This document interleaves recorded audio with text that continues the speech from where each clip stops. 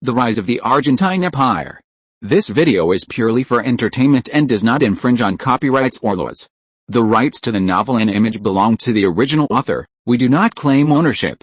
Don't like waiting and want to listen to this fanfic in full now? Subscribe to our Patreon, where you'll find the best fanfics. Chapter 51 Ammonia and Fertilizer Plants.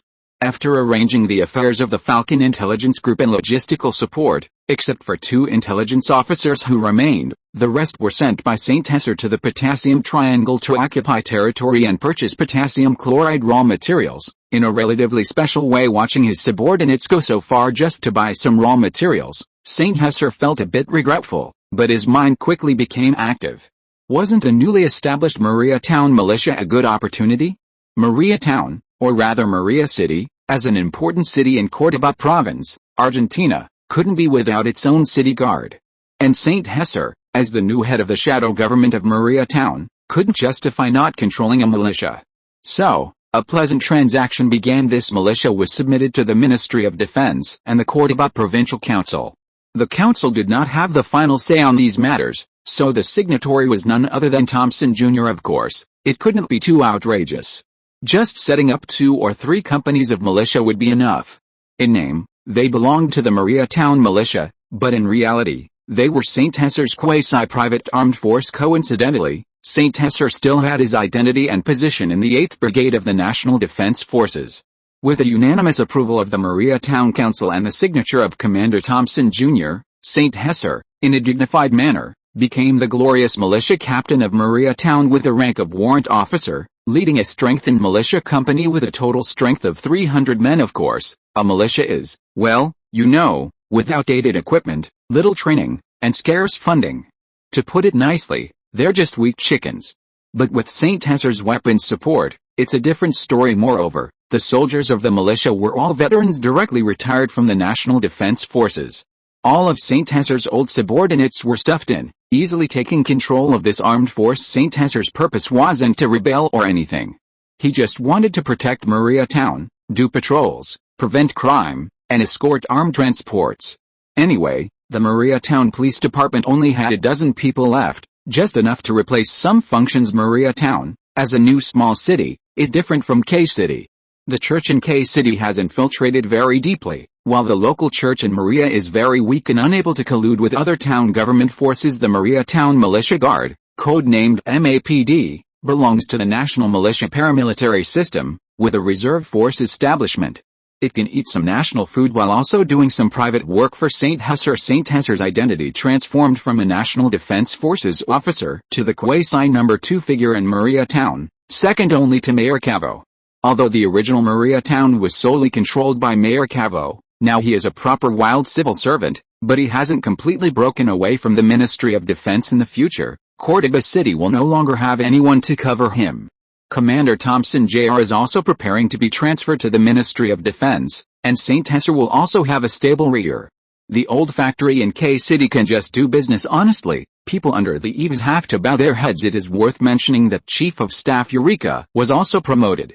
St. Hesser somewhat regretted not having fostered a good relationship back then. He wanted to concentrate on preparing for the Buda University entrance exam. Being a small staff officer could no longer satisfy St. Hesser's appetite. The military system vaguely ridiculed a staff officer who hadn't graduated from middle school.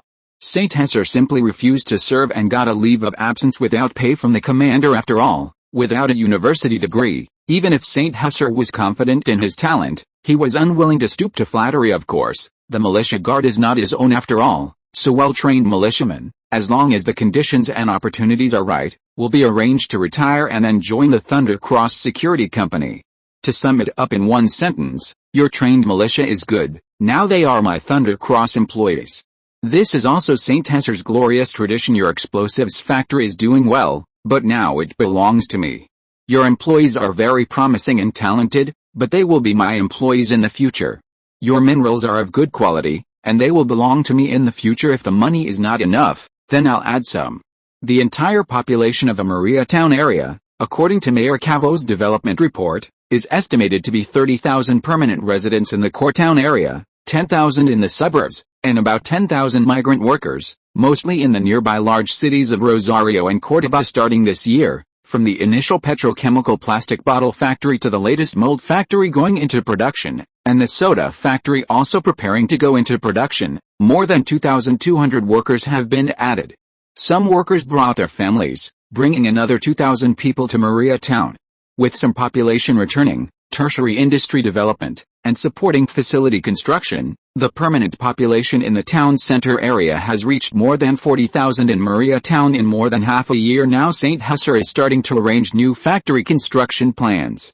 The Rains Explosives factory has added nearly 100 workers. The total population of Maria Town, including suburbs, is approaching 55,000.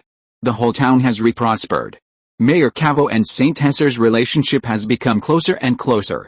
It's just that Sean from the Rains Explosives factory comes to urge St. Husser for a new factory director every day, or comes to cause trouble, making St. Husser have a headache. Just as St. Husser was thinking about things and drinking tea, Sean ran over again. Boss, something big has happened. Sean, you're almost 40 years old. Why are you so flustered all day long? No, it's that the synthetic ammonia equipment is not enough. It's seriously aging and there's a big danger. It's easy to explode and send our factory to the sky. Shift, didn't you just say last time that it had only been used for a few years? You old boy wouldn't be fooling me, would you? Boss's shit, it's like this, boss. You see, our explosives factory has to get most of the people out to make fireworks, but we can't give up our old business, right? Boss, you're quite rich, why not just buy a few new sets of synthetic ammonia equipment? Our explosives factory needs to store more raw materials. Can't these ammonia water be stored for a long time? Can we store so much? Boss, did you forget about the Redwood Organic Fertilizer Factory? What does this have to do with organic fertilizer? Don't change the subject, you don't know how outrageous the profit of Redwood Organic Fertilizer is. If you want to grow land, you can't be without fertilizer. This thing is food for food, but we don't grow land. Don't talk too much nonsense. Get to the point. The fertilizer market is very big, and our factory used to be small in scale. In the future, as the scale expands, there will be more and more byproducts. We can't waste them. God told us that waste is shameful, Sean said worriedly. Can this still be made into fertilizer? Waste it if it's wasted. I don't have time to do this now. St. Husser was somewhat exhausted in energy and time preparing the militia guard. He had to first set up the framework, support an assistant, and then prepare to go to school. Yes, synthetic ammonia refers to ammonia directly synthesized from nitrogen and hydrogen under high temperature, high pressure, and the presence of a catalyst. Ammonia is an important elemental component of nitrogen fertilizer. When we get potassium chloride, we can synthesize ammonium nitrate, and potassium nitrate is also fertilizer. It's very suitable as fertilizer. Our country is experiencing a drought this year, so there's actually a shortage of fertilizer. That Sequoia fertilizer factory has grown so big, initially by importing bird droppings from Chile. Now their organic fertilizer is really terrible. This is a good opportunity for our factory. You've said a lot, but I didn't understand a word. Do you have a grudge against Sequoia fertilizer factory? I think you've mentioned it more than twice. Actually, it's like this. I think Sequoia fertilizer factory is seriously cutting corners. Didn't my family have thousands of acres of cornfields? We used their inferior fertilizer, which led to poor harvest. I was in debt up to my ears. Later, I wanted to produce fertilizer myself to defeat them, but Argentina didn't have any proper fertilizer factories. My qualifications weren't enough to get into a state-owned factory, so I came to Maria Elena factory. Unfortunately, it's just a small factory, until a young and wealthy boss came before me. Stop. You can even come up with such a lousy excuse. It's a pity you're not in sales. Can't I just invest money? Why don't you spend your days doing more in the lab? Preferably come up with some big firecrackers. By the way, does your family really have thousands of acres of cornfields? Is it acres or some other unit? San Jose lazily raised his head. To be honest, 4,000 acres of land is much bigger than San Jose's industrial park. My family does have about 4,000 acres of cornfields, plus 7,000 acres of wheat and 8,000 acres of pasture. But we haven't made much money in recent years. Thank you, boss.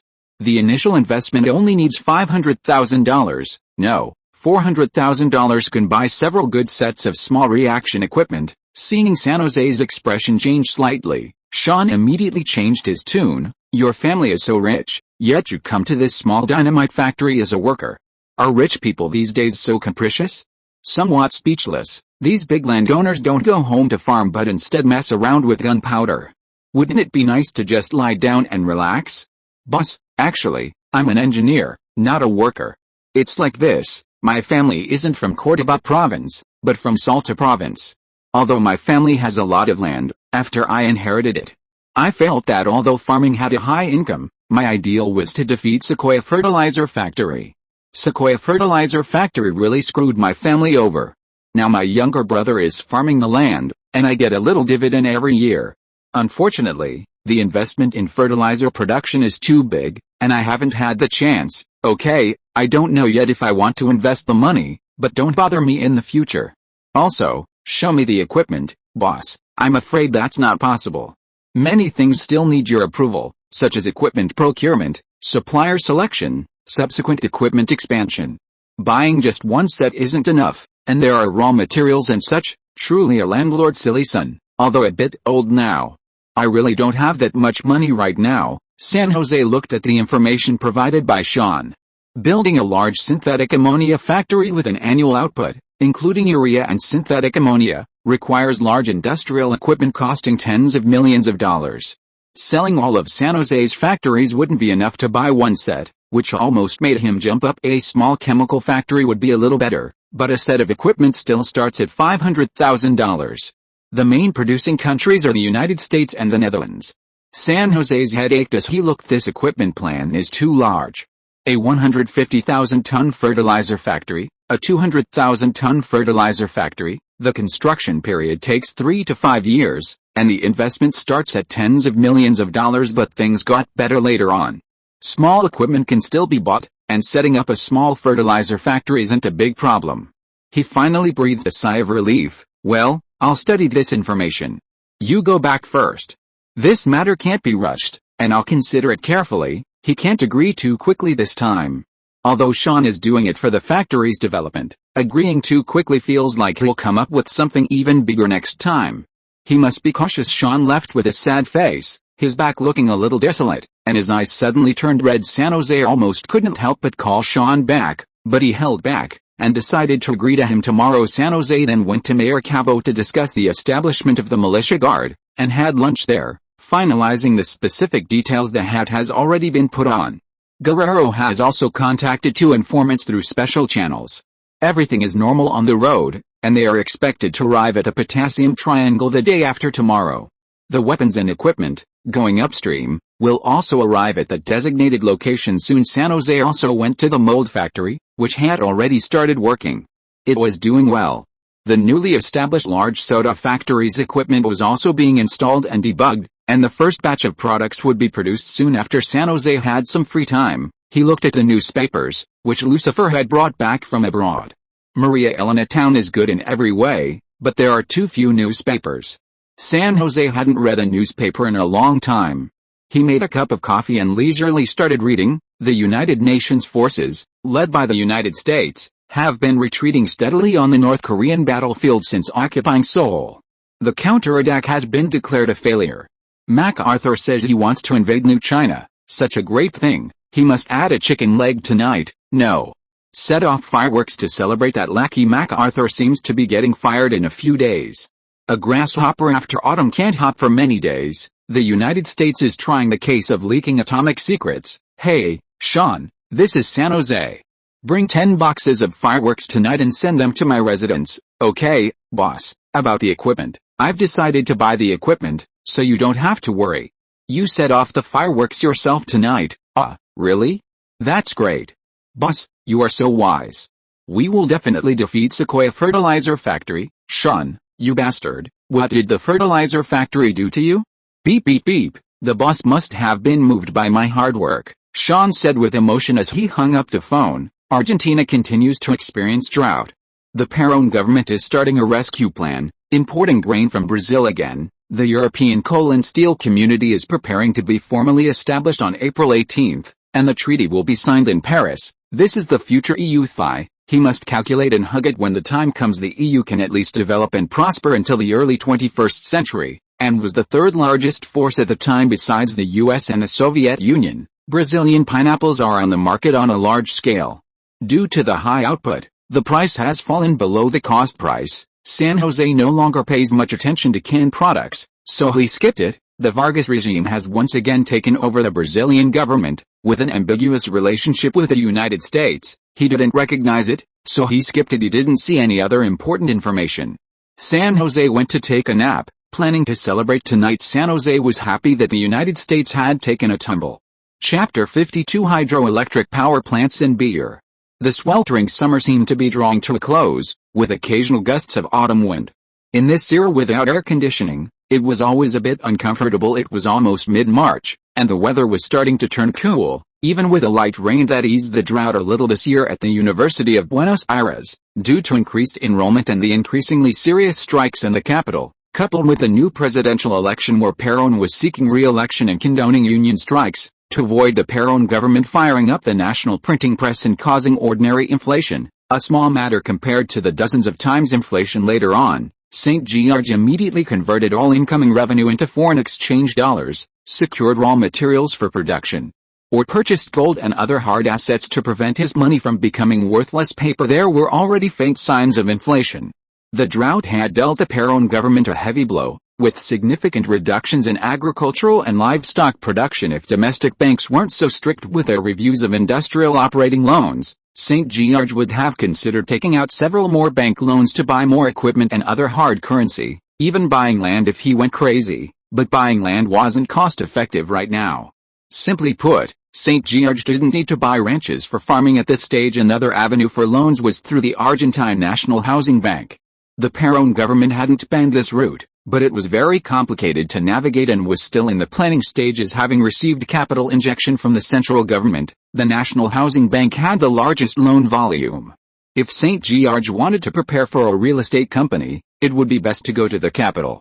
K-City was about to change, Maria Town was too small, and Buenos Aires was just right for starting. The sweltering summer months had multiplied St. George's money several times over, and the profits from soda were ridiculously high. Moreover, shortly after St. George arrived in K-City, he contacted the Argentine Industrial Bank and the City Bank, immediately mortgaging the Prol factory in K-City and the Maria Petrochemical Plastics factory to several banks, obtaining a high-value loan of approximately $6 million. Don't ask why it was so much. The equipment cost so much to buy from the United States. The Prol soda factory's monthly output was nearly $1 million, and the plastic factory buildings cost $2 million in real money to build.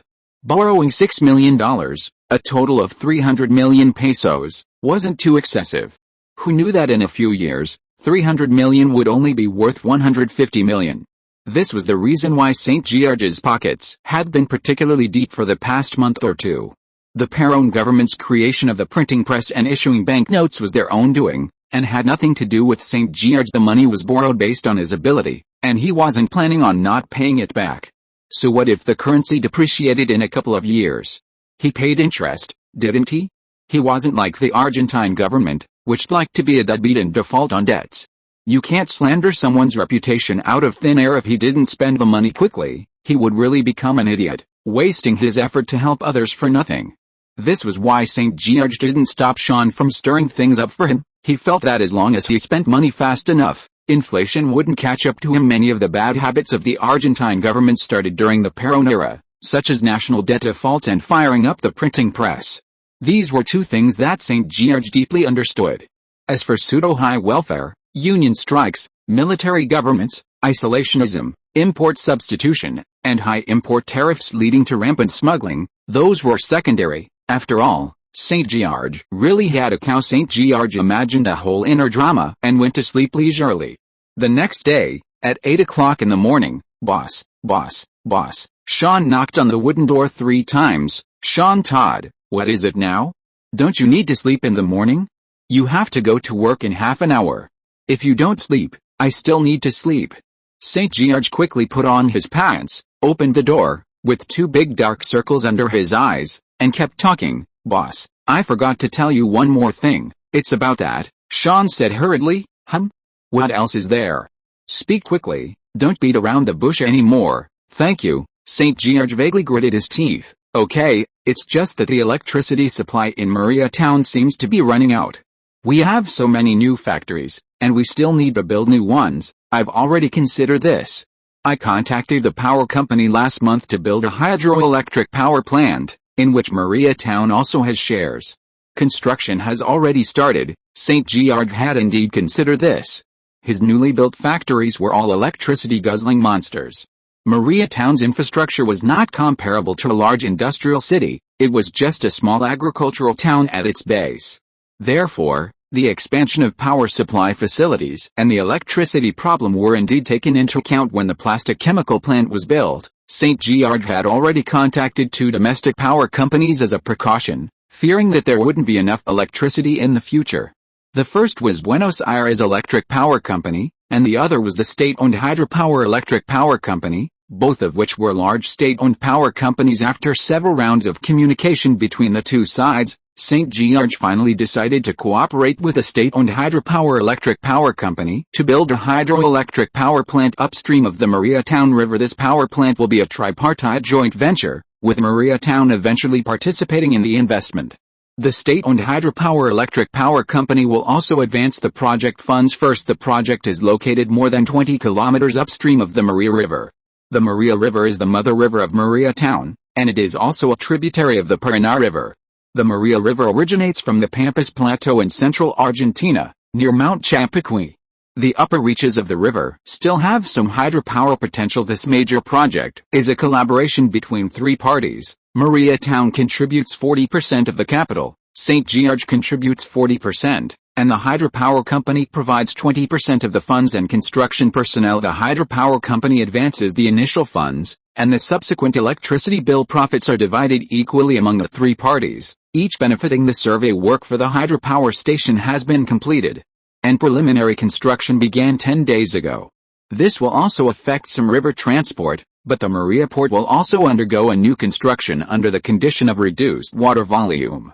Fortunately, the Minsk has already left, and the draft depth has been reduced by 0.5 meters. Once this hydropower station is completed, Maria Town's electricity for the next 10 years will no longer be a problem.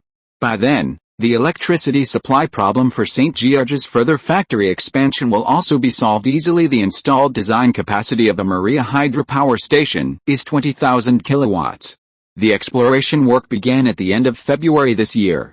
Argentina continues to experience drought this year, and Maria Town, which is mainly agricultural and pastoral, belongs to the transition zone between temperate continental climate and subtropical monsoon climate. Currently, the National Treasury does not have much funds to carry out new water conservancy infrastructure construction, so St. George's plan has been very well received. Maria Town needs electricity and irrigation water, the state-owned power plant needs new electricity sources for development, and St. George needs cheaper electricity. The 3 parties headed off and finalized the contract, and a construction team has been sent to carry out the construction work intensely. The power station has a total reservoir capacity of 3.87 million cubic meters and a total investment of up to $8 million. It is a medium-sized hydropower station. The annual power generation reaches as high as 80 million kilowatt-hours, with 4 5,000 kilowatt generators installed, utilizing American hydroelectric power technology. Boss, you're truly brilliant. This power plant not only provides electricity but also greatly benefits irrigation in our vicinity, Sean said, genuinely admiring him. Foresightful planning indeed. He hadn't known about this hydroelectric power station, being someone who stays cooped up in the factory all day, but the impact of the drought is indeed significant. The equipment you needed, I've already had people procure from overseas. We have connections with General Electric, so it shouldn't be a big issue. It's just that my investment has increased. You must work hard when the time comes. Understood, boss. Thank you for your hard work. Our first batch of fireworks has already been shipped out. I will definitely make our fertilizer plant crush the red cedar fertilizer plant, Sean said with a serious expression. Okay, when the cash payments come in, use all of it to buy raw materials, don't leave a single cent. Also, hire more suitable workers. Yes, boss, I'll take care of it right away. No problem, I'll work hard. Also, if the timing is right, separate the fireworks factory and establish a new factory. I'll prepare to build several new factory buildings in the valley. Under suitable circumstances, I won't put the ammonia synthesis equipment in the Thunder Explosives factory. Yet, it just doesn't feel safe enough. He's planning to directly incubate 3 factories. Explosives are dangerous goods, while synthetic ammonia is somewhat safer, so a new factory must be established elsewhere. Yes, our Lane Explosives factory doesn't have enough electricity either. It would be best to build a fertilizer plant in a convenient location. Okay, I'll communicate with Mayor Cavo. If you don't have anything else, go get busy. Okay, boss, you go ahead. The equipment for the synthetic ammonia and nitrogen fertilizer plant is relatively expensive. This fertilizer plant alone will cost St. Tessa $5 million, but that's far from enough to this end. St. Tessa plans to raise funds through multiple channels, forming a joint venture with Mariatown, with St. Tessa holding the majority stake and leading the project. They will also apply for an import substitution project, which could save a lot of money. Medium and large fertilizer plants require an investment of tens of millions at the outset, which is indeed a major headache. Unlike the previous plastic bottle factory, clothing factory, and soda factory, this is a true heavy industrial investment. St. Tessa's goal for the fertilizer plant is an annual output of 200,000 tons. He is negotiating with equipment suppliers in the United States and the Netherlands for a complete set of imported fertilizer equipment. If conditions do not permit, he will have to start with a small fertilizer plant. His preliminary plan is for the Maria fertilizer plant to cover an area of 400,000 square meters, establishing its own factory buildings. The fertilizer plant will be located on the east side of Mariatown, near the shipping terminal, for convenient transportation of raw materials and shipment of goods. After spending this money, St. Tessa's cash flow will finally be exhausted. Of course, the money flowing back each month is enough to support the daily production of these factories. The US dollar is very strong now, pegged to gold, until the 1970s when the dollar decoupled from gold and the Bretton Woods system collapsed. Of course, even so, the US dollar is depreciating year by year, albeit slowly, depreciating by about half from the 1950s to the 1970s. Imported fertilizer production equipment is too expensive due to customs clearance and tariffs, so high that it's outrageous, even double taxation. It's gone mad. The Peron government's import substitution policy has begun to deteriorate. High tariffs are imposed on everything, which is very frustrating, but if the project can be constructed using the national import substitution policy, the scale of the fertilizer plant can be greatly expanded. It's too difficult to build everything slowly on your own. Time is running out. Future steel mills and shipyards, with investments of tens of millions of US dollars, are even more troublesome. Previously, St. Tessa mostly used roundabout smuggling tactics to import most important industrial equipment, detoring through Uruguay, Paraguay, and then to Argentina, establishing his own route. Of course, now most of it is single-line transactions. Since World War II, Argentina's import of industrial equipment has been almost interrupted, and St. Tessa, through special imports, has given his factories a huge production cost advantage, earning the first pot of gold. This is why St. Tessa is currently making big money, while Argentine customs and taxation are quite corrupt, and St. Tessa launders it after around. Argentina now has a very close relationship with Uruguay and Paraguay, and a less friendly relationship with Chile. The relationship with Brazil is neither good nor bad. As for other things, St. Tessa can't manage too much. He's frantically building factories now to prepare for the future. The growth of the soda factory has also entered its peak stage, almost at its limit. St. Tessa is already planning to start with other things. Entering a banking industry, the beer industry. This is Argentina's largest beverage market. Although soda has opened up many new markets, it still cannot shake the size of Argentina's beer market. Argentina has many descendants of foreign immigrants who advocate liberalism and populism, and the unions are currently fighting for benefits, making workers like to drink after work. Summer is about to end, and the autumn and winter seasons are coming. Beer sales continue to be stable, while soda drinks are about to enter the off-season. Exploring the international market is one aspect, but building your own brewery is undoubtedly an important means. St. Tessa happens to have a large amount of funds in hand, which is a huge advantage. Sean's glass factory can also quickly produce 550 milliliters, or even 650 milliliters special edition beer bottles through some means. That's right, St. Tessa plans to launch the most powerful weapon for new product launches, a price war. This year, the wheat harvest has been severely reduced, and the raw materials for wheat are strictly controlled. Many local breweries have therefore been hit hard, and prices have risen a lot. Coupled with inflation, Argentines can hardly afford beer anymore. St. Jesús soda factory has therefore achieved rapid growth, and the wineries in the south have also seen a decline in wine production and quality due to poor grape harvests. The Prairie factory uses groundwater, which has not been affected. Argentina's water conservancy facilities are not very well constructed. Crops depend on the weather, and the new irrigation system has not been popularized, which has a great impact. Another man-made reason is that the Perón government's import substitution industrialization policy has led to a shortage of people in farms and ranches. The Perón government also controls agricultural product prices at low levels, greatly discouraging agricultural production, and there are no corresponding measures to protect agriculture. After all, Argentina's population is too small, which has led to this drought being somewhat severe. The Argentine state-owned hydroelectric power company was also trying to build reservoirs during the dry season against this background, but with little success. It wasn't until a month ago that St. Jesús found them and contacted Mayor Cavo, and they hit it off, leading to the future Maria power plant to solve the energy problem. Saying that he wanted to build a hydroelectric power station upstream of Maria town led to the construction of this Maria Reservoir power station. The ranches and farms in Maria town have also been somewhat severely affected. This year's drought has led to reduced yields in many farmlands. However, this drought in Argentina is good for St. Jesús. Building new factory buildings requires people for everything, so St. Jesús factories have developed so quickly, and St. Jesús beverage factory has already invested in several groundwater pumping stations before construction has even begun, so the impact is not significant. Chapter 53 Potassium Triangle, Falcon arrives.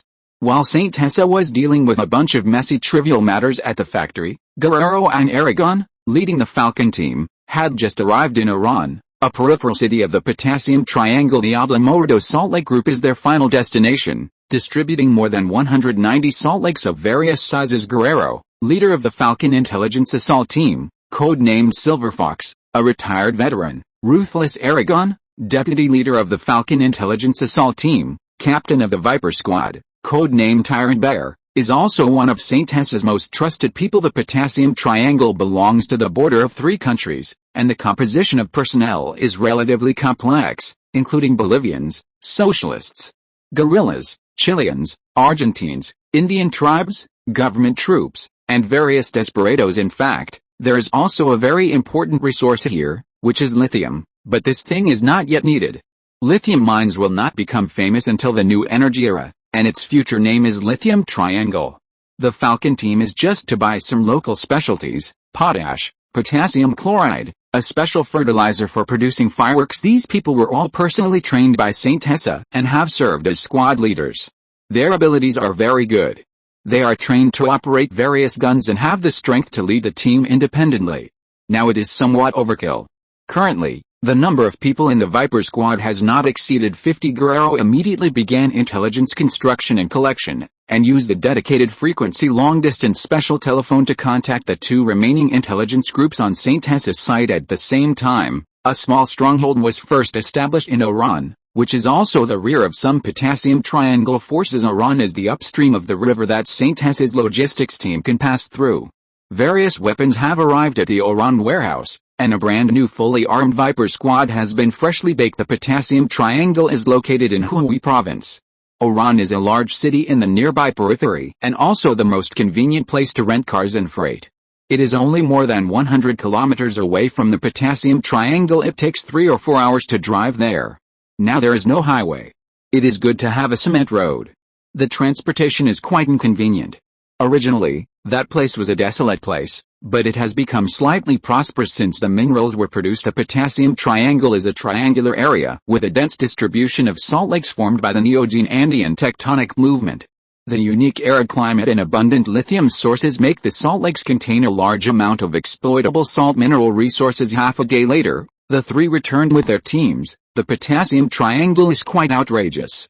There are so many people, comparable to Arcade City. Yeah, there are more than 300,000 people in this broken place.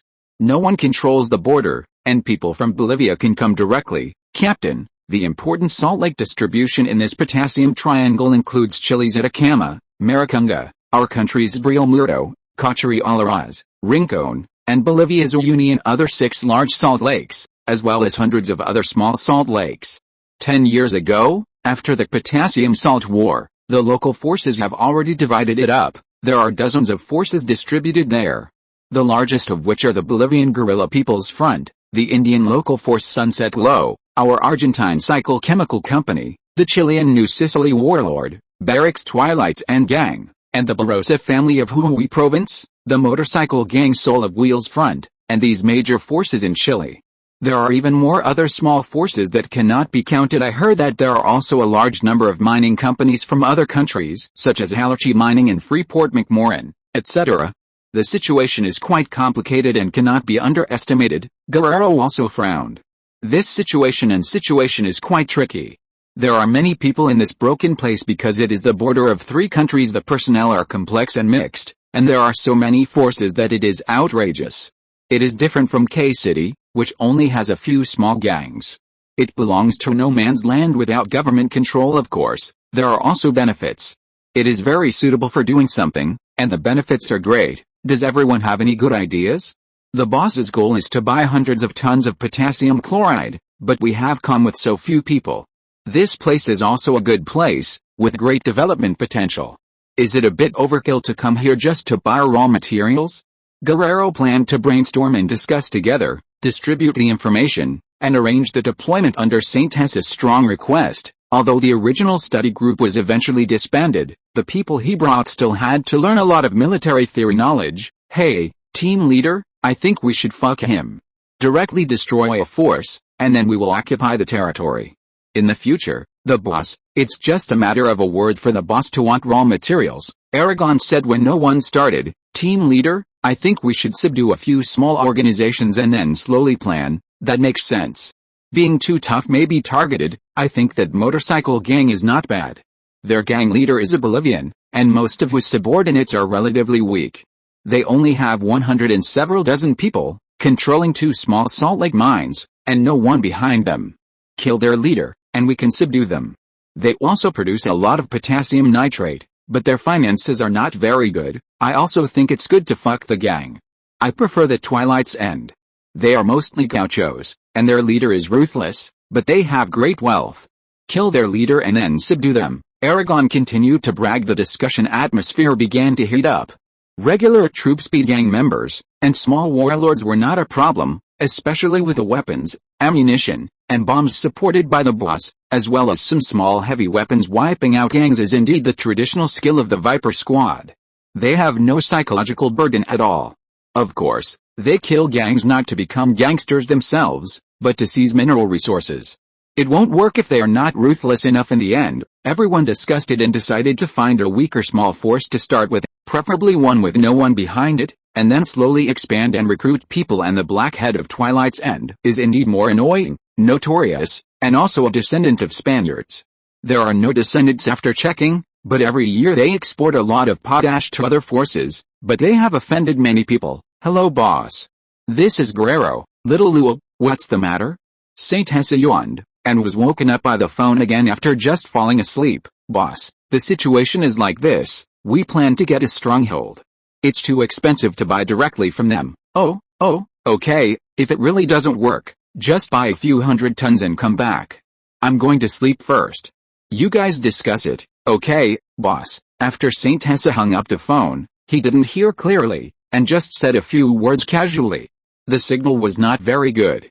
These days, he was looking at the financial statements of each factory, and Sean, that bastard, was causing trouble again. These broken things were making him too busy, but he was very relieved about Guerrero's work, and fell asleep in a daze. The boss is really working hard every day. Guerrero hung up the phone and planned to quickly share the boss's worries. The next morning, after assigning their respective tasks, the fully armed Viper squad bought 3 second-hand trucks at the local second-hand car market, brought their eating utensils, and drove towards the Potassium Triangle. Driving the truck into the highlands, the scenery was desolate, the climate dry, but a bit cooler than in Maria Town. Occasionally, some alpacas crossed the road, and there were also indigenous herders grazing their flocks. As the altitude gradually increased, the team members became excited, most of whom were gauchos in the distance. Over the white salt flats of the highlands, flocks of flamingos took flight, their silent beauty captivating. Guerrero, being from the south, was seeing this kind of scenery for the first time. Then, the Viper squad witnessed the chaos of this lawless highland region. A convoy had been robbed, trucks burned, riddled with bullet holes, wealth, freedom, sin. Along the way, there were also small villages made up of container-like houses, as well as adobe and wooden shacks. The conditions were very poor. Generally, these small villages had only a few dozen residents. Some local women were feeding their children, their skin a yellowish-black, resembling mixed race. There were also some abandoned indigenous tribal shelters, rudimentary structures. It was said that during the Guano War, locals from Chile and Bolivia drove their livestock across the Andes to seek refuge here. The feat of crossing the Andes Mountains was, in reality, not that rare, but the most famous was Bolivar's. The great South American liberator, the Condor of the Andes. In June 1819, Bolivar led his army across the treacherous Andes Mountains, entering the province of Tunja, and defeated the Spanish colonial army in the Vargas Swamp. A motorcycle gang of robbers roared past, attempting to hijack the Viper Squad's 3 trucks. But after the team members revealed their Chicago typewriters, all 5 members surrendered. They were apprehended and interrogated on the trucks, which were parked on a roadside clearing, while the others were responsible for guarding the perimeter. Which gang are you from? The men were handcuffed and forced to kneel on the scorching sand. Big brother, let's talk this over. We're from the Free Axe Gang. Cruz, have you heard of this gang? Captain, our intelligence doesn't include this gang. We only have information on gangs with more than 50 members. After some interrogation, it turned out that this Free Axe Gang had a fairly wide range of activity and a decent business. In the Galaxy Valley, they had their own small base camp, with a total of more than 60 people. They kept a low profile and even had their own small salt lake and processing workshop. Their activities included setting up ambushes on the road, forced buying and selling, and theft. Their boss was also quite discreet. Leader, this Axe Gang seems pretty good. How about we make them our target? They don't even have many guns and ammunition. We could take out their boss and a few key members, and that should be enough. Moreover, they're ostensibly a small gang, so it would be normal for them to be wiped out. It's not impossible, but we need to gather more relevant information. If it still doesn't work out, we'll go after the Twilight's End. Lambida, take a team to gather information about this gang. If it's suitable, we'll wipe them out tonight. What should we do with these guys? Just bury them or riddle them with bullets? Aragon was also getting excited. Bosses, we're valuable. We can guide you. We're definitely good people. We've never committed murder or arson. Yeah, boss, we can join you. I don't want to die. Mama, these youngsters, at most not even 20 years old, immediately started yelling, crying, and screaming when they heard they were going to be buried. Guerrero also had a headache. He didn't plan to kill them, but he wouldn't let them go either. He would interrogate them later, and if they really hadn't committed too many crimes, he would let them off. But for now, he would tie them up first, tie them up and wait for their information. If the conditions are right, bury them all, Guerrero instructed. After thinking for a moment, Guerrero adhered to one of Saint Hes's principles: avoid killing if possible, but he would still kill if necessary. He would find a reason, and it was best not to leave any loose ends. These retired soldiers had already seen blood in the previous encirclement operation. Lambida brought good news. This gang was very suitable. Wiping them out wouldn't have much impact, and their base was in a valley, with a large territory, very suitable for subsequent development and building a mining and processing plant. No sooner said than done. At 2 o'clock at night, in a highland town, the well-rested Viper Squad prepared to wipe out this Free Axe Gang and incorporate them into their own forces. Free Axe Gang base, Calori Valley. The gangsters had already fallen asleep. Aragon, with the Free Axe Gang's base map, led the Viper Squad in a decapitation and harvesting operation. These high-level members basically didn't need to be kept alive after an intense battle. The Axe Gang's high-level members were captured. The gang leader, Grenin, revealed the information they wanted. Guerrero ordered all the problematic high-level members to be riddled with bullets, leaving a few who were willing to submit and join. The rest were all tied up and imprisoned in a secret warehouse, and the flag was changed. Early the next morning, they casually found a mountain area to dig a pit and bury the bodies. Guerrero didn't have any psychological burden. They were all scum anyway. Don't think these Axe Gang high-level members were low-key. They had done just as many bad things. The other gang members were screened and joined the outer organization of the Thunder Cross, operating under the name of the Thunder Cross Security Company. Anyway, this gang was low-key enough, and gang fights were very common in the nearby villages, all of which were Axe Gang territory. What made them very emotional was that this Free Axe Gang, which was so low-key, was directly taken down. The Free Axe Gang's strength was indeed average, and they had some firearms, but most of them still used axes. They could bully ordinary people, but meeting the Viper Squad could only be considered their bad luck. They found hundreds of tons of freshly produced potassium chloride in the warehouse. Guerrero directly arranged for a convoy to escort it back to Oran City after clearing out the remnants of the Axe Gang near Calori Valley, not letting a single one escape. They finally firmly controlled the territory. The remaining task was to arrange for someone to pull telephone lines, set up telephones, and arrange a series of secret intelligence tools, all in an orderly manner. The next step was to slowly develop and take down all the major salt lakes in the vicinity. He believed that with a boss's weapons and ammunition, it wouldn't be too difficult.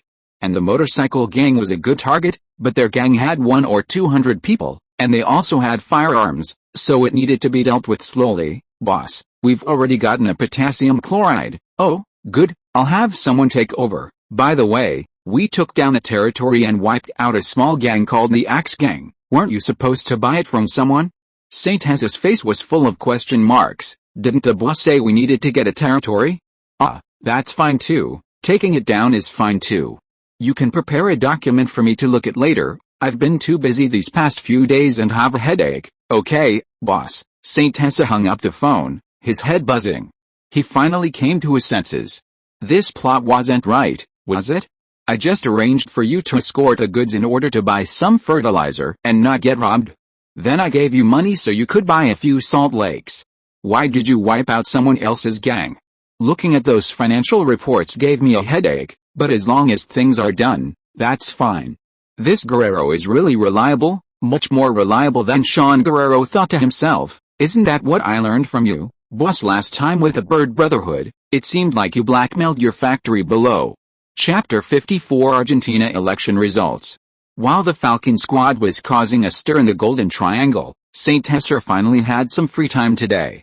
He was snacking while reading the delivered newspapers and Guerrero's report. It feels inappropriate to mine under the name of the Lightning Cross. It would be best to directly establish a mining company, with the Lightning Cross acting as a security company responsible for defense, Saint Hessa thought.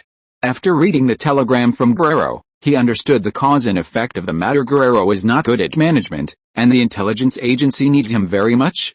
It would be best to select someone from Maria Town to form a mining company responsible for developing mineral resources. Argentina's mineral resources are indeed quite abundant. At least the fireworks factory currently needs raw materials. The subsequent fertilizer plant can not only produce nitrogen fertilizer, potash fertilizer and phosphate fertilizer should also be involved. After all, the redwood fertilizer plant needs comprehensive fertilizer production capabilities to defeat its competitors. Moreover, the Lightning Cross needs Guerrero to grow stronger. In Saint Hessa's mind, the importance of the Lightning Cross is very high, and Guerrero is indispensable. After the Salt Lake stabilizes, just leave a squad leader there. Recruit and train some local security guards. The establishment of a mining company needs careful planning. Simply drying some brine and chemical salt raw materials is easy, but if further development is to continue, the personnel and equipment of the mining company need to be formalized, and a capable person needs to be sent to be responsible. Lucifer Miller returned to Rosario 2 days ago. Saint Hessa provided him with the latest plastic bottled soda and told him to pay attention to making friends with a local family force, as Saint Hessa is increasingly valuing Lucifer. Lucifer is indeed a talent, not only skilled in social interaction but also good at learning. It's just that his education is somewhat of a weakness. He should quickly get a better degree to better deal with those shrewd people. Rosario is currently the second largest city in Argentina, with a good industrial system, and it is not far from Maria Town. The people recruited from Rosario last time have benefited greatly so far. The Domingo Mat light weapons factory that Saint Hessa is thinking about is in Rosario, and the local family is currently one of the two strongest local forces in Argentina, the other being Cordoba. Saint Hessa's Maria mold factory has already started, but there are basically no research and development talents. It can only produce some ordinary accessories and parts. The most marketable product now is the bottle cap for beverage glass bottles. Now there is no need to purchase bottle caps from other places. The mold factory is now fully equipped with small punching machines, forging machines, and injection molding machines. Rosario has many state-owned machinery factories and private equipment factories. Lucifer also shoulders another important task, to be responsible for poaching talents for the Maria mold factory at a high price. Saint Hessa wants all mechanical research and development talents. For this reason, St. Husser asked him to upgrade the Rosario business department into a branch company. And he will personally discuss the development direction when he passes through Rosario on his way to Buenos Aires. Cross has also returned to Córdoba, responsible for the management of the Plary factory. Cross's talent is also quite good, but unfortunately, he is too old, more than enough to maintain the status quo but lacks the potential for development. The work at the Plary factory is also very suitable for him. Mayor Cavo went to Córdoba yesterday to attend a meeting, and most other people are also paying attention to the new round of general elections. The factory also arranged a day off. Today is the day when the results of the new presidential election are announced. Basically, all of Argentina is on holiday, and St. Husser can only follow the crowd and give himself a holiday. The election even caused some new stores in the town to close. St. Husser had to buy groceries and cook for himself. St. Husser bought a villa in the suburbs of Maria town some time ago. The environment is not bad. There is a swimming pool behind the villa. He finally experienced the feeling of a capitalist society's mansion. This villa covers an area of 500 square meters and uses a brick and stone structure, not a wooden villa. It looks quite high and several palm trees are planted outside now. St. Husser lives in the new villa every day. The villa has a telephone, refrigerator, TV, and other furniture, all purchased and given as gifts. The decoration is also relatively luxurious. The newly recruited Lightning Cross security guards around the villa, wearing black clothes and sunglasses, guard the surroundings, with bulges at their waists, giving people a strong sense of security. Who will have to go back to Córdoba to the commander's house when he goes to school in a while. Today, St. Husser plans to give himself a holiday, rest, read international news, and pay attention to the results of today's election. Fortunately, the vegetable market in the town is not closed. St. Husser purchased fresh lamb, pork, and locally produced fresh vegetables. Because St. Husser provided a large number of well drilling facilities, Maria town was not severely affected by the disaster. In addition, there was a recent light rain, so the harvest was quite abundant. He plans to make a barbecue for himself, and there are several boxes of glass bottled soda stockpiled at home. After cutting the slices, several Lightning Cross security guards took off their coats and had a barbecue together, and drank some iced soda. It was really refreshing these days, looking at the election propaganda newspapers, such as President Perón's biography and Perón, the forger of the new Argentina, and other boasts. The photo of Perón on the campaign poster shows him wearing a white shirt and suit, combing his hair back, looking into the distance from the side, with slogans such as Peronism and the third position. He was vigorously spouting his ideas, which seemed quite comical, saying things like capitalism and communism were outdated, along with national liberation and national revival. The problem was, Argentina had been independent for over 100 years, right? These were truly strange slogans. José took a bite of his grilled corn. Mrs. Perón, currently suffering from cancer, attended the Plaza de Mayo, gave a speech, and supported her husband's campaign. She also interacted with the gathered voters, campaigning for Perón. There were photos of her looking somewhat gaunt, but with a smile on her face. The Plaza de Mayo was packed with 70 to 80,000 people. José had passed through it a few times on his way to Buenos Aires, and it was indeed quite shocking. If Argentine women had the right to vote at this time, Mrs. Perón would probably have a better chance of being elected president than Perón, who stood before her. It must be said that Mrs. Perón was indeed a great person. José's mood was also quite complex. It was a pity that this young woman, who had experienced so much hardship, was truly burning her life to speak out and take action for the Argentine people. If she hadn't passed away so quickly, perhaps Argentina's future would have been very different, maybe even with a female president. Of course, the Mrs. Perón of later generations has become a part of Argentine culture.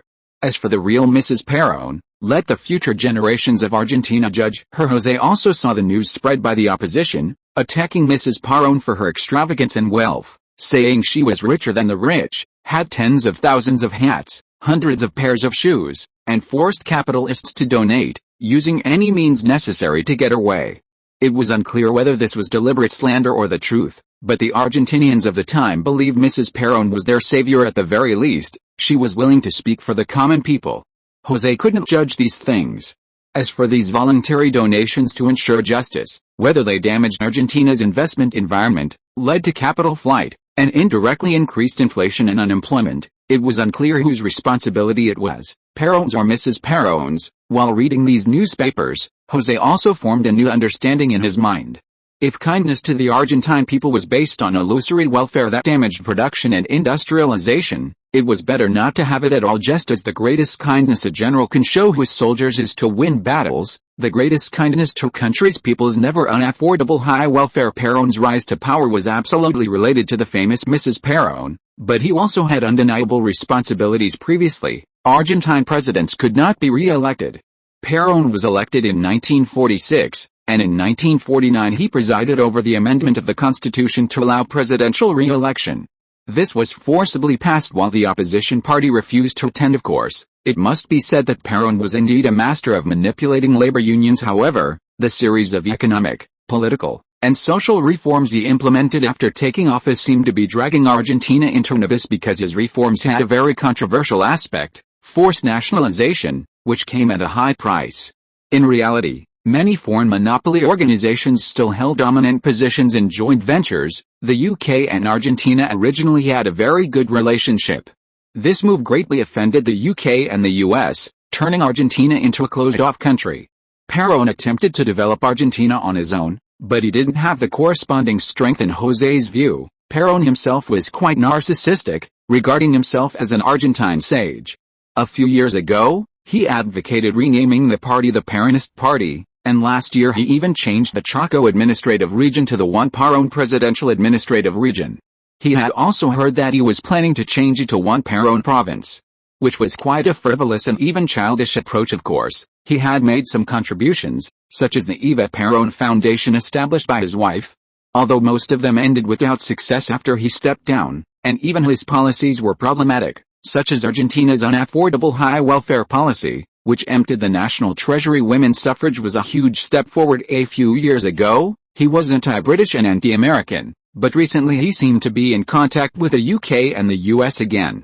This was what the people at the Argentine oil company that José cooperated with said, mentioning that they were planning to open up the oil sector. José purchased a lot of equipment from the people at General Electric, and their relationship was okay. Some of their evaluations of Perón also revealed some clues, such as spending huge sums of money to redeem the telephone company, while the basic equipment was still purchased from General Electric at high prices. José put down some of the newspapers in his hand, shook his head, and banished those thoughts from his mind. This was not something he could currently get involved in, so he decided to look at other news in addition to integrating his factories these days. José had also been paying attention to the final results of the election since the beginning of the year. Argentina's economic growth rate had lagged far behind Brazil and Mexico, and was even lower than the two small countries of Paraguay and Uruguay, not to mention Chile and Colombia, which were developing rapidly. In particular, the nationwide strike movement seriously hindered Argentina's economic development. Coupled with 2 years of drought, an empty national treasury, and serious corruption, all of these were stimulating the hearts of the Argentine people. Last year, Argentina's public deficit had exceeded 20% of GDP. Huge fiscal expenditures were dragging down the entire Argentine government. The seemingly thriving surface was already beginning to decay inside. The Argentine government was currently adopting Keynesian economic ideas, which used public fiscal expenditure as a tool. Ironically, in order to maintain huge fiscal expenditures and repay debts, they were actually trying to rely on frantically running the printing press, which led to inflation. When the people's hearts are lost, it will also cause economic turmoil and even a serious recession. The Argentine people have lost confidence in the Argentine government and the peso. This is the Argentine version of a small horse pulling a big cart. Small Argentina simply doesn't have the national strength to maintain huge expenditures. In short, it is overestimating its capabilities. Argentina National Radio, Juan Perón has been elected as the new president of Argentina, who, history has not changed. José finished the last sip of soda, and then took a big bite of grilled meat. If you're listening to this novel on a channel other than Fanfic World, it means they downloaded and uploaded it without effort. We cordially invite you to visit our channel, Mundo Fanfic Novelis. There you'll find the original version of this story, and you can explore many other novels of various genres. We're waiting for you to immerse yourself in a world of incredible novels. Chapter 55: New Business for Breweries. The president's inauguration was none of his business. After a good day's rest, St. Tesser still couldn't fight off sleep and went back to bed before 10 o'clock. It's worth mentioning that due to the outbreak of the Korean War, President Truman's Marshall Plan was nearing its end this year. The Marshall Plan was a super engine for European economic recovery, signed by Truman. Corresponding to it was the Council for Mutual Economic Assistance, Comecon, signed by the Soviet Union the year before. The Marshall Plan could truly be considered selfless aid from the Americans to Europe, with 90% being grants and the rest being loans of course. The Soviet Union's economic aid to Eastern Europe through Comecon was not as good as the Marshall Plan. Instead, there was suspicion of plundering economic raw materials, and the recovery of Eastern European countries after the war was far inferior to that of Western European countries from 1947 after World War II to this year. These were the years of the fastest economic recovery for European countries. France, Britain, Italy, the Netherlands, Austria, and a host of other European countries received a large amount of economic aid from the United States, with Britain, France, Italy, and West Germany accounting for 60% of the aid. The total amount exceeded $13 billion, allowing Western European countries' industrial growth to increase by 35%, already reaching pre-war levels, and agriculture also exceeded pre-war levels. It can be regarded as the fastest development period in European history. The steel production of Western European countries has increased from 31 million tons 4 years ago to nearly 60 million tons this year, and automobile production has also increased from 54,000 vehicles to 145,000 vehicles. Argentina's steel production this year will not exceed 400,000 tons, and the automobile industry is almost non-existent at this time. Argentina did not receive any benefits after World War II. It fell out with British and American capital, over-nationalized, over-issued currency, high welfare, huge expenditures, and corruption. Economic development began to stagnate, far inferior to the European recovery. As autumn and winter approached, the weather also became slightly cooler. Data collected from various places showed that soda was not selling well, and there was an urgent need to develop new businesses and new products. St. Hesser had already considered the new business. A real man should drink liquor, but the equipment needed for liquor was not easy to obtain and needed to be customized. The beer process is simpler, and there is ready-made equipment, so let's start the beer business first. In fact, beer sales are also good in summer, but the immortals were fighting at that time, and St. Hesser was fully developing the soda market at that time. Beer was only in the planning stage at that time. It was not until Cross transported the production equipment back from the United States that he began to prepare, going against the grain. Tens of thousands of boxes of beer that have already been produced are piled up in the warehouse in Mariatown. The entire large warehouse in Mariatown is waiting for a good opportunity. Argentines in autumn and winter have also started the Northeast Big Brother model, eating skewers and drinking alcohol.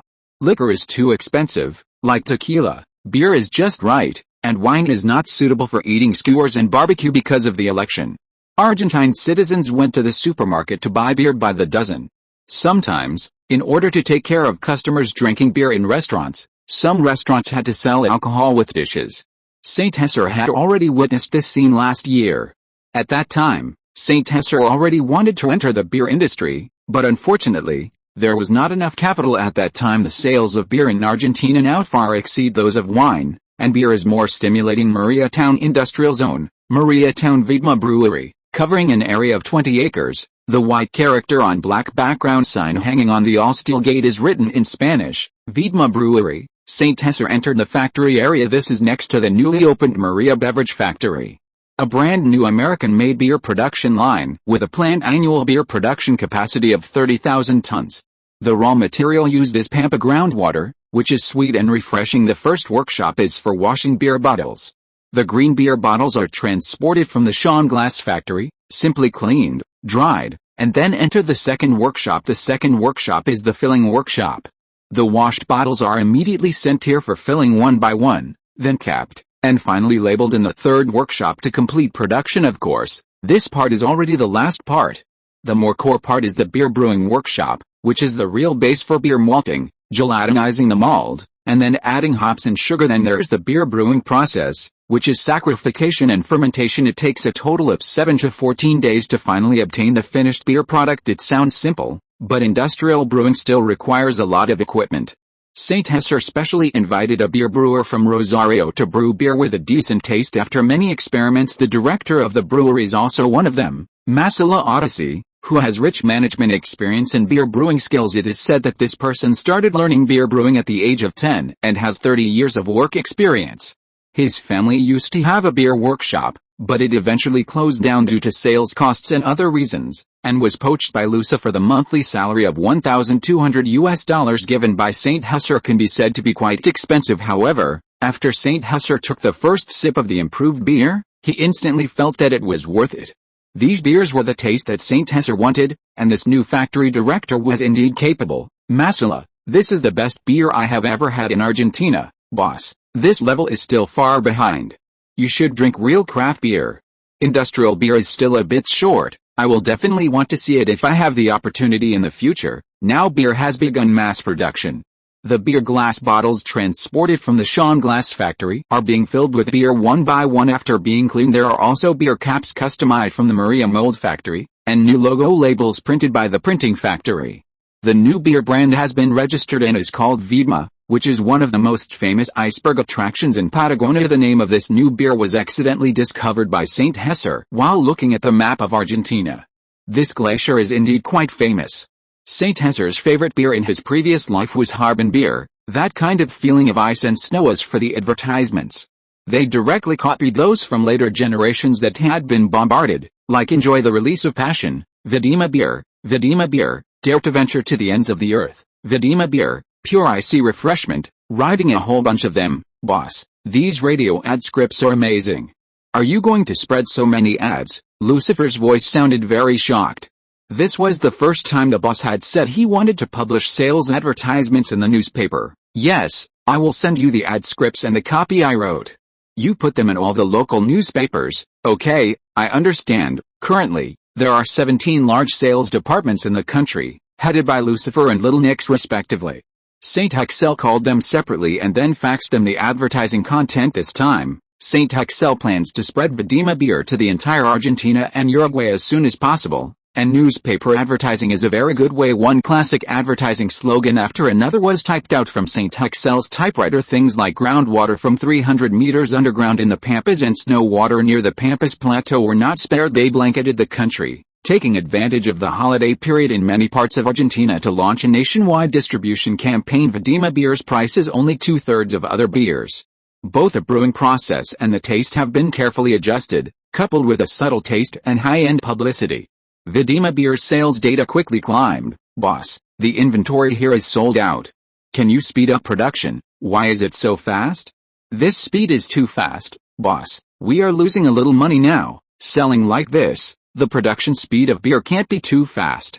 You guys hold on for a while. St. Hexel also had a headache. The equipment purchased from the United States was only this much.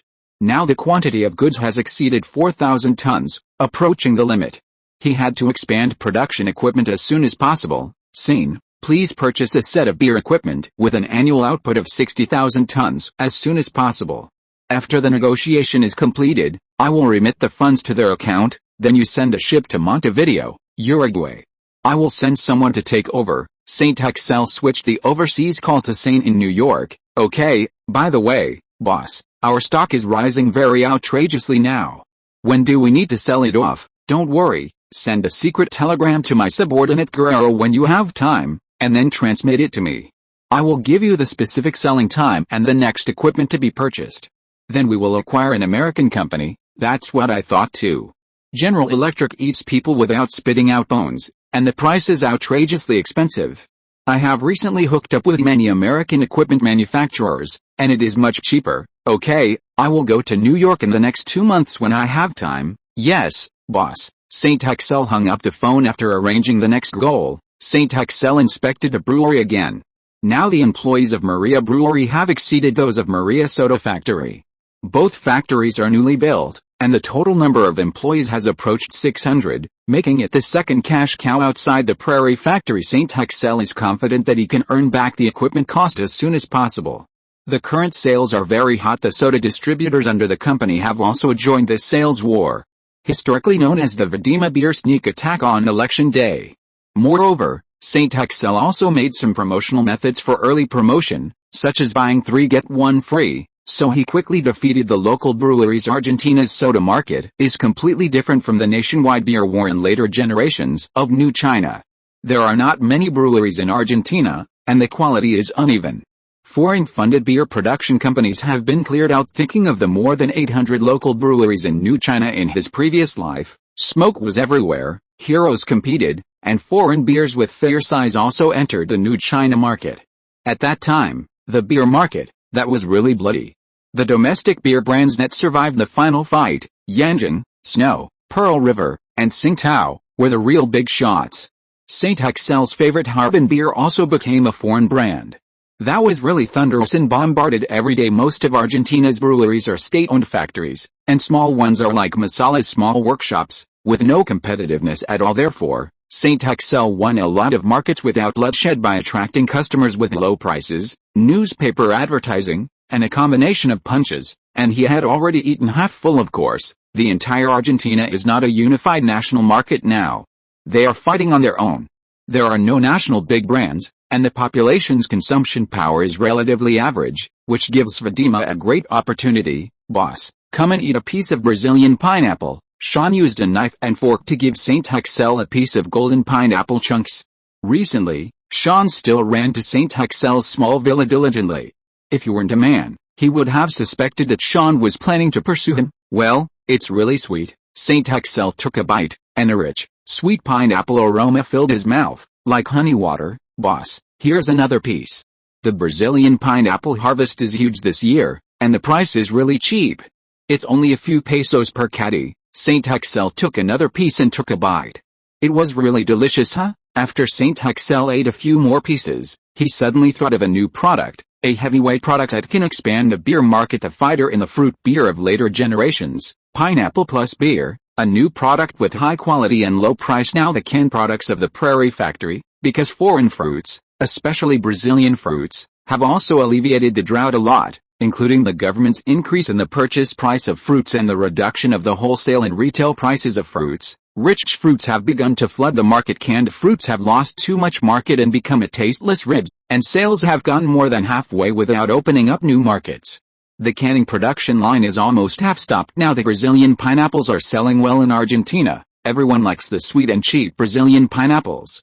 They are juicy, sweet, and have a good taste, much cheaper than local fruits. Argentina's relationship with Brazil has improved this year for some reasons, especially after Argentina imported wheat from Brazil.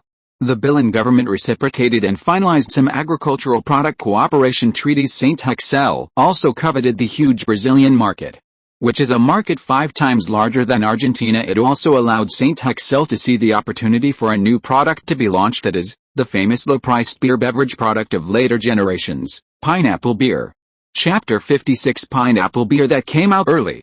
St. Hexel took a sack of pineapples from Sean's house and had the Thunder Cross members carry it onto the truck, then headed to the brewery together. The factory director, Masara, was at the brewery, directing the new round of beer brewing operations. The entire brewery was well organized and had an enchanting aroma of malt, which St. Hexel found somewhat intoxicating. He called the factory director over to the laboratory to debug the machine. Preparing to experiment with a new gadget, St. Hexel took a fruit knife and quickly peeled a pineapple, placing it on the cutting board. The entire laboratory was immediately filled with a rich pineapple aroma, sweet and pleasant. Boss, what new product are we going to produce this time? Masara had become familiar with St. Hexel recently, and he no longer had the restraint he had at the beginning. He was a rather outgoing person. Masara asked curiously, then picked up a piece of sliced pineapple with a skewer, took a bite, and juice splashed everywhere. It was really sweet, filling his entire taste buds. Masara, I need you to develop and produce a new product, pineapple beer. Boss, what is pineapple beer? Is it pineapple-flavored beer? Or something else? You can think of it as a kind of fruit-flavored beer, but the price is only 1/3 of beer, St. Hexel said, looking at the laboratory equipment. What? It can be so much cheaper? Is it just adding pineapple? Or is it like the ginger beer production process? Haven't you brewed fruit-flavored beer before? Yes, I've used cherries and peaches, but never pineapple. St. Hexel had spent several years in Lingnan province in his previous life, and Cantonese pineapple beer was his favorite local specialty drink. At first, pineapple beer had a slight alcoholic taste, and later it became a carbonated drink version of pineapple beer. This time, a large number of Brazilian pineapples were on the market, with good quality and low prices, which instantly sparked a vague memory in his mind. Brazilian pineapples are products of a special time period, only appearing on the market in March. This was the first time Saint Hesser had eaten Brazilian pineapple, and it was sweet, delicious, and had a particularly strong and pleasant aroma. The taste has the aroma of pineapple, but the alcohol content is not as high as beer. It is suitable for the elderly and children to drink, and it won't get people drunk. Boss, can this stuff really be sold? Masara quickly cut a few slices of pineapple and threw them into a beer glass that was 2/3 full of beer. It still doesn't seem right, Saint Hesser said after taking a sip. Okay, boss, I won't tease you anymore. Sorry, actually I know how to brew it. Masara finally couldn't hold back. This boss was really something. He didn't even understand beer brewing, yet he wanted to produce beer. It was really strange. The beer the boss sold was much better than any brewery he had ever seen. He had to say, the boss was really a little genius. Boss, you should add rice as a raw material. Do you add rice during brewing? Saint Hesser was a little puzzled. Aren't the raw materials for beer malt? How could you add rice? Of course, Saint Hesser wasn't too surprised. Yes, malt, rice, sugar, hops, etc. are used as raw materials, and pineapple is added to ferment together to make pineapple-flavored beer, Masara said mysteriously, looking at Saint Hesser, and continued, Boss, producing new beer takes time. And new packaging will be needed by then. Don't worry about the packaging, I'll take care of it. Get the finished product out as soon as possible. Okay, boss, I will control the low alcohol fermentation time well, it should be about 3 or 4 days. Masara began to study it with great interest. Pineapple beer, this was a brand new fruit-flavored beer that he had never heard of before. It sounded much better than cherry beer and peach beer. The sweet taste of pineapple, plus the pineapple aroma, was indeed higher than peaches and cherries, and maybe it could really sell well. South America also has a flavored drink called ginger beer, but the brewing method is completely different, and it can't even be called beer. Most men don't like it. Ginger beer is a non-alcoholic beverage with a spicy and aromatic taste, made from a mixture of ginger, water, and sugar, fermented with yeast, and then carbonated. The time cycle required for the original handmade beer by Masara was too long. The Maria Brewery didn't sell high-end beer. The beer he brewed before took more than half a year, far less than the speed of industrialized brewing, which was fast and good. Pineapple beer is a new type of fruit-flavored beverage invented in New China, with good quality and low price, and a very good taste, which is widely popular. Later, a non-alcoholic carbonated pineapple beer was launched, which was also very popular. Even in the end, the wholesale price war was fought to 80 cents a bottle, and it was still produced with aluminum cans, which was particularly outrageous. However, most of them are now produced by small factories, with affordable prices and average taste. While arranging the mass production of pineapple beer, Saint Hesser also awaited a second batch of industrial equipment and smuggled arms. This time, the transportation of materials was much more troublesome than the last time, spanning the entire Atlantic Ocean. Because the United States suddenly controlled the Atlantic Ocean, the cargo ship sent by Saint first went to the port of Santos in Brazil, then transshipped to the port of the capital of Uruguay, and then the other equipment was separately imported into Buenos Aires, Argentina. Taking a full month. Saint Hesser purchased 2 10,000-ton giant ships worth of equipment last time, including some arms and firearms. Most of them were stamping, injection molding, mold processing, and other tools that the equipment factory could use, as well as some other research equipment. Because of the foreign exchange controls on the US dollar and British pound, coupled with Argentina's closed door policy, Argentina's foreign exchange reserves were all in British pounds.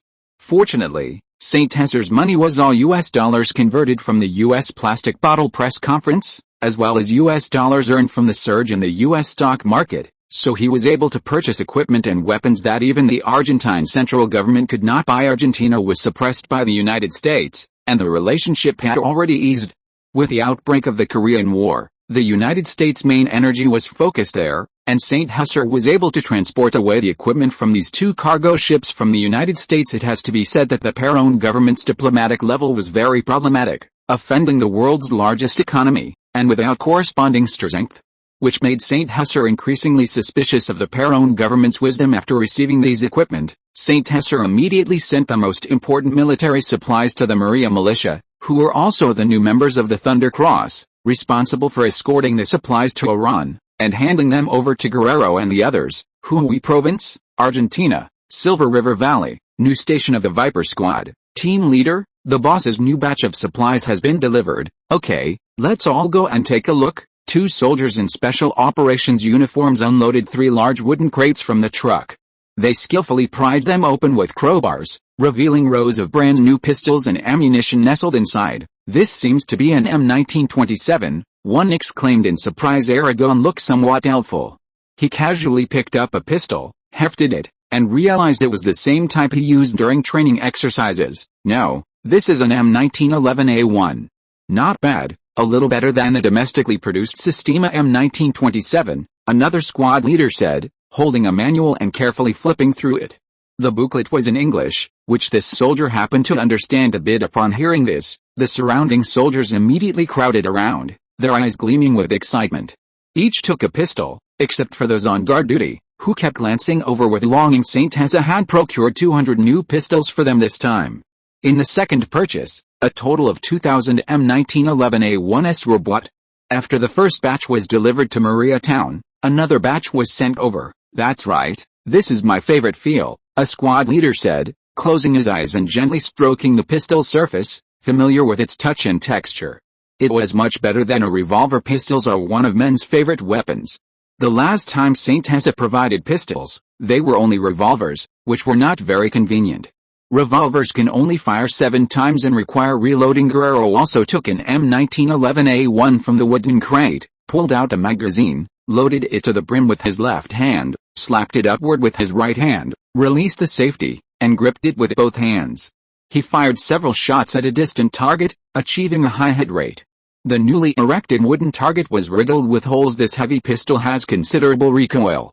To improve accuracy, it must be held with both hands. Of course, someone with a strong physique and familiarity with the weapon could hold it with one hand, like Schwarzenegger. For showmanship, familiar feel. .45 caliber, over a kilogram in weight, immense power, 7 rounds, unparalleled lethality. "It's been a while since I've held one," Aragon said, a cigarette dangling from his lips. He picked up a pistol from the wooden crate, caressing the new weapon with care, as if holding a beloved girl, much like someone who just bought a new smartphone. The M1911A1's recoil is among the strongest of modern pistols.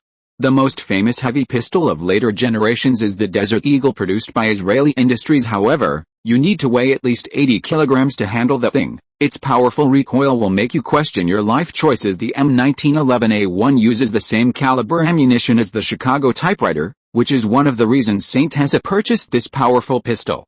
Of course, the price is also relatively affordable. The boss really got us some good stuff this time. It's much more practical than a revolver. "Saint Hessa is a holy cow," a squad leader suddenly blurted out in English. "Saint Hessa, holy cow, Saint Hessa, holy cow." Those who received the pistols shouted together, cheering. It must be said that the British influence on Argentina is quite significant, leaving behind some strange vocabulary. Hooray for Saint Hessa! Guerrero was also quite excited. This was a unique romance for Argentine soldiers, one that armies with powerful military industries could not understand. Firearms and ammunition rarely leaked from Argentine armories, and most required a gun license to use. Pistols are very discreet and easy to conceal. Since they use the same ammunition as the Thompson submachine gun, they can greatly improve logistics. The first unit to be equipped with the M1911A1 was actually the newly established 2nd Squad, the Thunder Cross, which was withdrawn from the militia guard and responsible for protecting Saint Hessa's safety. The Colt M1911A1 is an improved version invented by American arms dealer Browning, a completely new version after multiple improvements. Initially, it was produced by Colt and Springfield. Later, during World War I, production expanded to American arms contractors.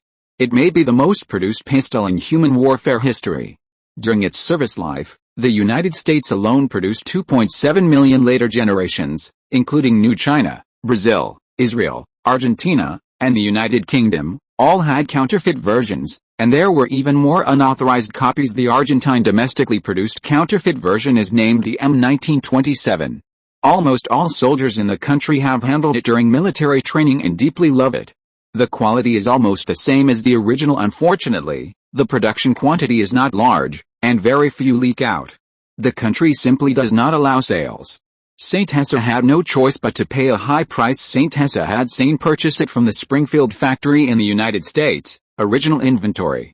Because the purchase and transportation of this pistol were relatively troublesome and strict, it took more time to transport it. When the Viper Squad was established last time, it was still on the cargo ship in the Atlantic Ocean. A group of soldiers eagerly experimented with their new toys. Although the price of the M1911 is much lower than the expensive Chicago typewriter, it is much better than the revolvers purchased last time. Moreover, this pistol is the only one that all active Argentine soldiers have used and trained with. It is the soldier's favorite weapon. Compared to those clunky, crude semi-automatic rifles, this pistol is also a classic among classics. Guerrero distributed all these M1911s, and the Viper Squad replaced the revolvers, raising morale by a level. While listening to the radio during dinner that evening, Saint Tessa heard another bad news. Argentina was, again, blockaded by the United States. Saint Tessa held his forehead, somewhat speechless this time. The Perón government was once again muddle-headed, insisting on the so-called third way, without considering its own weight. This led the United States to once again give Argentina the cold shoulder. This is probably the last time to smuggle American military supplies and products until the Perón government steps down. Saint Tessa was also a little speechless. It was indeed quite difficult, but fortunately there was good news. The Marshall Plan saved European industry, and now the European industrial level has recovered. Argentina has a good relationship with Western Europe, and they also need new customers when the time comes. Sane in the United States can use investment to flow funds to London, Paris, and other places, and then import and transport industrial equipment across the Atlantic. American goods will probably not be available for a while, because Saint Tessa is no longer satisfied with ordinary light industrial equipment. The current batch of American goods is enough for Saint Tessa to digest for a while. If there is no American equipment, there is Western European equipment. German Krupp, Siemens, Bavarian Machinery Works, Mercedes, Volkswagen, French Renault, shipyards, East European Czechoslovakian Skoda under the Soviet Union, Italian Sofia, British consortiums, and also Spain, Austria, the Netherlands. These countries are also in urgent need of exports to make money. They also have light weapons factories, various equipment, shipbuilding, and even tanks, which are all quite good. These all need to be replanned, and the United States will never let Argentina go. Chapter 57: Factory Integration and the Brazilian Market. It has to be said that Massara of the brewery is indeed a talent. After Saint José's guidance, he has already created several versions of methods in the laboratory and is constantly experimenting, and it must be said, this guy is also very stubborn. It's a pity Lucifer didn't go into human resources. The people he recruited in Rosario are all very useful. Boss, our pineapple beer will soon be in mass production. The taste of the number 1 and number 2 experimental products that are rapidly fermented is relatively poor, and I will continue to improve it. Tomorrow, the number 3 and number 4 fermented finished products will also mature soon, Massara said with some regret. Okay, thank you for your hard work. Keep up the good work. If you need any help, I will help. Whether it's money or raw materials, you don't need to worry about it. I'll arrange a bonus for you then. Time is indeed a bit tight. Although there is Saint José's guidance, it is a bit difficult to develop a new thing. Creating miracles once or twice is okay. Most people rely on accumulation during this period. With Saint José's high amount of capital injection, the 6 factories in Mariatown under his command have developed fairly well, taking a small step on the road to diversification. Except for the garment textile factory, which is a relatively unexpected industry, the others are industries that he consciously entered, and the market competition is not too great. The fireworks factory is simply unique of these 5 factories. Except for the mold factory, the other factories have already made profits. This is great news.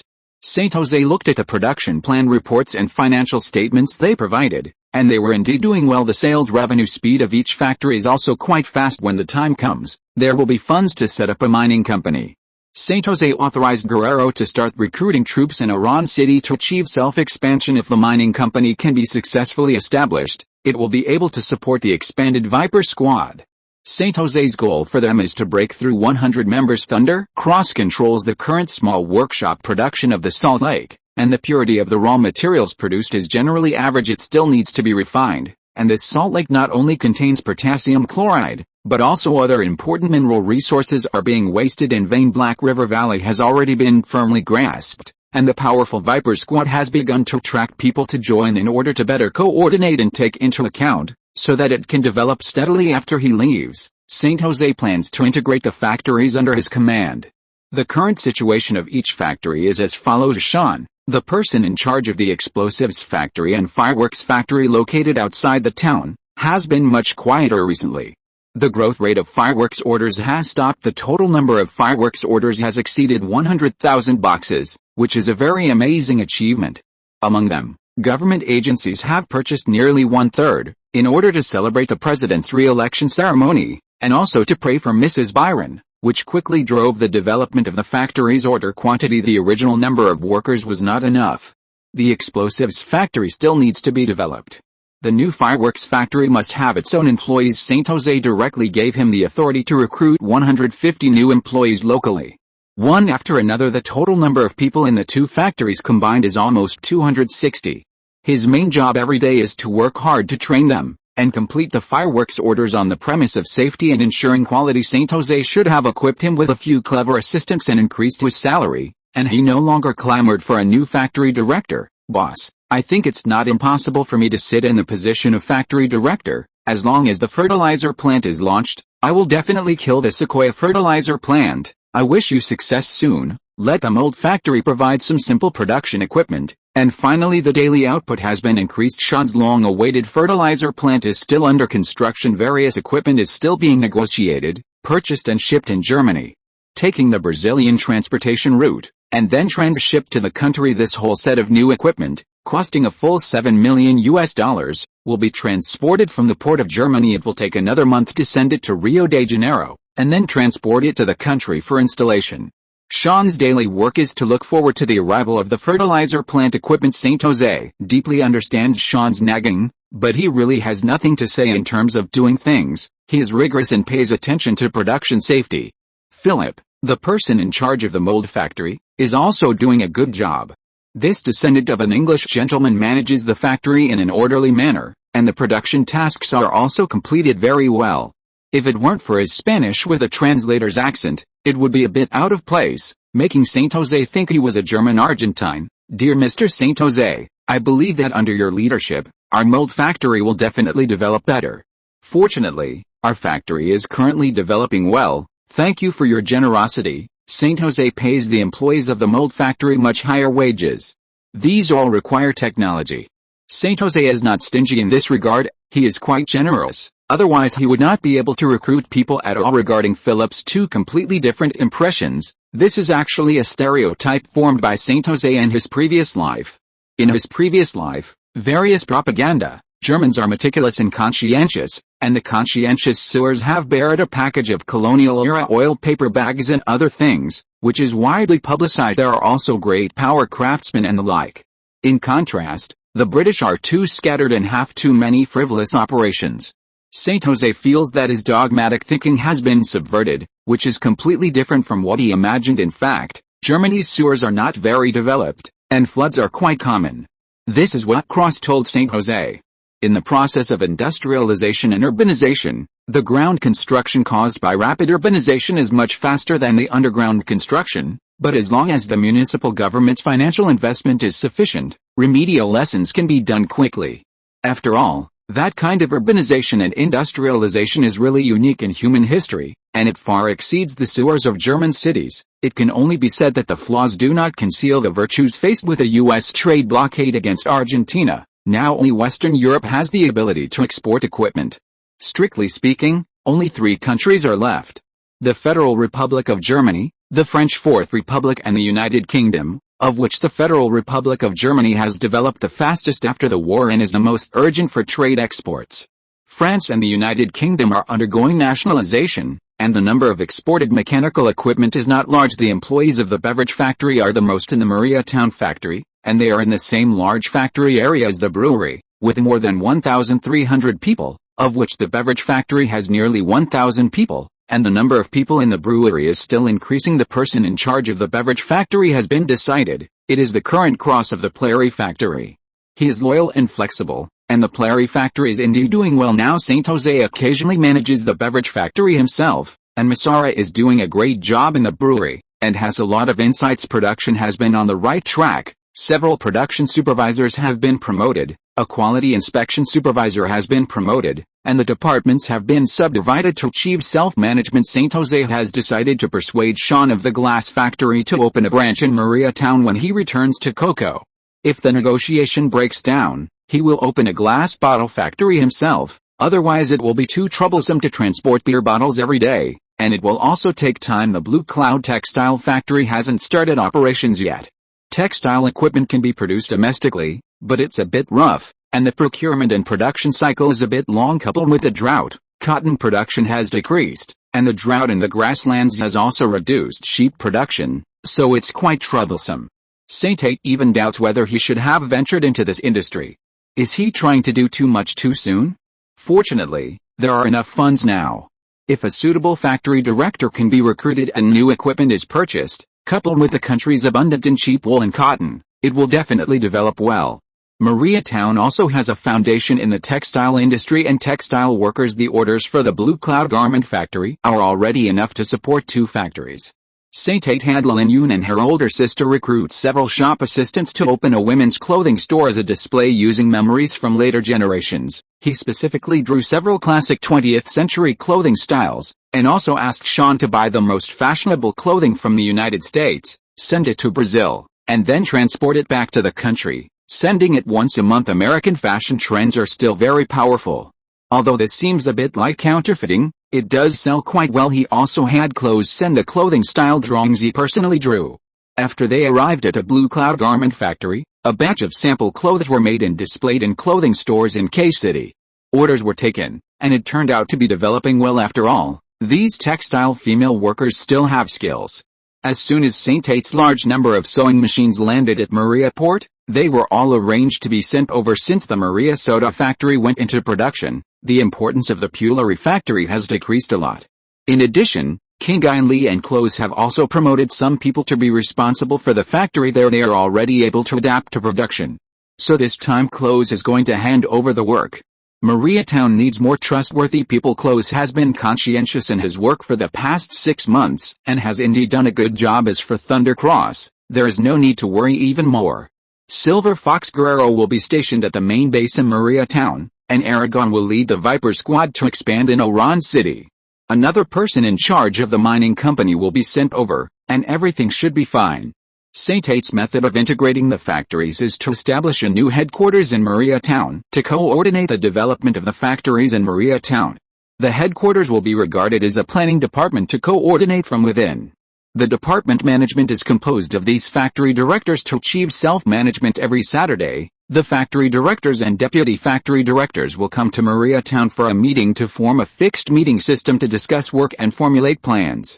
The location will be temporarily arranged in Saint Tate's villa in Mariatown with Thunder Cross people responsible for armed protection. It will be very safe here with the Mayor K.O. protecting it. It will be very peaceful. The specific situation must be summarized, and then a unified financial settlement center will be established to firmly grasp the financial power, including the Blue Cloud garment factory and the Pullery factory in K-City. The financial work of the Pullery factory is doing well. There are detailed reports every month, and there have been no mistakes. Saint Tate promoted her to be the financial manager of the entire planning department, and specially arranged a house for her in Mariatown. Maria High School has been reopened and many students have returned. Of course, it is impossible for the finance department to have only one person now. So many factories need more and more powerful financial accounting personnel to form a finance team, and also to contain other departments to prevent the concentration of power. Personnel power is also one of the most important powers, and will not be delegated to the factory. This work can only be applied for by the factory directors before recruitment. Saint Tate established a unified personnel center to be responsible for the recruitment and management of each factory. Lucifer is a very suitable candidate. He has greater roles and talents. Saint Tate also inserted the remaining intelligence personnel of Thunder Cross into it to be responsible for the control and intelligence work of the entire planning department. The entire Mariatown is also developing rapidly in a good direction. The production of pineapple beer has not yet started. Saint Tate is more worried about the market for beverages, beer, and fruit beer. There is no other reason. The market is indeed a bit small in the future. If he wants to produce fruit wine and white wine, he must talk to Masala properly. The production and brewing of fruit beer is relatively simple, while fruit wine and white wine are different from fruit beer. They require brewing technology. Fruit wine also has a name called cider, a rather awkward name. Argentina's domestic market is somewhat saturated and needs to find a larger market. Uruguay's market has been taken over by Little Nicks, and the development of the three southern states of Brazil has also been put on the agenda. The three southern states of Brazil are a bit special, in that there are still some separatist forces in some places. Saint-Tate's relationship with Brazil is not shallow.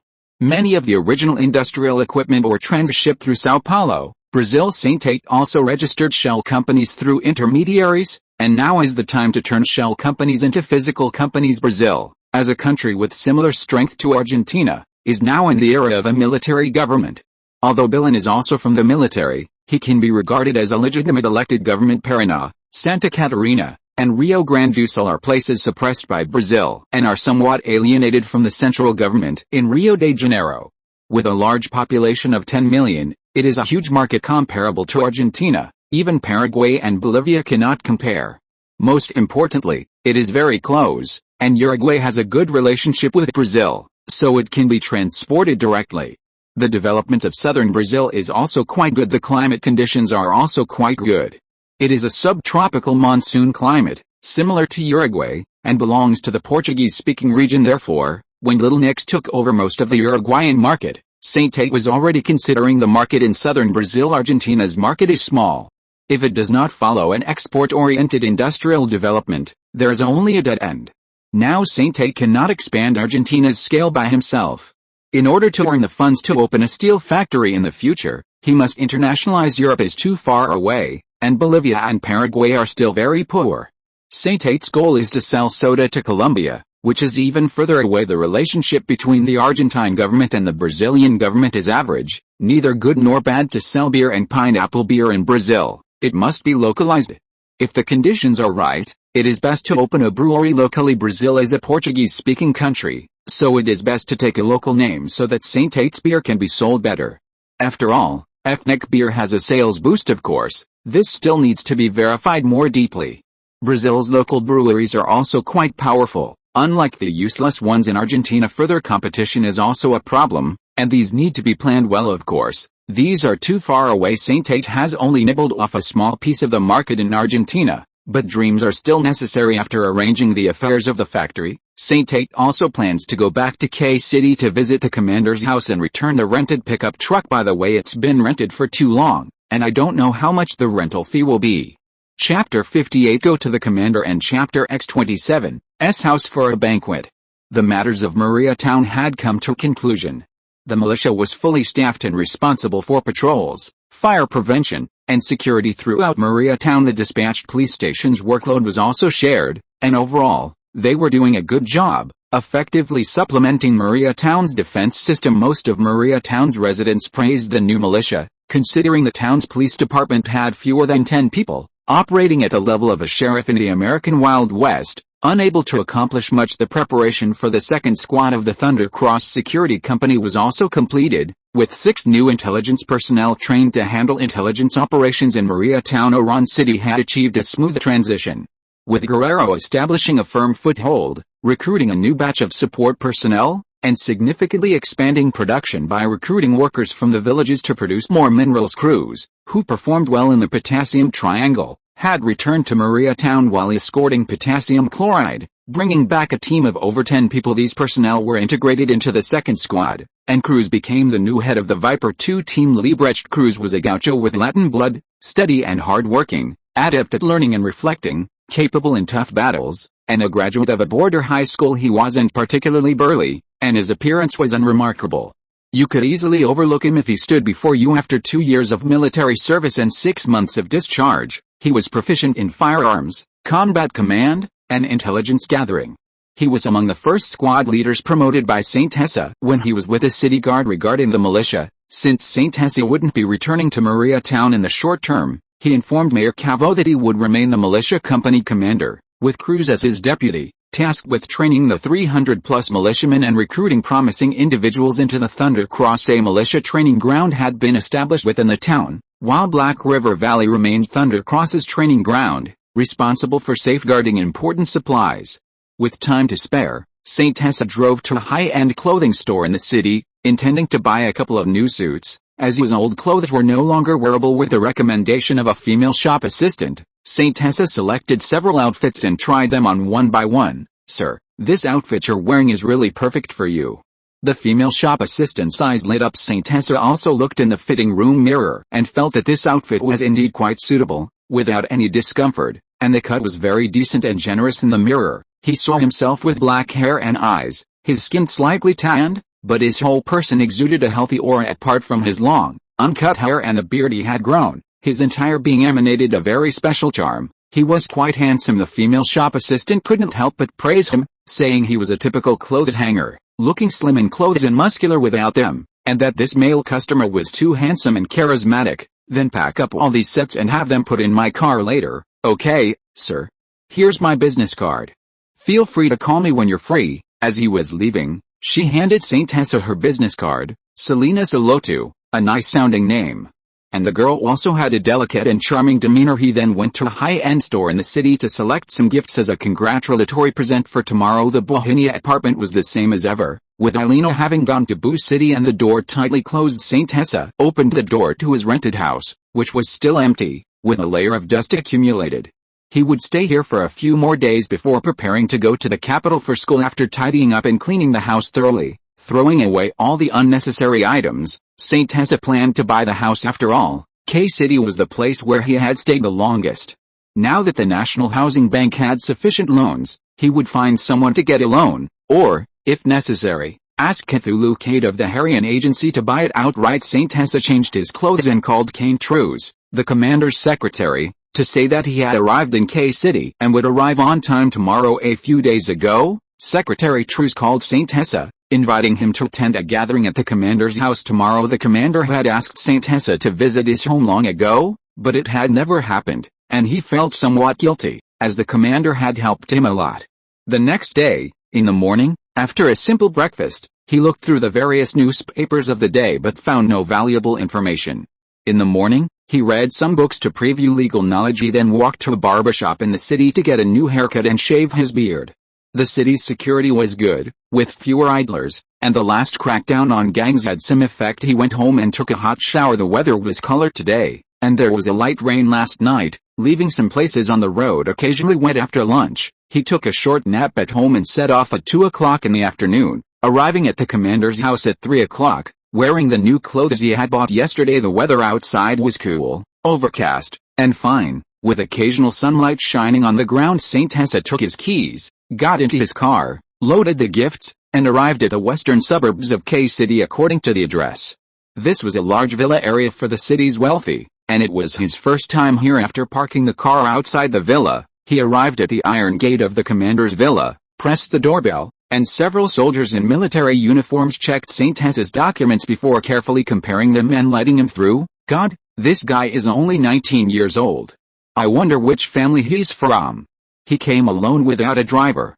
"It's the first time I've seen someone come to the commander's house like this. Damn, I hate pretty boys who are better looking than me the most. Come on, you're just envious and jealous." Immediately, a servant led Saint Tessa through a small garden, lawn, and green space, planted with some unknown trees that looked very expensive. After walking for half a minute, they arrived at the commander's house. This was a 2-story large villa, estimated to cover 2,000 square meters. It was particularly large, and the exterior decoration was relatively simple. Saint Tessa felt like Grandma Liu entering the Grand View Garden, truly witnessing the residences of these powerful figures. Saint Tessa thought, why do these people build such big villas? Aren't they empty and unsettling? But after seeing the layers of centuries inside the villa and the dozens of servants, Saint Tessa felt he was thinking too much. This was life. In comparison, Saint Tessa felt he was too simple, but money should be spent where it matters. The interior of the villa was also particularly elegant and grand. Saint Tessa saw Commander Thompson sitting on the sofa reading a newspaper, wearing a pair of glasses. "Commander, I've come to see you." Saint Tessa took off his suit jacket, and a servant took it from him. "Ah, it's little Hessa. Welcome, welcome. My son has gone to the south for vacation, otherwise, I could have introduced you. The things you've done in the past 6 months are remarkable." Thompson took off his glasses, stood up, came to Saint Tessa, and gave him a big hug. "Haha, Commander, you flatter me too much. What I've done is just trivial. Come sit over here and let's chat," Thompson Jr. said, Pulling St. Hurst by the hand towards a wooden sofa, St. Hurst carefully examined the sofa. It seemed to be made of redwood, truly extravagant. Damn. St. Hurst was very grateful to the commander and hurried to his right side, and the two engaged in a casual conversation. While they were chatting, people continued to arrive at the commander's mansion, mostly unfamiliar minor figures. The commander didn't stand up, and they left their gifts and departed. Commander Thompson Jr. also didn't stand up, simply instructing a servant to collect the gifts after waiting for a while. Finally, a more significant figure arrived. It was Johnson Hall, the head of the Justice Party in K-City, representing the party branch sent by the Bureau government, bringing a bottle of high-end tequila as a gift. Hall wore a quintessential English gentleman's hat and a suit coat, exuding style and confidence. Lexi Thomas, the head of the Socialist Party, was an inconspicuous figure in Boo City. After the Socialist Party split, it never regained its former glory and is now a small party. In K-City, however, this Socialist Party member still had some influence. Being the third largest party in K-City, his hair was meticulously combed, and he wore a white suit, bringing a bottle of ordinary wine. John and Senna, the chief leaders of the K-Province Federation of Trade Unions, were also representatives of the new forces in K-City and, along with the head of the Justice Party, were considered Bureau's representatives in K-City. The trade union forces in K-City were not strong, and the labor force was weak, unable to compare with the Bureau government's base. They hastily ended a few strike farces after being warned by local forces, and have been relatively obedient since they brought a piece of art as a gift. St. Hurst didn't expect Thompson Jr. to have such a wide circle of friends. Those who came were basically the major forces in K-City. No wonder Commander Thompson Jr. was able to firmly control the city's garrison, now reorganized into the 9th Brigade. The head of the Radical Civic Union in K-City, as the second largest party in the country, also had considerable prestige. This leader was not old, only in his 30s, with a simple mustache and a long, kind face, short, stocky auburn hair, and a well-tailored swallowtail coat. His hair was neatly styled in a slicked-back fashion. Thompson Jr. made a point of introducing him to St. Hurst, saying he was a staunch supporter of his. The two shook hands in greeting. The new mayor of K-City, a member of the Justice Party, was from the local Holder family. His name was Ryan Holder, and he had served as a town mayor in the province for many years.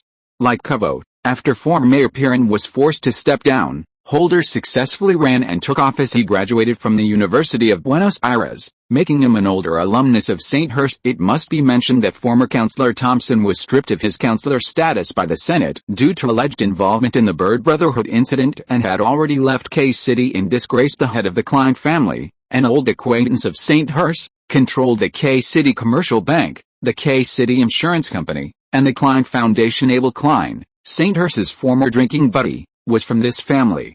They hadn't seen each other in over half a year. St. Hurst used to have a good relationship with him, and St. Hurst was fleeced of a lot of money. The head of the Halls family, who owned Halls Real Estate, the largest real estate development company in K-City, the largest single ranch, 50,000 acres of farmland, and a large number of other assets. Together with the Holder family, these three families were the three traditional, established families in K-City, having ruled Córdoba province for a century, involved in transportation, finance, banking, large ranches, large farms, and other industries. They were true wealthy families and still wielded great influence. The Abraham family and others also sent people over. This was a rising Jewish family, whose deputy director of the police department used to be one of their own, but he had been removed from his position and held some grudges against St. Hurst. There were also several emerging industrial capitalist families, some with factories, some mining, etc. St. Hurst wasn't afraid of them. After all, his assets had already begun to jump towards the $50 million mark. These guys were considered good if they had 10 million or so. Unknowingly, St. Hurst's assets were already at the top in K-City. Although they couldn't compare with the big families in Boo City and Rosario, they were already in the top 5 in K-City. There were also the 3 battalion commanders of the infantry regiment, Thompson Jr.'s most important subordinates, wearing neat military uniforms. St. Hurst had only seen them when he became an instructor and attended meetings, and once at an awards ceremony. Chief of Staff Eureka, an old acquaintance, was also present, and St. Hurst shook hands with him, but they didn't talk much. St. Hurst didn't know what he could talk to him about. Almost all those who came were prominent figures and celebrities in the city. From the political and economic circles, some left after giving their gifts, which was considered giving face. St. Hurst introduced them one by one.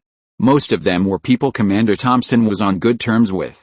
If they were particularly close, he would have them greet and get to know each other so they could ask for help if needed in the future. This reminded St. Hurst of the Accra Hotel last year, when St. Hurst first came into contact with Commander Thompson. Under Commander Thompson's protection, his business had developed so safely now St. Hurst could be considered a new rich man in the city. If his family hadn't been wiped out, perhaps he could call himself a member of the Cohen family by this time. Most of the guests had taken their seats, some on the redwood sofas, some on chairs. Talking about the early autumn weather this year, and the drought this year, occasionally cracking a small joke. The atmosphere was great. The door of the commander's house opened again, and the servant brought in a person. It was Bishop Wegman of K Province, a tall, fat old gentleman, about 50 years old. He was wearing a purple robe, a cross around his neck, white powder on his black hair, with a slight smile, and a pair of bright gray-black eyes on his light yellow face. This purple-robed bishop was the last to arrive, and Commander Thompson Jr. personally went out to greet him. The bishop held a bottle of fine wine in his hand. "Barton, congratulations on your promotion. I was delayed just now at the church dealing with some matters from the Pope." "Wegman, welcome. The latecomer is always the most honored guest." Thompson Jr. smiled and warmly embraced Bishop Wegman. In Argentine religions, the Catholic Church is the most powerful force, followed by the evangelical and neo-Protestant factions. 87% of Argentines are Catholics, and the Church deeply influences the country. The purple-robed bishops in Argentina generally oversee the church activities of a province and are stationed in the provincial capital, Córdoba. The chief bishop of Argentina is the cardinal, who oversees the church of a country. The church forces in Argentina are very strong and have an impact on all levels of society, politics, and economy. Moreover, as the most traditional pope, they are completely different from the new Protestant and Eastern Orthodox churches, which have been baptized by the iron fists of Anglo-American capitalism and Soviet socialism. They adhere to the strictest church books and control the spiritual world of Argentines. As Brother Gangdon said, the Pope has several divisions. The American Empire is not afraid of the Roman Curia at all and directly sent troops to surround the Pope's location, and finally, they obediently handed over the murderer. St. Hurst didn't have any good feelings for the church, but of course, he wouldn't be stupid enough to show it. Chapter 59 First Entry. After Bishop Wegman arrived, no one else came to the banquet. Groups of 2 or 3 were chatting idly. Most of these people were friends of Commander Thompson and those who supported him. St. Hesser roughly divided them into several categories. One category was the traditional families represented by the Bryan family. They used and helped each other. Another category was the political party and labor union forces, representing the central government's control over the local area. There were also military supporters, which was his base and the most steadfast in their support. The emerging industry forces were the new forces drawn in by Thompson, with deep vested interests.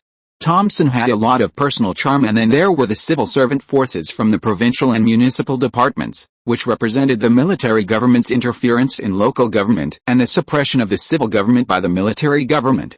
Although Billen was an elected president, his actions and background were indeed those of a military officer. He came to power relying on his personal charm and the great influence of Mrs. Billen, and he also had a lot of military support. There were also forces from the Argentine Church, which was the interference and output of non-secular forces on secular forces. In St. Hesser's view, this was intolerable. These people almost covered all the forces in the upper, middle, and lower reaches of the entire Science City and Science Province. And Science City, as the provincial capital, was not strong, because more than half of the essence of Córdoba province was concentrated in Science City. St. Hesser was also a little curious as to why Commander Thompson wanted him to attend this banquet.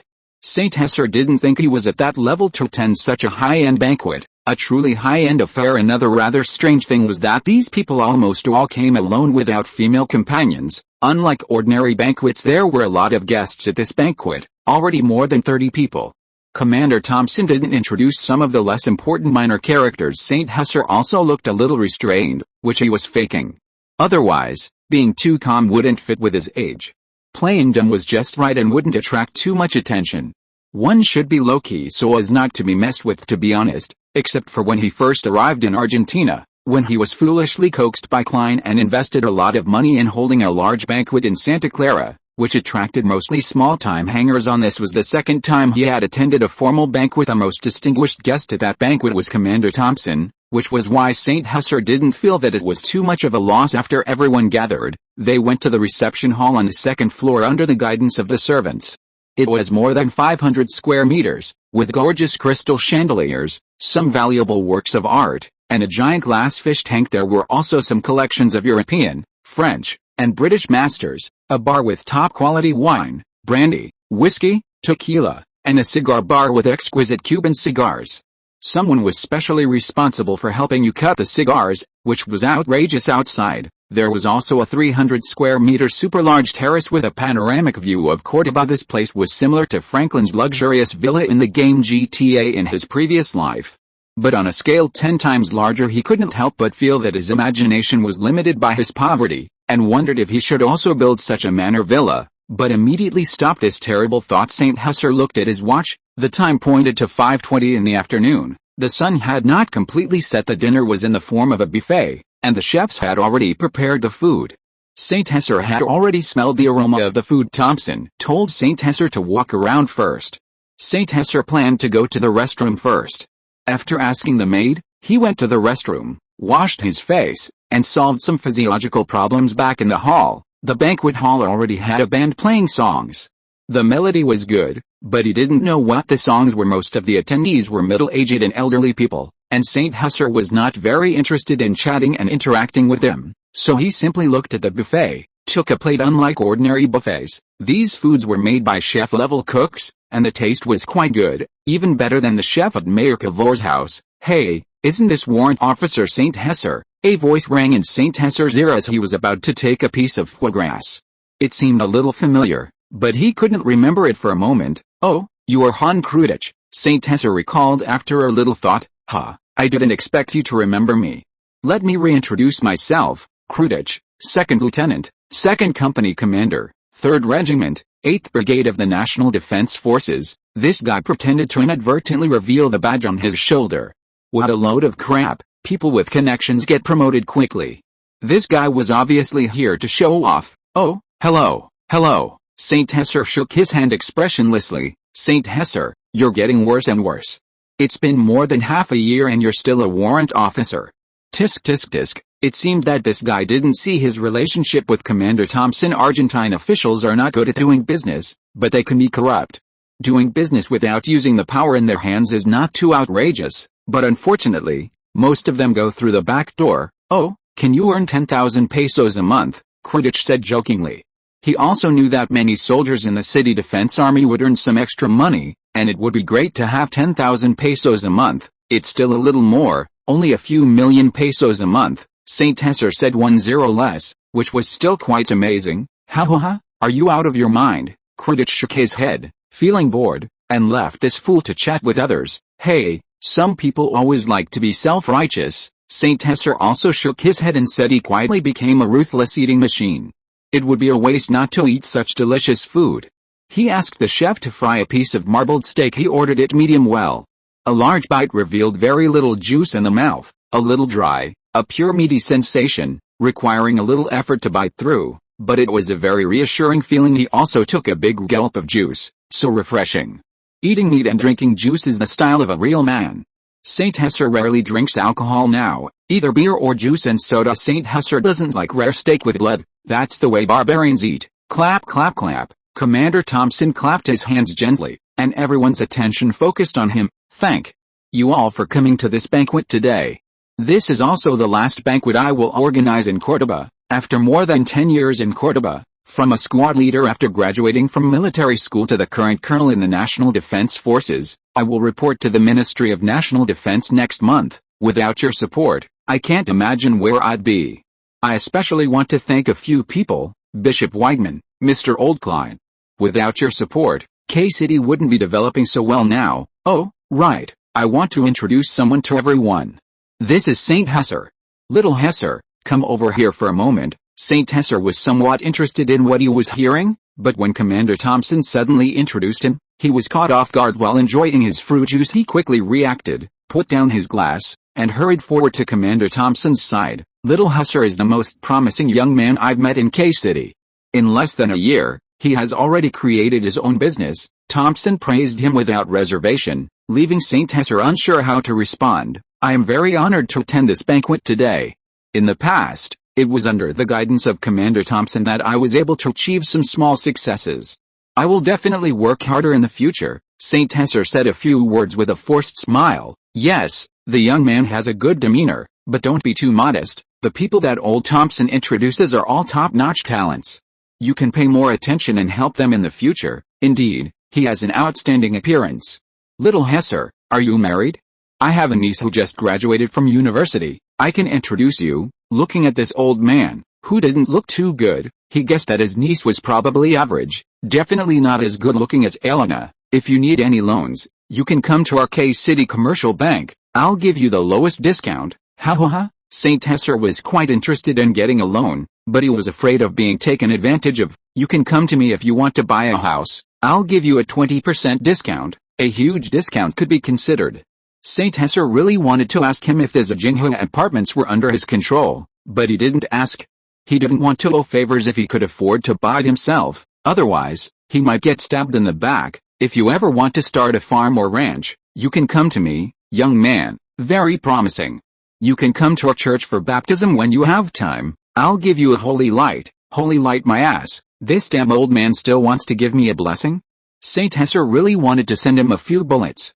Does your church even have the concept of blessing? St. Hesser could only imitate them, tapping his chest twice, pretending to look pious. St. Hesser responded to the congratulations and small talk from the others one by one. Commander Thompson introduced him to a dozen or so real big shots in K-City. They were the true rulers behind K-City, managing every aspect of the city, turning their hands to create clouds and rain, possessing enormous energy, completely different from those lowlifes. Some people even wanted St. Hesser to donate hundreds of thousands of pesos as a token of appreciation. St. Hesser responded to him with a smile on his face, but cursed in his heart. Have some decency, okay? I don't even know you that well. Trying to scam money is out of the question. You bunch of idiots. St. Hesser hung a faint smile, chatted with them simply for a few words. They were indeed quite kind on the surface. St. Hesser didn't take their words to heart, and of course, there weren't too many conflicts of interest. St. Hesser liked to open up new markets. He was very self-aware of his own strength. Although he had done some small business, he was still a little short of being taken seriously. It was enough to get acquainted. These old foxes were also giving Commander Thompson face by chatting with him for a few words. Cooperation with them was impossible, unless he could suppress them. Otherwise, he might be devoured completely. If it weren't for someone protecting his business in K-City, it would probably have been destroyed long ago. He wouldn't have to worry too much about K-City in the future. Even so, the Bird Brotherhood still had some people within the city behind them, and there were other small actions, most of which were taken care of by Aragon and his people. Compared to these illusory external supports, St. Hesser preferred to cultivate his own people. At least they were more reliable. Even later, the military government presidents were just pawns in their hands. Some were unwilling to be treated as pawns, and either stepped down or fought back, but most stepped down, and some were directly physically eliminated. Many of Argentina's later military government presidents did not have their own foundation and base, and could only rely on external forces such as the U.S. government to come to power, and could only sell out national interests. If they were no good or displeasing, they would just replace them with another one. Like puppets, those who relied on domestic support were not much better off. This was the backlash of power. It was obvious that St. Hesser was now Commander Thompson's man, completely labeled. No one with any sense would dare to touch these industries, giving them a little more to think about this time. It was also St. Hesser's first time entering these circles. As for Maria Town, with Mayor Corvo's help, it was not easy to mess with. The militia company, the Thunder Cross, were also not to be trifled with. St. Hesser also specifically met a few regiment commanders, talked earnestly for a while, and the relationship with the chief of staff was further improved. He still had feelings for the military, and most of them were still pretty good. He clearly remembered that the fall of the Perón government was due to the machinations of the forces in K-City, and the military government that came to power was also from K-City, but it was overthrown by another military government after only a few months. Just a few months as an unlucky military government president. As for investing in the future military government president, forget it, he didn't have the energy. There were still more than 4 years, he still had to increase his strength, not pinning his hopes on these illusory histories. Who knew if it would be changed? If he encountered them, he would still get to know them and then decide whether to place his bet. As for Commander Thompson, he had the grace of recognition and the grace of promotion and protection. He would still repay him if he had the opportunity. and he was also going to Boo City, so there were still many opportunities. St. Husser considered himself to be a grateful person. Seeing Krudik with a stinky face but still smiling and coming over to congratulate him. St. Husser wanted to laugh, but touching his chin, he still held back. Really, congratulations to you, for being able to know a big shot like Commander Thompson. Krudik congratulated him with feigned relief. It's just so, Captain. St. Husser casually patted the dandruff on his shoulder, and straightened his collar. His hair was a little greasy, probably because he didn't wash his hair last night. Most people still showed a lot of goodwill towards St. Husser, and also remembered this young man, intending to make friends and invest in him. St. Husser would also reciprocate anyway. Making money is not shameful. If he could really rise a few steps in the future, he would still need to deal with many such dignitaries, even the kind of mutual attack, life and death dealing. When the banquet ended, it was already 8 o'clock in the evening. St. Husser chatted with Commander Thompson for another hour, deepened their friendship, and agreed to pay him a private visit in Boo City. St. Husser left this huge villa manor and sighed. To be honest, dealing with these people still required a lot of brain power. Some words couldn't be said, and he could only vaguely say driving his car back to the Zajinghua apartments. He drove very slowly because there were no street lights. Chapter 60: Everyday Life and the New British Election. The night breeze was blowing, refreshing and pleasant. It felt good not to be drinking. I had originally wanted to try a Cuban cigar, but after hearing the bartender say it would take an hour to smoke, I gave up on that idea. Smoking a cigarette only takes 3 minutes. An hour would definitely make my mouth sore. Besides, there weren't many girls there, so showing off was unnecessary. However, the thought of cigars reminded him of the coolest man he knew who smoked them. He wondered if he was still studying medicine at Boo University or doing something else. He should still be called Guevara now. Lucifer had some contact with the Guevara family in Rosario. He would definitely have to go and take a look. When he passed by Rosario, St. Husser opened the window and could still see the brightest star in the night sky. There was some autumn mist in the air. Tomorrow, if he had time, he would first go to the Pullery factory, and the day after tomorrow, he would go see Old Man Chen and the others. He wondered how they were doing recently. The Blue Cloud Garment Factory was developing quite well. After reading a book for a while, he diligently studied the German version of German classical economics and also flipped through the current popular novel, the English version of Wuthering Heights. He had to admit that it was quite interesting. Classics are classics, especially novels written by female authors. St. Husser sincerely admired it. Both books were sent by clothes. There were several large boxes of books in the study, including Das Kapital, The Wealth of Nations, and many others. They were a bit difficult and tedious to read, but he could adapt quickly by looking up words in the dictionary. If he had studied English well in his previous life, he wouldn't have been such a poor student. He couldn't help but feel that being good at studying really allowed you to do whatever you wanted. Now, St. Husser had become the kind of person he used to hate the most. He studied diligently, took notes, copied sentences, and looked up words in the dictionary. It was after 11 o'clock in the evening when he closed the books, exhaled, did some stretching exercises, and touched his stomach. He was still a bit full. He couldn't eat so much next time. Tonight's banquet food was too delicious, and it lasted too long, so he couldn't help but eat a little too much. Eating only 70% full for dinner was just right. St. Husser simply went for a walk outside. He had to say that the security in the core area was indeed much better. Of course, he also carried a pistol and a gun license to prevent accidents. If there were any punks, he could just act in self-defense. After the walk, he was slightly sweaty. He sat quietly for a while, and it was almost 1 o'clock. Staying up late wasn't good. Then he boiled some hot water and took a hot bath in the bathroom. After drying his hair, he fell into deep sleep. Today was another fulfilling day. The next day, he slept until 9 o'clock. St. Husser made a simple breakfast. He usually had milk and bread, but St. Husser inexplicably cooked a plate of spaghetti. He couldn't help but feel a little lost, but the thought of going to Boo City in a few days made him happy again. Then he took out the newspaper to take a look. They were all old news and old newspapers. Yesterday, he only looked at some of the latest news. Maria Town was good in other aspects, but the information was relatively lagging and closed off. After all, that's how it was without the internet. The British people were quite dissatisfied with the current Prime Minister Attlee.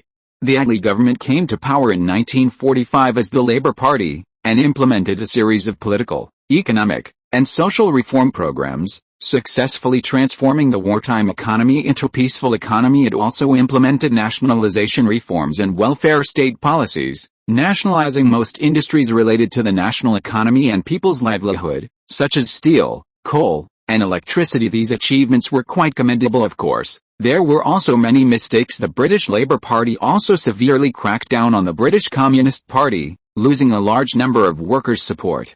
The British Labour Party also split internally. The army problem was also not handled well, leading to a mutiny of British soldiers and a strike by the Royal Air Force stationed in the Far East, involving India, Ceylon, Sri Lanka, Singapore, and other places. The Labour government also made major mistakes in its foreign policy, such as refusing to participate in European integration policy negotiations. European integration, led by France and Germany, greatly promoted cooperation and rapid development between the two countries, and in terms of colonial policy, it continued to promote old colonialism in India, Southeast Asia, and East Asia. On the issue of Jewish independence and restoration, the Labour Party supported the Jews but was unwilling to offend the Palestinians, once again causing a split in the British Labour Party. As everyone knows, pro-Jewish forces in the Labour Party were very powerful. In contrast, the British pound's devaluation against the US dollar did not produce positive results, and there was also the issue of the $3.75 billion loan, which had a tariff preference system attached that seriously damaged British interests, equivalent to internally disintegrating the Commonwealth. The United Kingdom's former colonial countries, such as Canada, South Africa, Australia, India, and East India, suffered severe losses in overseas trade. The British Empire was destroyed by the United States. $3.75 billion was almost equivalent to Argentina's annual gross national product for the previous 2 years. The pound devaluation policy seriously damaged Argentina's interests. Argentina's foreign exchange reserves were all in pounds, and the pound's devaluation led to a loss of more than half of its foreign exchange reserves, which seriously undermined the credibility of the Perón government. In fact, the United States had not been particularly hostile to the Perón government in the past few years. This loan and the free exchange of the pound, to use an analogy, was like an unprovoked disaster. It felt like the big boss and the second boss were fighting, and the bystanders were wiped out. It's too much to think of Argentina as the third boss, of course. The second boss at this time should actually be the Soviet Union under Stalin, but Britain was the former big boss, and the United States was the former second boss, so that makes sense, of course. This raised another question. The Soviet Union, as the former third boss, joined forces with the former second boss, the United States, to take down the former big boss, which is another complicated issue. The pound devaluation issue and the U.S. loan issue led to several international payment crises, forcing Britain to implement foreign exchange controls. This also prevented Argentina from buying American industrial equipment. St. Hesse deeply understood this feeling of having money but not being able to spend it, which severely hampered Argentina's first 5-year plan and ambitious industrialization. The pound devaluation issue, it must be said, was a policy somewhat similar to opening a printing press. St. Hesse would not comment on it, because compared to Perón, this was not too serious. Argentina's 5,000% devaluation rate per day in later generations would only make you say, good heavens. In that era, only Zimbabwe could be compared to it. To sum it up in one sentence, I have never seen such a shameless person. In order to cope with American pressure and confront the Soviet Union, Britain expanded its military and prepared for war, engaging in a de facto Cold War. This could be considered a case of filial piety between father and son, but it damaged the competitiveness of its own industrial exports, especially compared to West Germany.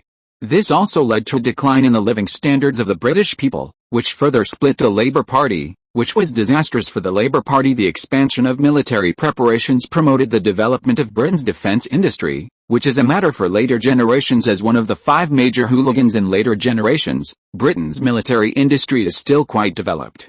It can build aircraft carriers, has fighter jets, and also has atomic bombs and nuclear submarines. The British Navy is still the second strongest in the world, second only to the U.S. Navy. French military industry didn't fully take off until the Fifth Republic under de Gaulle. In the past few years, it was common to mock France and New China among the 5 permanent members of the UN Security Council. Now, people no longer dare to mock New China. In a few decades, it will be common for 3 permanent members to mock France and the UK, and 4 permanent members to mock the UK, giving off a sense of 30 years east of the river, 30 years west of the river, the Korean War was a major setback for the United Nations forces led by the United States. This battle truly shocked the world. New China consecutively defeated 17 gang leaders. It was as if they had a cheat code, making people gasp in amazement and greatly contributing to global warming. This battle was New China's founding war. The rabbit beat the eagle, the bull, and the Gallic rooster into the hospital, and the bear and his little friends were stunned at the same time. They are preparing to farm the launch of torment and distance to the sun instances. In a few years, they will fight another wave against the world's third strongest, the white elephant, and that will be about it. Then, they will take the opportunity to clean up a few more world's third strongest, establishing their position as one of the 5 permanent members. The Hans tiger, who failed to farm the 5 permanent member instance, has become 2 Hans cats. At its peak, there were 4. They continuously challenged the Iron Tower, the Orphan of Misty City, and the Coming Winter, but failed to join the permanent members. Japan Chicken challenged the Great Wall Watch but failed. They fought again in the Raging Sea, but failed due to the combined efforts of the 3 permanent members. This is called Suwu, Chuyuan, Gonggong. And Jianggan also made a contribution as the transportation captain. The 5 permanent member instance is not so easy to farm. In comparison, after the Conservative Party's Churchill lost the election, he felt deeply humiliated and had a sense of lying in wait for revenge. He carried out a series of reforms and policy adjustments. He transformed the party into a rather youthful one, boldly using new people and reorganizing.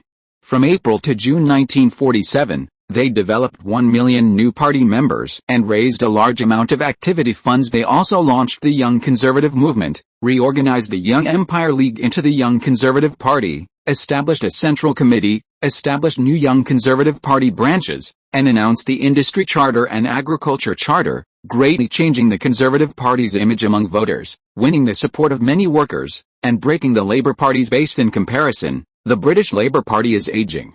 Prime Minister Attlee himself is already 68 years old and has many illnesses. Bevan and Cripps resigned due to health reasons. The leaders are aging, and there are many contradictions. After the Cold War, the communist parties in Western countries were suppressed, which also greatly affected the Labour Party. Churchill vigorously promoted that socialism was like the new Germany. In this election, the Labour Party was even more conservative than the Conservative Party, which is an irony after reading and simply analyzing the current international situation. Peeling back the layers of analysis, Saint José also had a little improvement in his overall view, from youthful political parties to the advantages and disadvantages of governing, the impact of the international situation on the election, to uniting the base, propaganda, and a bunch of other messy things. Modern society is no longer a situation of fighting alone. Science City and Maria Town are still small cities and towns. Even the people united around Little Thompson also have a relatively large influence in Science Province. To influence national public opinion, there must be greater achievements in talent attraction, financial resources, and armed forces. Saint José has a deeper understanding of the power of propaganda. Again, after reading some other international newspapers, there was not much important news.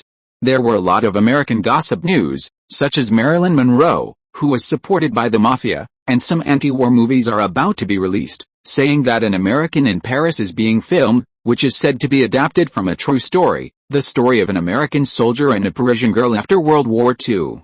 Those who know, understand. It's really an old, dong jet, someone who pretends to know everything. This is the Americans' daily mocking of France. Now it is an old tradition. I didn't expect that mocking France is so popular now. When de Gaulle comes to power again, it will not be surprising that he routinely opposes the United States. I have to say that de Gaulle is a great hero of the French people. Compared with Churchill's post-war rule, although he has now stepped down, as someone from the military, de Gaulle is indeed the true savior of the French people. The Fifth Republic of France under his leadership truly re-emerged as a well-deserved member of the world's 5 permanent members. From 1947 to 1954, the Fourth Republic of France changed 7 governments. And during the 12 years of the Fourth Republic, it changed 22 cabinets, which is even more outrageous than Argentina. Disney's new animated film Alice in Wonderland is preparing to be released in the second half of the year and has already started publicity. The American film industry is indeed developed. The U.S. stock market continues to rise, but it is a pity that it is not easy to sell now to buy American equipment. Argentina has blocked it again. Of course, I don't know what to buy now. It's better to expand the current factories first. The mining machines in the potassium triangle. Let's wait for now. When the time comes, it would be good to buy a few second-hand freighters. The Minsk is already St. Jose's first inland river cruise ship, but it is not very useful. International freighters are the life he wants. It's just that freighters are too expensive now. An old second-hand international freighter of 10,000 tons costs $1 million, and a new one costs $2 million. The Minsk, a relatively new 3,000-ton displacement ship, cost $400,000. This plan is often postponed. St. Jose found that he has too little money and needs to continue to work hard. The war of public opinion in the British two-party competition made St. Jose decide to enter the media industry. When the time comes, he will prepare to buy 1 or 2 newspapers to do some things. This plan should be put on the agenda as soon as possible. There is not much need for it in Science City, but in the capital, Butch City, St. Jose must have a place in the public opinion landscape. Going to Butch City University to get a degree is also to meet and recruit more talents. As for why not go to military school, it is because St. Jose feels that military school is too strict. Butch City University is quite relaxed. Going to school and causing trouble don't interfere with each other. As the most influential university in the country, whether re-enlisting in the army or entering politics, it is a more advantageous choice than going to the Argentine National Military Academy. Now I can only take one step at a time, but the decision to go to school will not be easily changed, unless he wants to be an honest and wealthy man. Unfortunately, the situation does not allow it, and he also wants to try whether he can change history. For him now, a high school dropout diploma is a super stumbling block that cannot be taken any further. At yesterday's banquet at Commander Thompson's house, there was also an incident where many people showed disdain after hearing that St. Jose had only dropped out of high school. Even though he had opened so many factories, and had a psychological sense of superiority after hearing that he had been admitted to Butch University through his own efforts, their surprised expressions and attitudes made a 180-degree turn, and they began to pay attention to him again. This kind of academic discrimination is still very common in Argentina currently. Only 3% of people in Argentina have a university degree. Getting into Butch University will not make you rise to the top, but the road ahead will definitely be smoother. Chapter 61: The Transition of the Prairie Plant. At 1 o'clock in the afternoon, St. Hesser, after a half-hour nap, lazily got out of bed, washed his face to refresh himself, changed into formal attire, tidied up his hairstyle, and then slowly set off. The meeting was scheduled to start at 2:30, a high-level conference for the entire pearl factory area, including the summer operations summary and awards ceremony. Leaving from home, it took a full half-hour to reach the pearl factory area. The number of cars and motorcycles in Coke City had increased significantly, and I don't know where they were imported from. The city hall had even installed some traffic lights. Development was considered relatively good. The pearl factory area had completely transformed, and the surrounding area no longer showed signs of decline and dilapidation, having developed quite well outside the factory area. A row of new low-rise buildings had been constructed, housing small restaurants, small shops, newsstands, and barber shops. Most of the shop owners were from Chinatown, as the locals were not very interested in doing business. Instead, working in the factory could provide a livelihood. There were also simple recreational facilities, such as basketball courts and ping-pong tables. The small restaurant supplemented the factory's cafeteria, which offered nutritious but generally bland food. Some with a little money would occasionally come outside for a treat. Most of the original farms had been bought by St. Hesser, whose pockets were now bulging, with cross-out Thomas and Rosa responsible for negotiating the acquisitions. This area belonged to more than 20 bankrupt farmers, and the property rights were too scattered, including those of Merrick Neens, who had initially leased the land to him, making it quite troublesome. The area acquired near the factory exceeded 100 acres, including the locations of Cannery 1, Soda Factory 2, and those more distant abandoned farms. The surrounding areas were still under negotiation for acquisition. This was a large suburban area in the north of Coke City, a bit far from the city center, but considered part of the Coke City metropolitan area, and close to the central train station. Currently, the urban area of Coke City was not very large, with the central area only covering more than 80 square kilometers, which was part of the more than 300 square kilometers of Coke City's jurisdiction. This was a suburban area outside the city, closer than the satellite towns. This was also the first stop for the Bird Brotherhood's expansion. At the time they were very arrogant until they encountered the ruthless and protective St. Hesser, and then they became destitute. Yesterday, while chatting, I overheard people saying that Mad Dog Rooney of the Bird Brotherhood, while in prison, got into a fight and was beaten to death by several prison bosses. His death was quite tragic. The ending was quite lamentable. Saint Hesser mourned for him for 3 seconds, considering that he died as he lived since the last gang incident. The security had been quite good. Saint Hesser had arranged for more than 60 security guards for the Prahl factory, responsible for security management and belonging to the periphery of the Thunder Cross. Speaking of which, there wasn't much money at first, so he didn't buy the factory area at that time. After the rapid growth in the summer, the Prahl soda factory could recoup nearly 80 million pesos in cash each month. And after paying for raw materials and various costs, there was still a considerable surplus. Most of this cash was converted into hard currency such as gold by Saint Hesser, as well as other valuable assets, or used for production raw materials, and the acquisition of Sean's glass factory. Thinking back to when he first arrived at the Prahl factory area, he was truly a fearless newborn calf, and the barefoot were not afraid of those wearing shoes. He directly leased the factory area at that time. The large iron gate was still the old-fashioned iron fence, covered in rust. It was fortunate that the boss was willing to promote it, as starting a business was essentially a near-death experience. The current Prahl factory was no longer as dilapidated as it once was. Some of the surrounding farms that could no longer be used were being prepared for demolition and reconstruction. To build a new factory, building new production lines replaced the former manual production lines, and those second-hand production lines were resold to other places, which also recouped some funds. Saint Hesser admitted that there was indeed an element of gambling at that time, but he bet right. The Prahl cannery's fruit canning was still in production, but the sales scale had been severely reduced to less than 1/10 of its original size. It truly came quickly and went quickly. Currently, they were producing larger capacity fruit cans, preparing to explore the international market. Argentina was gradually emerging from the drought, and the Bill government was also trying to reform agriculture, but after reviewing those new policies, they were too chicken rib-like, and too focused on quick success. Fruit cans had a large market in Eastern Europe, the Soviet Union, Canada, and other places, and internationalization still required effort. The Prahl soda factory mainly produced glass bottled soda. Kraskow had been in talks with Sean's glass factory to invest in and acquire it, or they were preparing to build their own glass bottle factory anyway, as the technology involved was not complex. The Prahl soda factory produced the most soda currently. The two factories in the Prahl factory area had more than 1,000 workers, and including the security team and management, there were more than 1,100 people.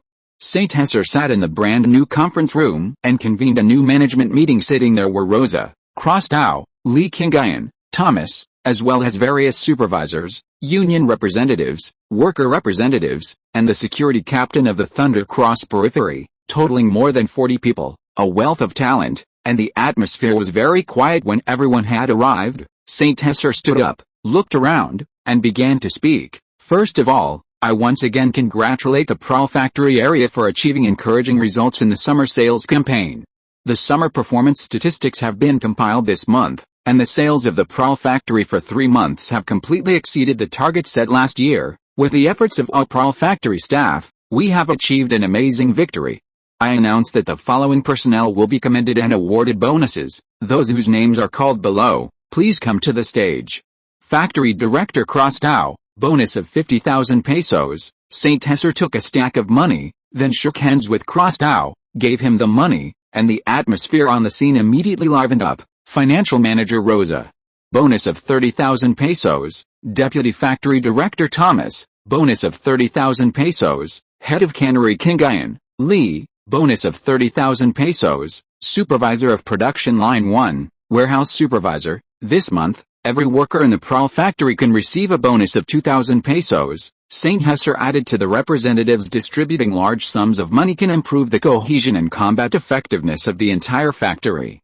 Kraskow withdrew more than 2 million pesos in cash from the bank in the morning, filling several large boxes. Saint Hesser adopted the distribution method of performance announcements used by sales companies in later generations, announcing the results and calling out names, which liven up the atmosphere. Although Argentina now has some welfare policies, they are limited to the metropolitan area of the capital. The factories in Coke City do not have them, and the desire to earn money is quite simple. The entire factory was also filled with a warm atmosphere. Everyone liked the boss, who was generous and willing to give money. The next few months are the off-season for the domestic soda market. Our Prahl factory will launch meat product cans and sausage production lines, and I hope we can continue to work hard, Canned meat had always been an industry product that St. Husser dreamed of, but unfortunately, the loans at that time were all invested in the construction of the Mariatown plastic factory and plastic bottle factory, and he did not set up his own meat product cannery. Luncheon meat, sausages, and ham. Sausages are Argentina's natural strengths. Argentina's beef, lamb, pork, and chicken all have huge yields, mainly exported as raw meat at present. There are not many canneries in the country, mainly distributed in Bahia Blanca and Buenos Aires. The scale of the factories is also not large. Canned meat has a huge export market globally. The entire Western Europe, the Soviet Union, Eastern Europe, Australia, Northern Europe, and Latin America. Even if we take a small piece of the market, it will far exceed the fruit canned market. Now is not the era of highly competitive and developed international trade in later generations. In particular, canned meat can also be used as military food reserves. The United Kingdom is fully expanding its army to deal with the Soviet Union. Canned meat can be stored for a long time. Various military food cans during the Cold War also have a huge market. Of course, everyone doesn't need to worry too much about the off-season. Our new business department is already preparing to develop the Brazilian market, the Peruvian market, Greater Colombia, and the Paraguayan market. The Uruguayan market has achieved considerable success under the development of Little Nicks. The sparsely populated and wealthy Uruguayans are quite fond of this Argentine-produced Mirinda soda. Uruguay has a full 176,000 square kilometers of land, with a population of only over 1 million. The market is not too big. More than 900,000 bottles were sold throughout the summer, and the market potential has not yet reached its limit. Other South American countries are subtropical and tropical regions in the northern hemisphere. Unlike Argentina, which is entering autumn, some are hot all year round. Some countries have just entered the rainy season, and some are about to enter the summer stage, with huge incremental potential. Once in Buenos Aires, St. Husser will comprehensively expand the Buenos Aires sales team and move towards the international market, earning foreign exchange. If that doesn't work, earning minerals is also fine. The 3 southern states of Brazil also have super coal mines belonging to South America. The coal reserves are enough to build a steel complex with a capacity of 10 million tons when the time comes. The raise earned can be invested in local coal mines. It's not bad to be a coal boss, and Brazil's infrastructure and transportation conditions far exceed those of Bolivia. Next, I will arrange new personnel appointments. I hope everyone will continue to work hard and strive to make greater contributions to the factory, and also earn more profit for themselves. St. Husser added with wicked humor in his heart. St. Husser is increasingly enjoying the feeling of being a capitalist. Of course, he belongs to the kind who is less stingy. As long as he earns enough, he doesn't mind sharing more with them. As long as someone tries to violate his bottom line, such as a union organization that organizes strikes for no reason, he will not hesitate to clean them out and fire them, and even use special means at all costs. A raise in salary can be discussed, reasonable requests can be improved, but disrupting production is intolerable. These troublemakers will be sent away directly. St. Husser is a natural industrialist. Only industrialization can save this country. High salaries and high welfare are just appearances. The essence is that the country is strong enough to eat high-end industries. The current high-end industries, in addition to steel, are coal, petrochemicals, automobiles, military industries, and communication. These basic industries. Think about the Morgan family and the Rockefeller family in the United States now. They are truly richer than a country, occupying the vast majority of American production. The underground forces of the mafia are also reaching their peak. The current world is too exciting. St. Husser is somewhat intoxicated by this feeling. Factory Director Klaus, Manager Rosa, you have done a great job in the past year. I have already helped you rent a house in Mariatown and arranged it. Mariatown really needs your participation more. The importance of the Prairie Factory has been surpassed by Mariatown. The development there is faster. The development here must also be accelerated to establish a comprehensive food company, in preparation for building a company that can produce more food and beverages. Suppressing his mood, the capitalist's corruption of people's hearts is too serious. St. Husser shook his head again and said to Klaus and Rosa, as the earliest factory director appointed by St. Husser, Klaus is very good at factory management. Mariatown needs someone who can hold the fort. Klaus, as an old-timer, is a very suitable candidate, and he doesn't have that many tricks up his sleeve. Rosa's performance is also quite outstanding. The monthly financial statements, summaries, and capital flows are all very rigorous. Independence and controllable finances are a strict bottom line that St. Husser must have. Just like personnel management, thank you for the boss's trust. I am very happy about the salary increase. The Prairie Factory is already on the right track. I believe Thomas and Kingai and Lee can do a good job. Thinking back to when he first met Klaus, he was still a man of few words. Now, he is becoming more and more open in front of St. Hesser, but he still manages the workers below as strictly as ever. This is also conducive to the development of the factory, with a bit of a tough factory director style. Boss, I will continue to work hard. Rosa is the only female manager among the high-level executives under St. Hesser. She doesn't talk much either, dresses generously, and wears a pair of glasses. She is worthy of being a heroine among women. St. Hesser has great respect for single mothers. Nick Thomas is the newly promoted deputy factory director of the soda factory. He has also been the production supervisor for more than half a year. His personality is a bit like factory director Klaus. He is rigorous in his work, prefers to study new technologies, and is good at production management. He can completely take over the position of factory director. Klaus Thomas will also be the head of the newly established meat canning production line. Lee Kingayan is the head of the fruit cannery. He will take over Thomas's position as deputy factory director, and the two will jointly be responsible for the production and management of the entire Prairie Factory area. Klaus and Rosa, who go to work in Mariatown, will get a lot of salary increases. Of course, the conditions in Mariatown are far inferior to Cordoba, including education, shopping environment, and other aspects, but it is also beginning to flourish, and the middle school has also reopened. There is every reason to believe that, with his investment, the future of Mariatown will be more prosperous, and he will build more and more powerful factories. The entire meeting lasted for more than an hour, including achievements, development plans, setting the tone, and a quick decision. If it weren't for showing off, St. Hesser felt that it could be done in half an hour. He said a lot of nonsense. His mouth was a little dry. At the conference table, St. Hesser gulped down 2 bottles of soda produced in his own factory. The raw materials for the soda produced now are still relatively healthy. It is just mixing the fruit juice and filling it with carbon dioxide, and sealing the bottle cap. The cost of the soda in later generations will only be lower. After arranging the affairs of the entire factory, St. Hesser planned to go home. It just so happened that the soda at the residence was gone. St. Hesser asked the new factory director Thomas to sign and write a delivery order, and went to the warehouse manager at the warehouse to get 2 boxes of soda and headed home under the management of Klaus. The Prairie Factory has indeed developed very well, and various rules and regulations are also very organized. For example, there are strict regulations for entry and exit, and financial capital flow. He went to buy some green vegetables and lean meat. By the way, he wanted to eat something light tonight and cook some soup.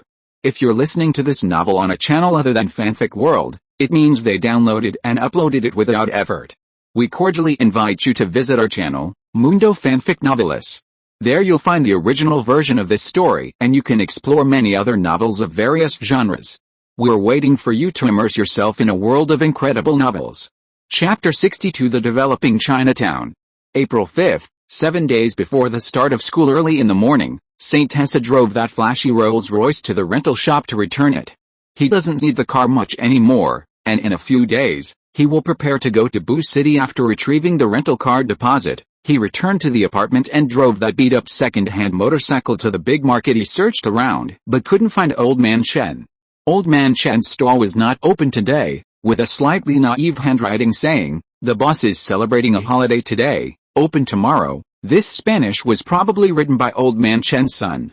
It seems his learning has improved a bit. Not bad, not bad. St. Hesser couldn't help but feel a little strange. What holiday is today? He didn't see anyone celebrating on the road since Old Man Chen wasn't there. St. Hesser went to the market and did some crazy shopping, buying a lot of food and drinks and some gifts, preparing to have hot pot in Chinatown. There seemed to be a celebration going on, with quite a lot of people and very lively. Rows of newly made 8 immortals tables were set up with some offerings, and some people were worshipping. Some people were also setting off firecrackers and fireworks. Looking at these fireworks, they seemed to be produced by the Maria Fireworks Factory. He just didn't know where the firecrackers came from. St. Hesser couldn't help but pat his little head, feeling that he was too muddled. Today is April 5th, the traditional Chinese festival of Qingming Festival. He, an outsider, shouldn't have come. The people in Chinatown were indeed celebrating Qingming Festival. St. Hesser felt that he should leave first. He was about to start his motorcycle and slip away, planning to come back another day. He definitely didn't check the almanac before going out today. Uncle Cohen, you're here too? Saint Tessa was a little embarrassed and had to stop the car. But why use the word too? He didn't delve into it. It's Zio Wrong in Xiaoming.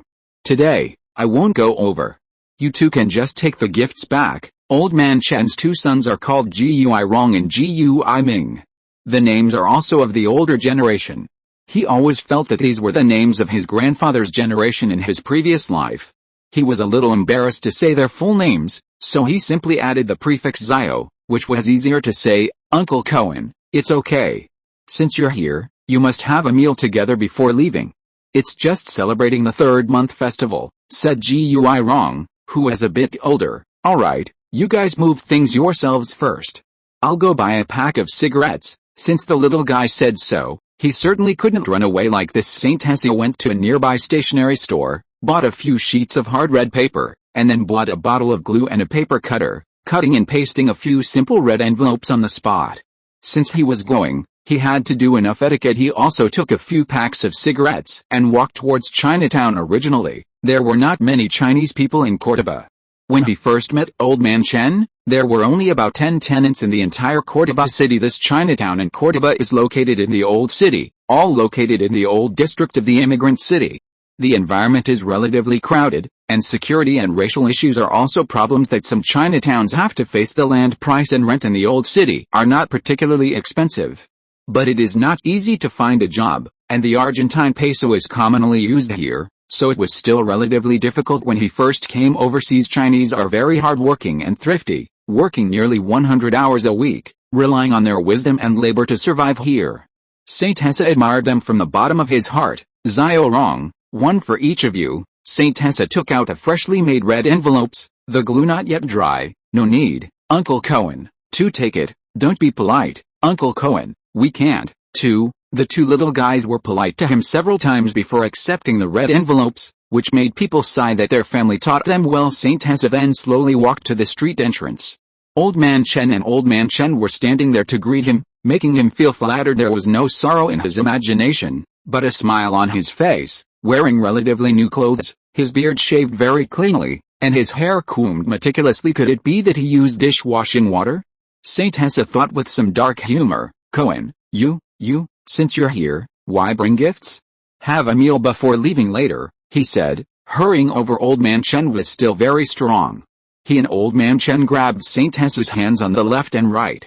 Although his hands were very rough, even thin, they were very strong, like ordinary steel claws, tightly clasped. Sandwiched and walking forward, Saint Tessa suddenly wanted to support his forehead.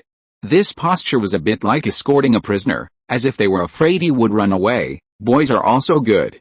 After Zio Wrong and the others grow up, they can find local girls to marry and have more children.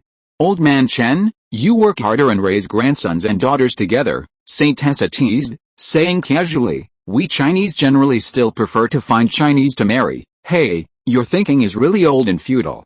It's also good for boys to find foreign girls. They all look pretty good. The grandsons born at that time will be handsome, the sister-in-law Chen next to him also echoed. Saint Tessa didn't feel anything about this, and even felt it was a matter of course, not black people. After chatting, they talked about other things. Today is indeed our Chinese festival. I came from Peru. It's a bit different from Nanyang and Xinhuaxia. Don't be too restrained. It's okay, our ancestors have always been in our hearts. When in Rome, do as the Romans do. There are not so many taboos as in the old days. After some chatting, I learned that Qingming Festival in Peru is indeed not as many old rules as before. The Qingming Festival is instead a day for family to gather happily. People who work outside and people who do business will definitely gather together to worship their ancestors, using their hometown language to show that they do not forget the words of their ancestors. Saint Tessa felt a little relieved in his heart and still stuffed the red envelope to Old Man Chen. After another round of crazy politeness, I have to say that the two little guys learned the routine from their grandfather. Saint Tessa covered his forehead with some headache and the dinner began. The weather was cloudy today, not too hot. Everyone pulled the tables apart, took out their own long benches, and relatives and neighbors cooked and prepared dishes together, set out bowls and chopsticks, and came to eat. It was not until the dinner that I realized that Old Man Chen was not the oldest in Chinatown. There were also several old women who looked to be in their 70s. Saint Tessa's seat was arranged above old man Chen and below the old woman to show respect for the guests. Saint Tessa had no way to refuse and could only sit. A group of people also happily gathered for dinner. Today is the time to eat vegetarian food. The vegetables and fruits that Saint Tessa bought were used, and the others were put aside. I have to say that even vegetarian food is especially delicious. The raw materials for these vegetarian dishes are mainly green leafy vegetables, mushrooms, carrots and corn, tomatoes, soy products, tofu, dried tofu, fungus, etc., all cooked with vegetable oil. The vegetarian dishes on the 8 Immortals table are very rich overseas, especially in Peru. Many Chinese people open Chinese restaurants. Although old man Chen's family does not open a Chinese restaurant, they have also learned a lot of cooking skills. Sometimes, they often just deal with it simply and have to go to work, which is very hard, so it is very common to stir-fry and eat quickly pickled radish, tofu with green onions, shiitake mushrooms and celery and dried tofu, cold dried tofu skin, braised tofu, vegetarian chicken, vegetarian sausage, hot and sour shredded potatoes, bamboo shoot soup, vegetarian duck, vegetarian fish, vegetarian ham, etc., celery fungus, cucumber, cold okra, cold kelp shreds, and some Western dishes, such as vegetable salad, filled the entire table. Today is a holiday. Eating and chatting, brewing tea, is not very fast, and everyone is very happy. Thinking back to Chinatown at that time, it was more like a Chinatown alley, occupying only a small alley. Last month, when I came to Uncle Chen's house for hot pot, there were already many more Chinese immigrants and overseas Chinese in particular. There was Sister Lin Yun, the factory director of Lenian Garment Factory, which was established with investment. Most of the female workers came from here, making clothes and earning money to supplement their families. There were also people who opened small shops outside the Plary factory, doing small businesses to make a living. Argentina is generally very peaceful. Since the eradication of the big gang, the Bird Brothers, there are far fewer small gangs and factions, and the security in the old city has improved a lot. It's been a while since Saint Tessa went to Maria Town and hadn't visited Uncle Chen. He didn't expect it to have developed so prosperously in just a month, with the population increasing several times over. After Uncle Chen explained, he learned that most of these people were somehow related to him, mostly his fellow villagers from Peru who had come from Peru. There was also a small portion who had migrated from Nanyang's Java. Like the families of these few old women, Saint Tessa also relaxed and chatted with everyone. Are the two little ones studying diligently? It's alright, they learn everything.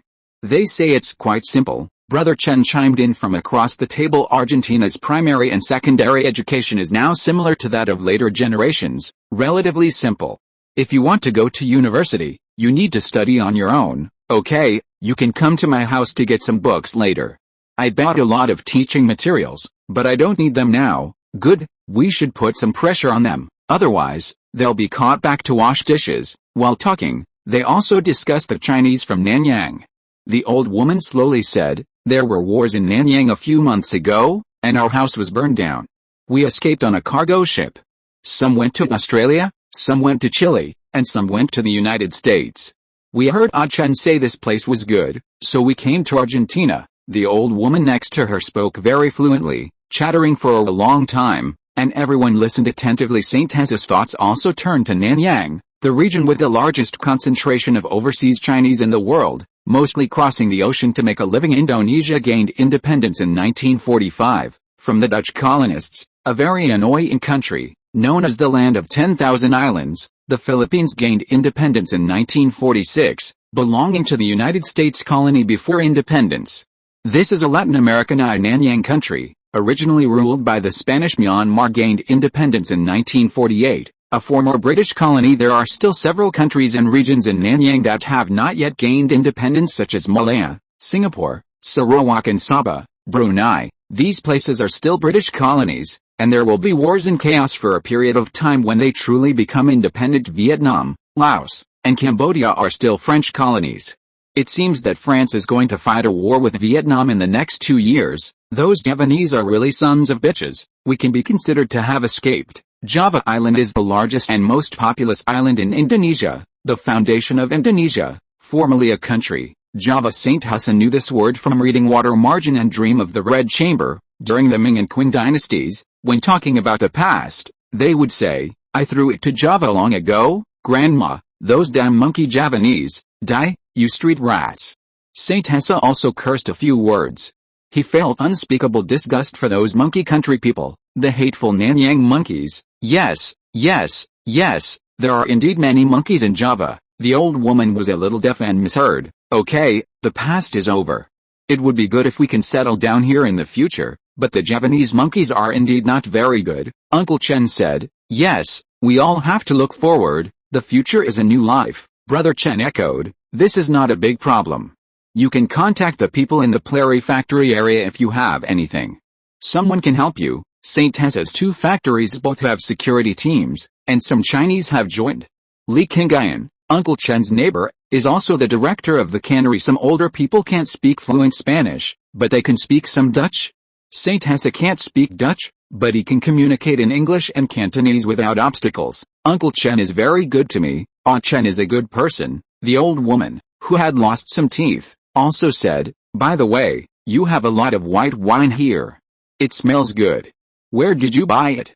St. Hessa saw several glass-bottled white wines on the table, which smelled very good, no less than ordinary brandy and tequila, very clear, and with a high alcohol content. This is brewed by the Jiu Kang family who migrated from Nanyang. These liquors are not bad.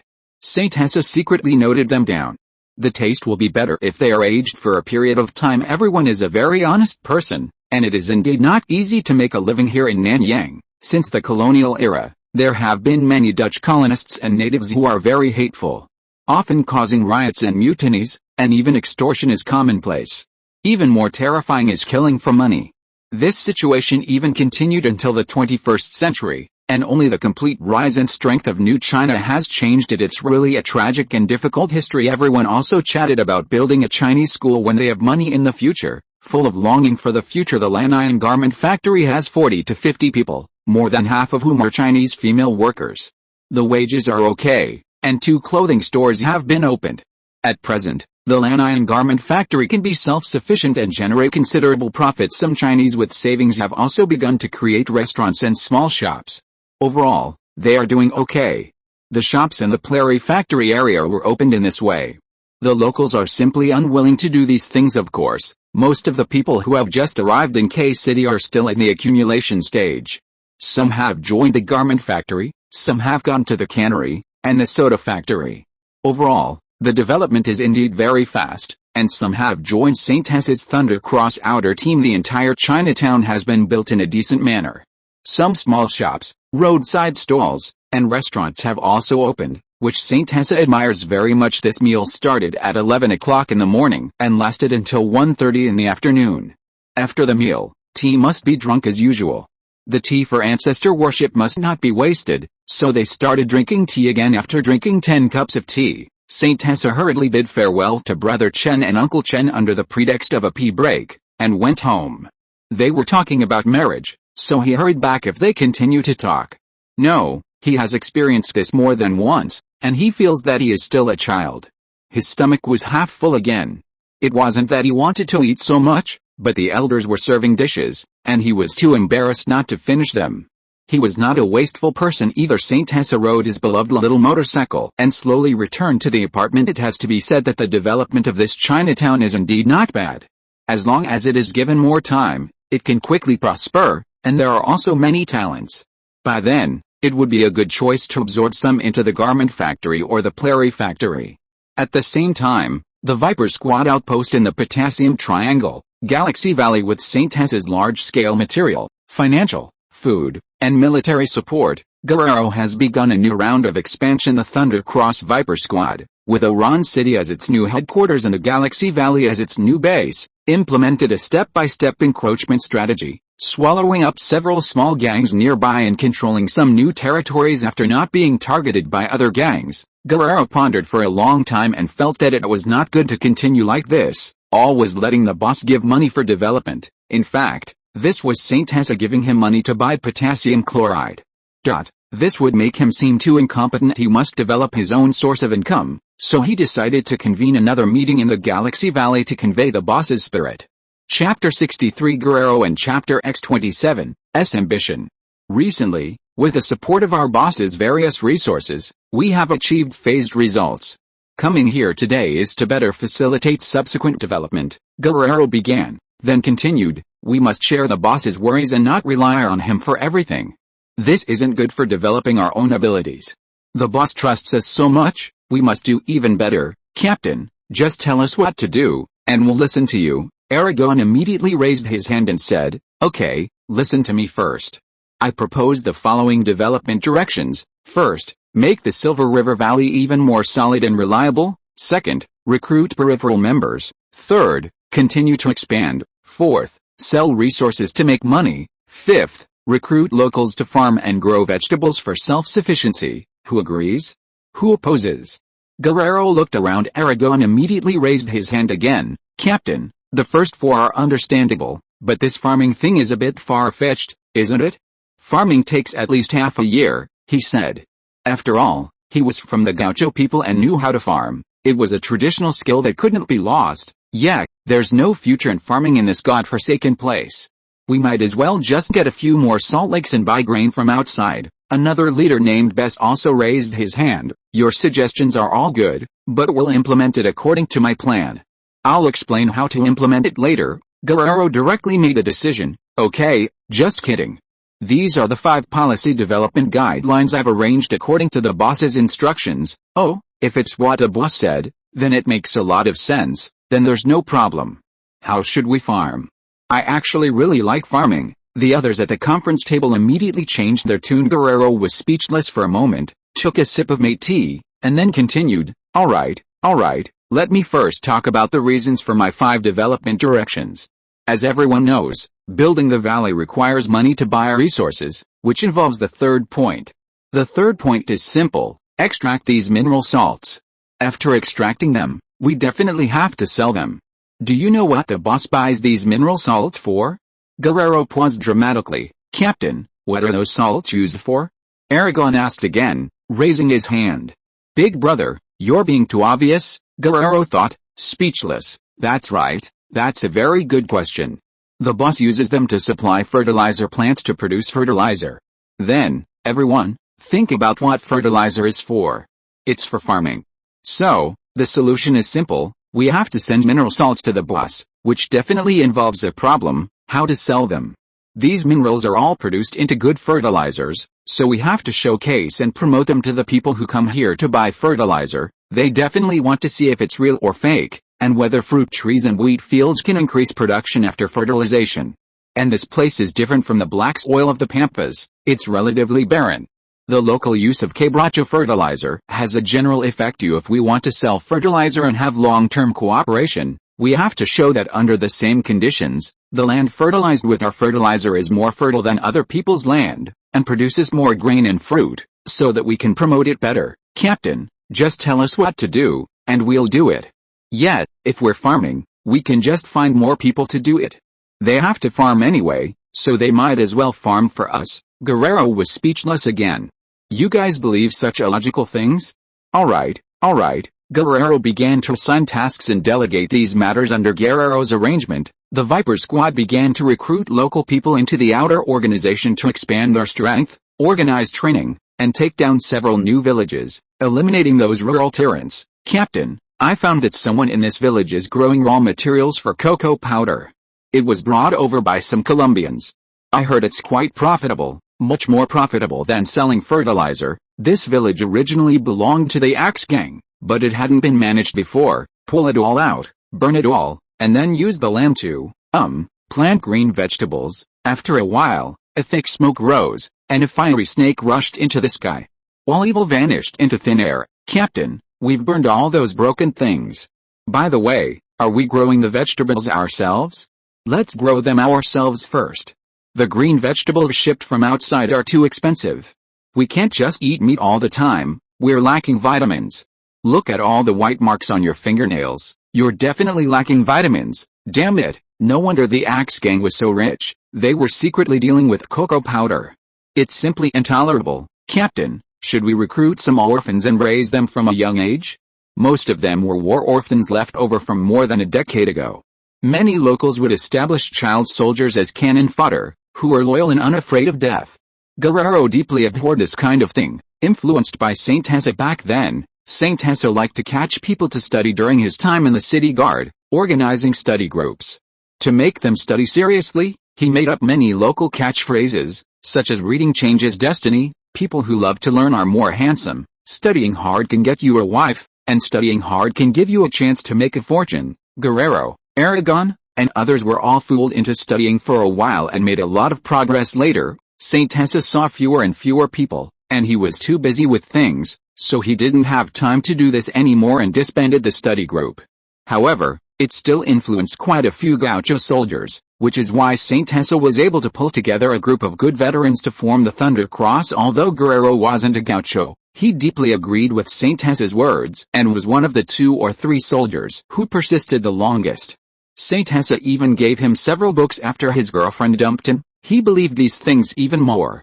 After retiring from the army, he didn't forget to study and even took night school to learn many more things when suppressing the gang. Saint José also taught him how to be an undercover agent and recommended an actor prepares. Guerrero had a high comprehension. There's no need. Let's send them all to school. Guerrero thought for a moment and said Guerrero also recruited many workers and farmers in and around Oran to prepare for the salt mining and planting plan. With Saint José's consent, Guerrero named the mining company Thunder Mining. Saint José didn't have suitable personnel to be in charge of the mining company, so he let Guerrero handle it freely. Guerrero had people purchase a batch of large water pumps on the market, directly expanding the scale of production. Guerrero came to several small salt lake salt marshes. The scenery was still very beautiful. Some of these salt lakes were white, and some had yellow water. The Potassium Triangle has an average altitude of about 3,400 meters. The evening climate is also relatively cool, and there are often high concentrations of salt solutions a few centimeters below the swamp surface. Potassium salt, borate, sulfate, and magnesium salt. Now, crew development requires the establishment of large-scale salt evaporation ponds for evaporation and salt extraction, pumping salt solutions day and night. The temperature difference between day and night is relatively large. Captain, there's no problem building salt evaporation ponds here, but there's no way to farm. It's a saline alkali land. Aragon also followed Guerrero to inspect these salt lakes. I've already found a suitable place for farming. Of course, Guerrero wasn't stupid enough to farm on this plateau. He had already bought 1,000 acres of land near Oran as an experimental field. That's good. The initial investment isn't very large. It just requires getting more territory. The largest force nearby was the Wheel of Souls frontline. This was also one of the most powerful forces in the Potassium Triangle. Understanding it was shocking. This force, nominally a gang, was practically a small warlord. It occupied a full 16 salt lakes, encompassing 6,000 acres of land, or 24 square kilometers. Its core membership numbered over 200, with strong firepower, including motorcycles, pickup trucks, and some machine guns. Its influence extended to over 40 villages, and it also cultivated cocoa powder. It was a very powerful and tough nut to crack. This was much larger than the annihilated Free Axe Gang, which barely had 60 or 70 members and controlled only 4 or 5 villages. After gathering sufficient intelligence, Guerrero began recruiting local manpower and, with the support of various squad leaders, conducted training. He prepared to find an opportunity to devour this behemoth. Of course, a direct assault was out of the question. They needed to find a suitable method. Guerrero also had a headache. He only had 30-odd soldiers under his command, and although their quality was decent, it was far from enough to take on this gang. They needed time for faster development. This was a fierce battle, but one they had to fight. After receiving Guerrero's new telegram, Saint José fell into deep thought. Where am I? What am I doing? What should I do? The phone still didn't work, so he could only reply with a telegram. Captain Guerrero, your idea of developing thunder mining is excellent. Your actions are extremely dangerous. I hope you will stop this dangerous behavior, gradually withdraw, and prioritize the safety of the Viper squad. That's enough. There's no need to make it so big. It's best to coexist peacefully. I will give you more funds. The fertilizer factory needs more raw materials. You must pay attention to the method. Best wishes, Saint José. After receiving the telegram, Guerrero didn't know how to handle it for a while and could only ponder hard. Saint José also sent him a sum of money for purchasing, about 10 million pesos, enough to purchase a large amount of minerals. Hoping that he would not have such dangerous ideas, Guerrero thought for a long time, slapped his thigh, and felt that he finally understood the boss's hint. Extremely dangerous meant that the Viper squad was currently weak, while the motorcycle gang was very fierce. They couldn't confront the motorcycle gang head-on. They had to shrink the battle line and first build up their own strength. This coincided with the first of the 5 policies hinted at in the boss's previous telegram as for growing grain. That was his own interpretation. He had to carefully consider the boss's meaning. The boss's previous telegram mentioned the fertilizer factory's raw materials more than once, and this telegram mentioned the fertilizer factory again. The fertilizer from the fertilizer factory definitely needed to be sold, and they needed customers. The boss said to investigate more, look more, and ask more. Now, they definitely had to rely on themselves. Moreover, they should not be hostile to the motorcycle gang at present. They should purchase more salt mines from them, let them build and expand themselves, and become partners. When the time came to turn against them, they could obtain ready-made salt fields. If it really didn't work, they could peacefully annex them at that time, cleaning out the bad leaders. There were still good people among the bottom-level soldiers and gang members. When their strength developed to be large enough, they needed to lower their vigilance and develop independently. Building the base well could also better protect the garrison's safety. Cooperating with a motorcycle gang could also numb them. Doing communication and going undercover was his old profession. Only by figuring out a bottom line of the motorcycle gang could they achieve final victory. Guerrero's brain quickly spun and came up with ideas, listing them one by one, and then carefully comparing them with his original plan. He found that it was too rough, and the implementation was not very reasonable. The whole thought process was completely smooth. Guerrero couldn't help but sigh. His original plan was too hasty and too radical. The boss's method was very good. He still needed to learn more, so he once again improved the 5 guidelines, optimized them, and made them more suitable for the startup and development of thunder mining. Guerrero quickly sent someone to send a letter to the motorcycle gang, saying that they wanted to do big business with them. Only then did he relax. The next day, Saint Hesser went there again. He didn't expect that there was a master brewer in the new Chinatown. He definitely couldn't let him go. This was the brewing talent Saint Hesser had always wanted. He had to recruit them and send them to the brewery. High-proof liquor was a very high-profit market that must be taken down. Tequila, brandy, vodka, and whiskey, these Western spirits, are mostly distilled liquor. Although the alcohol content is high, they lack a bit of flavor and aroma. If possible, at least a brewery would have a heavyweight product. Even if it doesn't ultimately succeed, it can also make Western liquor. After some inquiries, Saint Hesser learned that this old brother did not work in Chinatown, but went to a small hotel in the city to work as a dishwasher. After a good search, he came to the back kitchen of that broken hotel and found Liu Jiukang, who was washing dishes. Brother Liu Jiukang, are you interested in working at the brewery and developing your own liquor? This brother Liu was not very old, his leg was a little lame, and he worked as a dishwasher in this hotel, and his salary was not high. He was only in his 40s, and his craftsmanship belonged to traditional brewing techniques. He could not be considered a family of brewers for generations. Liu Jiukang worked as a helper and dishwasher in this restaurant. Apart from brewing, he had no special talents. He occasionally made his own wine and gave it to people to drink. He was old and unfamiliar with the place. It's not that I can't, but I haven't received my salary for almost a month here. Liu Jiukang hesitated. He knew boss Saint Hesser. He was an acquaintance of Brother Chen and had opened several factories. It was still good to help in the factory. He had also applied for a job at that time, but he was rejected because he was not quick enough during the trial work. This time, the big boss came to invite him personally, which was exactly what he wanted. I'll help you get your salary, and I'll give you an extra month's salary. Saint Hesser persuaded Liu Jiukang in a few words, and he was also a little happy. He was lucky. After a conversation, Brother Jiukang learned that he was not going to work in the factory, but to brew wine at the winery, which was great. He was an old hand at brewing. He had been learning since he was 10 years old and had been immersed in wine vats all his life. Boss, I want to ask if your new wine has a name? Can I give it a name? Liu Jiukang said after hesitating for a moment. Okay, I'll let you name it, Saint Hesser said generously, not caring at all.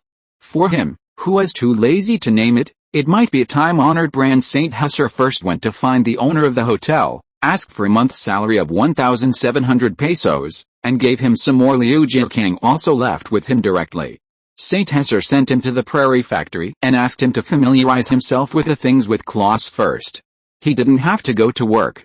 He could tell him what equipment he needed. Saint Hesser told Klaus that this was a brewing master from the mysterious East, and he must be well entertained. At that time, The salary would be paid according to the deputy director's salary, and if the research and development was successful, it could be paid according to the director's salary at that time. The two of them would go to Mariatown to work together. St. Husser then left the Prairie factory. He planned to go to the brokerage company the next day to buy the house. He was too lazy to let people pay rent after buying it. He packed his things and prepared to leave the next day. St. Husser arrived at the brokerage company.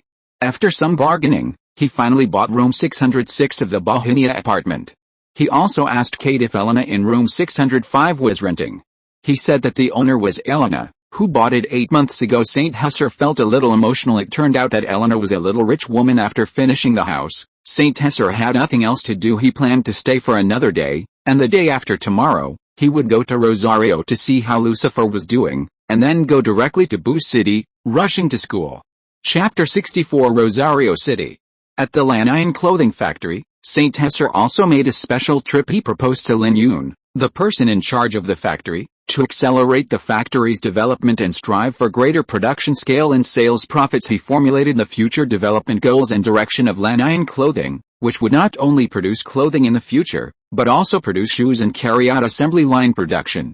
The current small workshop production speed can no longer meet the increasingly rapid development needs. St. Husser adjusted the factory's structure and organization, established new departments such as the business department and the finance department, promoted several new managers and salesmen, and made arrangements for the next step of work. Regarding the development of the clothing factory, we must establish our own brand, starting with women's clothing, and also take more orders. The next step is to establish a shoe production line, and I will arrange the necessary equipment as soon as possible. St. Husser is very optimistic about the clothing and shoe industry.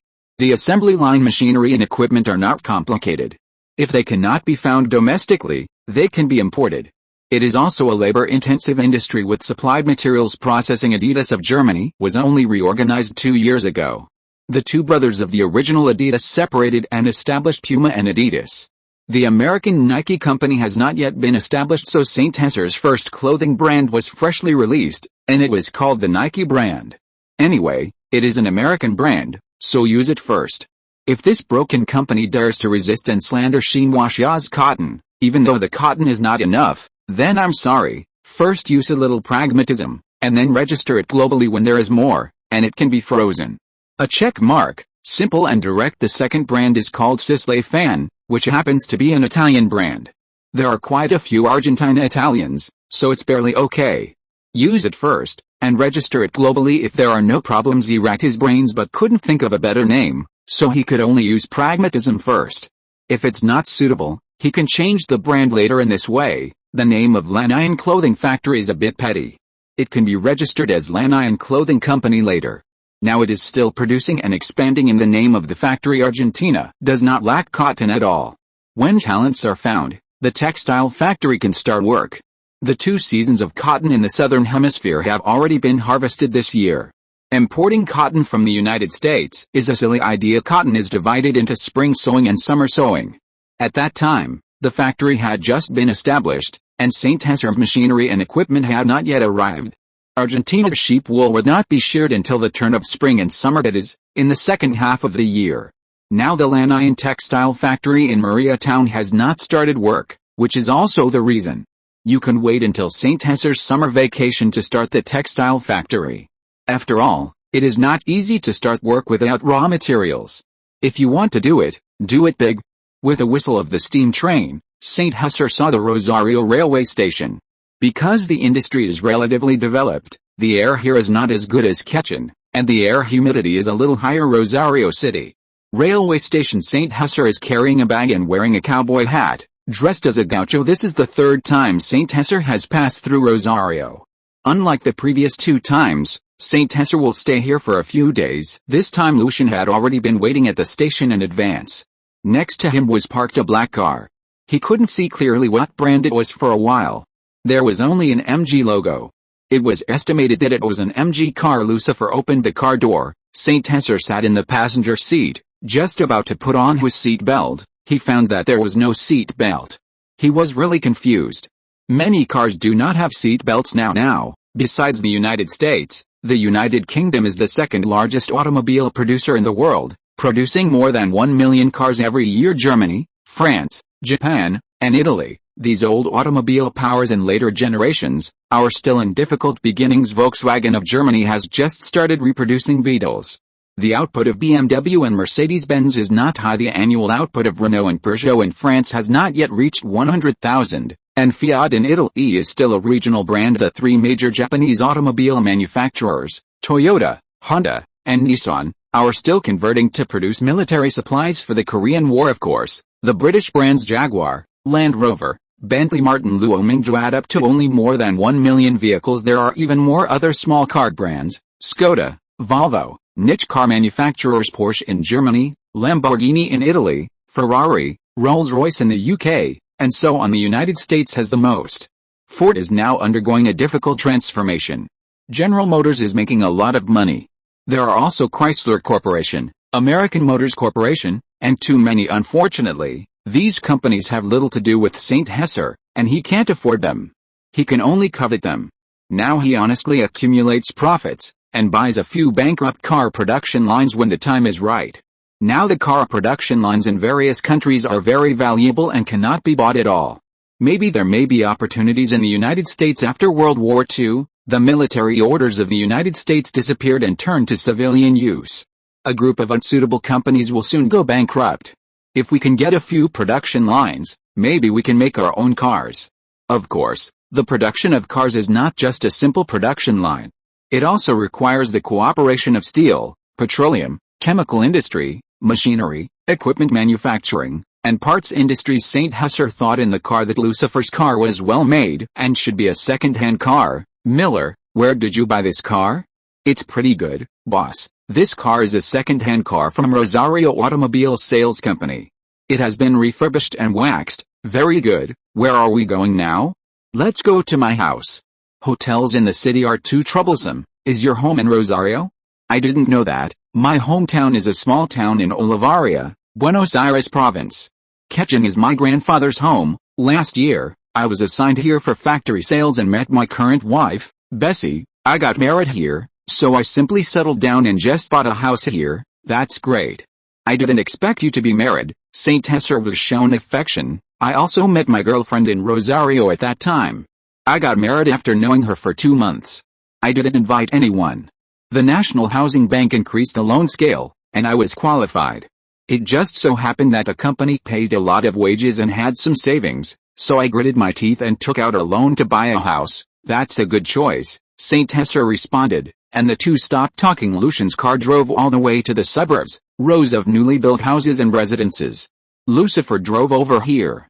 It was a 2-story building with small gardens and garages in front and back. The area was quite large, and St. Hesser estimated that each floor was 100 square meters. Boss, we're here. Lucian parked the car and opened the car door for St. Hesser. St. Hesser followed him out of the car. At the entrance of Lucifer's house, an elegant lady with a slightly bulging abdomen was sitting there reading a book. Bessie, the guest is here. This is my boss, the respected Mr. St. Hesser. Hello, Mrs. Lucifer. It's a pleasure to meet you. You're a very elegant lady. St. Hesser took off his hat with his left hand and bowed. Bessie smiled reservedly, then extended her hand. Hello, respected Mr. St. Hesser. You are a polite person. Thank you for taking care of my husband. It's my duty. St. Hesser extended his right hand, shook it gently, and then separated the three. Entered the house one after another. Lucian helped Bessie and then helped her sit on the sofa, and then hurriedly ran to boil water. Boss, do you want black tea or coffee? Give me a cup of black tea, add a little sugar. Thank you. St. Hesser looked around the whole house, which was quite tidy. St. Hesser put down his personal belongings and sat on the sofa, chatting with Bessie. After a while, Lucian walked into the room with a tray, on which were 3 drinks, a cup of warm milk, and 2 cups of black tea. The cups were porcelain white. St. Hesser took the black tea, took a sip. The taste was sweet and sour, soft and mellow, and the aroma was very pleasant. Lucian gave his wife Bessie warm milk, and then sat on the sofa and took a sip. In later generations, Assam milk tea drinks in stores can be regarded as a variant of British black tea, removing the sour taste. As a drink, authentic British black tea needs to be boiled, steeped, and added with milk. St. Hesser likes to add a little white sugar, quite authentic British black tea. St. Hesser praised. Then the 3 began to chat. In the afternoon, Lucifer personally cooked a hearty English dinner, a large portion of Scotch broth, made with barley, lentils, and mutton stewed together, had a rich flavor. A large portion of roast beef, along with beer braised beef, was prepared for the two gentlemen. There was also a pudding, a serving of mashed potatoes, carrot pie, and roast chicken with French fries. The taste was indeed quite good, and all three ate with relish. The only regret was the lack of green vegetables. Mrs. Bessie didn't eat much. After dinner, Lucia was responsible for washing the dishes. Later, St. Tessa learned that Bessie was of Scottish descent, while Lucifer Miller was a relatively rare descendant of Germans, although his surname was British. It was unclear how that came about. Perhaps the surname had been changed. St. Tessa tidied up in the guest bedroom on the second floor. Both the first and second floors had bathrooms and washrooms, with 3 bedrooms and a living room. St. Tessa heated water, took a hot bath, and then fell soundly asleep. Lucifer, as St. Tessa's first sales representative, was indeed doing a great job. He could already be considered St. Tessa's top personnel specialist and important sales manager. Such talent could not be wasted. He needed to be given more tasks. Moreover, Lucia was not old, only 25 years old, 17 years younger than Cross from the Plary factory. His future was promising. He was a good young man like Guerrero. Seeing Lucia again today, after getting to know him better, St. Tessa felt even more that Lucia was a talent and so good to his wife. St. Tessa felt like this bachelor had been critically hit. Never mind. I'll just give him a raise later, so Lucifer can earn more money for milk powder. He deserves it. The city of Rosario is located in the center of the Pampas grasslands, which are also one of the most important granaries in the world. It is currently Argentina's second most important industrial port city, second only to the capital, Buenos Aires. Industrially, it is much more developed than Córdoba, especially in the machinery and military industries. This is also where the first flag of the Argentine Republic was raised, truly a place of strong revolutionary roots. In 1810, the May Revolution broke out in Argentina.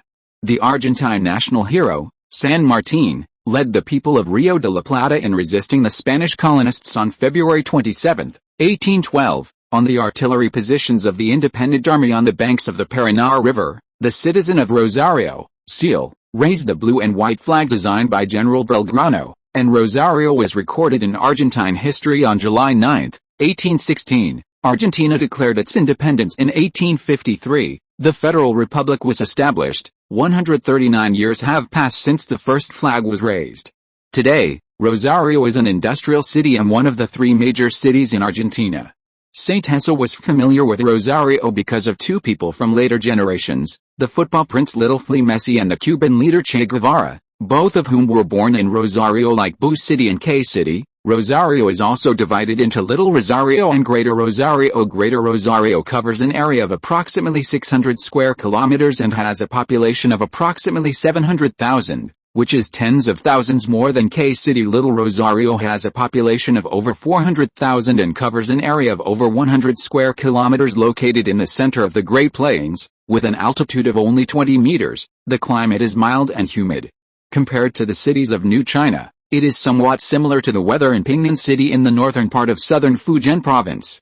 It is considered very mild, with good climatic conditions. Rosario's mechanical industry accounts for more than half of the economy of the entire Santa Fe province, with many talents and skilled workers. The foreign trade industry is also relatively developed, accounting for about 1/5 of Argentina's total. Early the next morning, St. Tessa enjoyed a hearty English breakfast before heading out with Lucifer. Lucifer had rented a small office in the city, with several recruited salesmen under him. He was also recruiting suitable employees in the city to send to Maria Town. Maria Town was not too far away, only about 200 kilometers, with railways, highways, and waterway shipping connecting Maria Town. This distance was not so unacceptable given the high wages and relative unemployment. St. Tessa, as usual, reviewed the reports to understand the situation. Miller: I've decided to turn this small distribution department into a formal trading company. No, a comprehensive trading company. St. Tessa made a decision. An ordinary trading company was not enough. I'll follow your arrangements, boss. Hum. My goal is this: since Rosario has so many good mechanical equipment factories, including some ordnance factories, you just need to desperately help me recruit people. No problem, boss. Okay, you go ahead and get busy. I'll take your car into the city to take a look later. St. Tessa had great ambitions for firearms research and planned to recruit talent for reverse engineering, starting with the production of ordinary firearm parts. If they could be accurately replicated, and experience was accumulated, then if they could obtain firearms production lines and blueprints from Europe in the future, they could produce their own guns and compete with the Argentine Military Light Weapons Factory, FMAP, and the Domingo Mate Light Weapons Factory to obtain Ministry of Defense orders and increase their qualifications and strength. It was necessary to expand this office and increase Lucia's strength. A small office was not enough to unleash his talents. Miller, this afternoon, I will hold a meeting. At that time, I will arrange the company's specific structure, how many employees are needed, and various aspects of wages and finances. Currently, the Rosario office, besides Miller, had several salesmen recruited by Miller, but wages and finances were managed by the Córdoba Finance Department, which was not conducive to long-term development for the entire morning. Saint Hessa, except for the first hour when he said a few words, drove Miller's car around the city.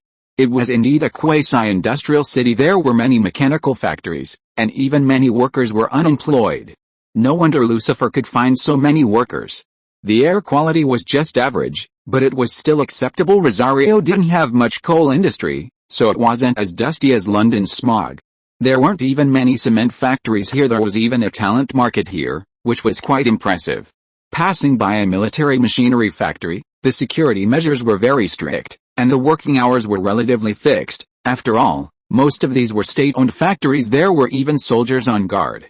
Unfortunately, he didn't find the Guevara family's large farm, which was said to be outside the city. He didn't force it. An hour later, Saint Hessa drove back downstairs, picked up Lucifer, and returned to his house as usual. Lucifer cooked, while Saint Hessa seriously considered in the living room how to quickly develop the new company and give Lucifer the greatest degree of freedom. Currently, none of the companies and factories under his command were comprehensively developed. A simple sales company could not guarantee future development very well, so the long-term goal of this new company was to become a comprehensive trade integration company. There was already a sales company in Boo City, managed by Little Nix, mainly responsible for the sales of Saint Hessa's products and foreign trade, but it did not oversee the various branches and offices nationwide. In this case, the company managed by Lucia also had to be linked with Mariatown to provide Mariatown with a continuous stream of talent, research and development, and upgrades for these supporting factories. Importing equipment from abroad was very efficient and of good quality, but it was not conducive to the development of its own national supporting industries.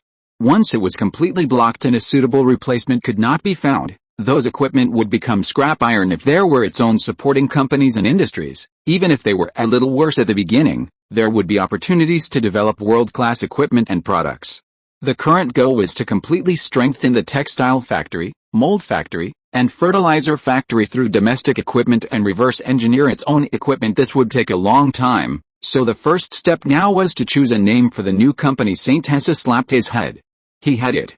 Why not just call it Cohen Brothers Company? After thinking about things, Saint Hessa happened to see that lunch was ready and ate very happily. It's just that these potatoes were a bit greasy at first. Eating these English dishes, I felt that it was not bad and a little novel, and the sweet and sour thick soup also felt a little greasy. The feeling of dark cuisine. Thinking about whether to show off his skills tonight and let this newly married couple see what delicious potatoes are. Chapter 65 Cohen Brothers. Saint Hether's original family were cattle ranchers on the Pampas grasslands, so let's call it the Cohen Brothers Trading Company. This newly established company will handle the business distribution of Saint Hether's various factories. Future development will involve larger scale operations, including various import and export trades, recruitment agencies, and international labor services, all of which will require Lucifer's help. Lucian was officially appointed by Saint Hether as the general manager of the Cohen Brothers Company, responsible for recruiting more suitable talents and workers for the factories in Mariatown, especially for the mechanical industry in Rosario and the Maria Mold Factory, to provide talent support for entering the military industry. That's right, it's about to fall into labor shortage, especially if it expands the garment factory and opens a shoe factory, as well as machinery factories and beverage factories, which are all major employers. Therefore, the Cohen Brothers Company also has an important task, which is to prepare to introduce international labor. Not only is the labor cost cheaper, but it also avoids paying various welfare benefits for domestic workers proposed by the Peron government. After all, they are international friends, especially with the establishment of Thunder Mining, which needs to expand in the short term. A large number of workers are needed. If it subsequently enters Bolivia's coal mine production and iron ore mining and production, In addition to large-scale mining machinery and equipment, many miners are needed, so it must plan ahead. Although it sounds a bit immoral, unfortunately, the American Yankees treat Mexican laborers like this, and the later South Korean rise of the sweatshops was also like this. In order to increase profits, accelerate the speed of development, and seize development opportunities, St. Heather can only wrong these foreigners. It is worth mentioning that, at this time, Brazil has nearly 54 million people, Bolivia has almost 6 million, Peru has 14 million, Chile has 10 million, and Cuba before the revolution also has 6 million. Argentina has only a little over 17 million. This population is indeed not enough to develop industry domestically, and there are frequent strikes. International labor is a very cost-effective choice. Argentina currently ranks 23rd in the world in terms of population, lower than India, the Union of Burma, Thailand, the Philippines, Egypt, Vietnam, Turkey, Poland, Mexico, Ethiopia, South Korea, and Pakistan, which are just starting out. It cannot be compared with major industrial countries. It still has more than countries like Persia, Romania, Yugoslavia, South Africa, and Canada, and Australia among them. The rapid population growth of Persia and Turkey has played an important role in their becoming the two most powerful industrial countries in the Middle East in later generations. Small Japan has 83 million, the United States has 152 million, the Soviet Union has 179 million, France has 42 million, Italy has 47 million, the United Kingdom has 50 million, the two Germanys together have 68 million, of which West Germany has more than 40 million, and Spain has 28 million. Traditional European powers and big countries all have far more people than Argentina now. Argentina's population cannot support larger-scale industrial construction and markets. Now it needs to grab people and bring the surrounding small countries into St. Heather's factory construction and development. St. Heather has already considered it. If formal channels don't work, he will start from the border of the Lithium Triangle, starting with Bolivian laborers. After arriving in Buenos Aires, he will control the newspaper and use public opinion to bombard the Perón government's labor policy. These are just some preliminary simple ideas. Now Argentina is not too lenient or too strict towards international immigrants from the Spanish-speaking region. Although Argentina introduced a large number of European immigrants in the 19th and 20th centuries, such a small population is difficult to support a larger industrial system, population, and market. For the sake of development, this is also a choice that must be made in the future. Developing industry is the top priority for a country's rise. The United States is still blocking the import of industrial equipment into Argentina. It must first earn more money before it can buy production lines from European countries. Now, developing shoes and clothes is also a last resort. There is also unfortunate news that Argentina's foreign exchange reserves are about to dry up due to the devaluation of the pound and some sly operations. The national treasury is also almost empty. The Perón government will have to prepare to negotiate with the Americans to open the market in 2 years. This is one of the reasons for his downfall, and the United States will fall into a protracted Cold War and a small hot war in Vietnam in a few years, changing from controlling to supporting the rise of small Japan. You should know that today's Japan is a world population power with more than 80 million people, and with the support of the United States, and after economic and political reforms, its rise is unstoppable. St. Heather is still in the stage of primitive accumulation. Building several competitive companies to provide financial support for future power grabs is also a last resort. Industrialization must have sufficient funds and a large number of talents who understand economic development. Now, it can only start by developing companies to cultivate some. It has to be said that although Argentina has nationalized some companies that are vital to the national economy and people's livelihood, such as railway companies, its competitiveness is still relatively weak. Coupled with mandatory high welfare and corruption, it seriously lacks international competitiveness. Now, it can only rely on exporting some simple, low-quality industrial products and various mutton to earn foreign exchange. This year, it doesn't even have grain to export. St. Heather plans to break through the blockade and change to the direction of international trade exports, which is also an urgent matter that must be done. The domestic market is too small. Moreover, if you want to buy production lines in the future, you can't buy them without money. Although more often, others won't sell even if you have money. Of course, in 2 years, Western Europe will recover and rise, and there will be 5 or 6 countries to choose from, so it doesn't matter if there is one less. America, especially France, is very ambitious and can be a good breakthrough point, and West Germany, Spain, and Italy may be opportunities. In the afternoon, Saint Arthur officially announced the formation of the Cohen Brothers Company. Witnessed by several people in the business department, then there is registering the company and renting a larger office, all of which need Lucifer to operate, which is also a training of his ability establish an intermediary department, sales business department, recruitment department, international export department, transportation department, and warehousing department. The most important financial department is managed by personnel dispatched from Rosa in Mariatown to handle financial management, report preparation, and other tasks. Miller, the matter of registering the company is entrusted to you. You need to quickly expand the company in a short period of time. The first task is to transport 1,000 more workers to Mariatown. I will let Guerrero of Thunder Mining contact you, and he will also contact you if there are any problems. You can contact Cross, the mayor of Covo Town, in Mariatown more often. They are all trustworthy people. The most important thing is to poach people. If you can poach a few engineers from the weapons factory, I will issue a reward. The signing of the poached people should be connected with a gunpowder factory, which has military qualifications. Understood, boss. In addition to company development, you also need to do a good job in the company's facade. The company's decoration must look reliable in order to find more employees and give people a strong sense of strength. For the department, temporarily follow what I have written and recruit one by one. You can send me a fax report at that time. Rosa is still responsible for financial wages for the time being. As for wages, materials, and money, don't worry at all. I will give you the greatest support. I am still very confident in this regard. You should also discuss with other factory directors more at that time. No problem, boss. I will definitely work hard on this. Lucian is still very reassuring to do things, and his ability is also quite outstanding. Among the several sales businesses recommended by Cross, he and Little Nix developed the best, saving the fledgling cannery and knotting down the canned food market. Lucian was also a little surprised by St. Arthur's huge development plan. The two chatted for a whole afternoon, from personnel arrangements, department establishment, company development, poaching skills, talent recruitment, political and business relations, and international trade. There was a series of communication and instruction. Let Lucian be full of confidence and expectations for the future development of St. Arthur, this half-baked guy.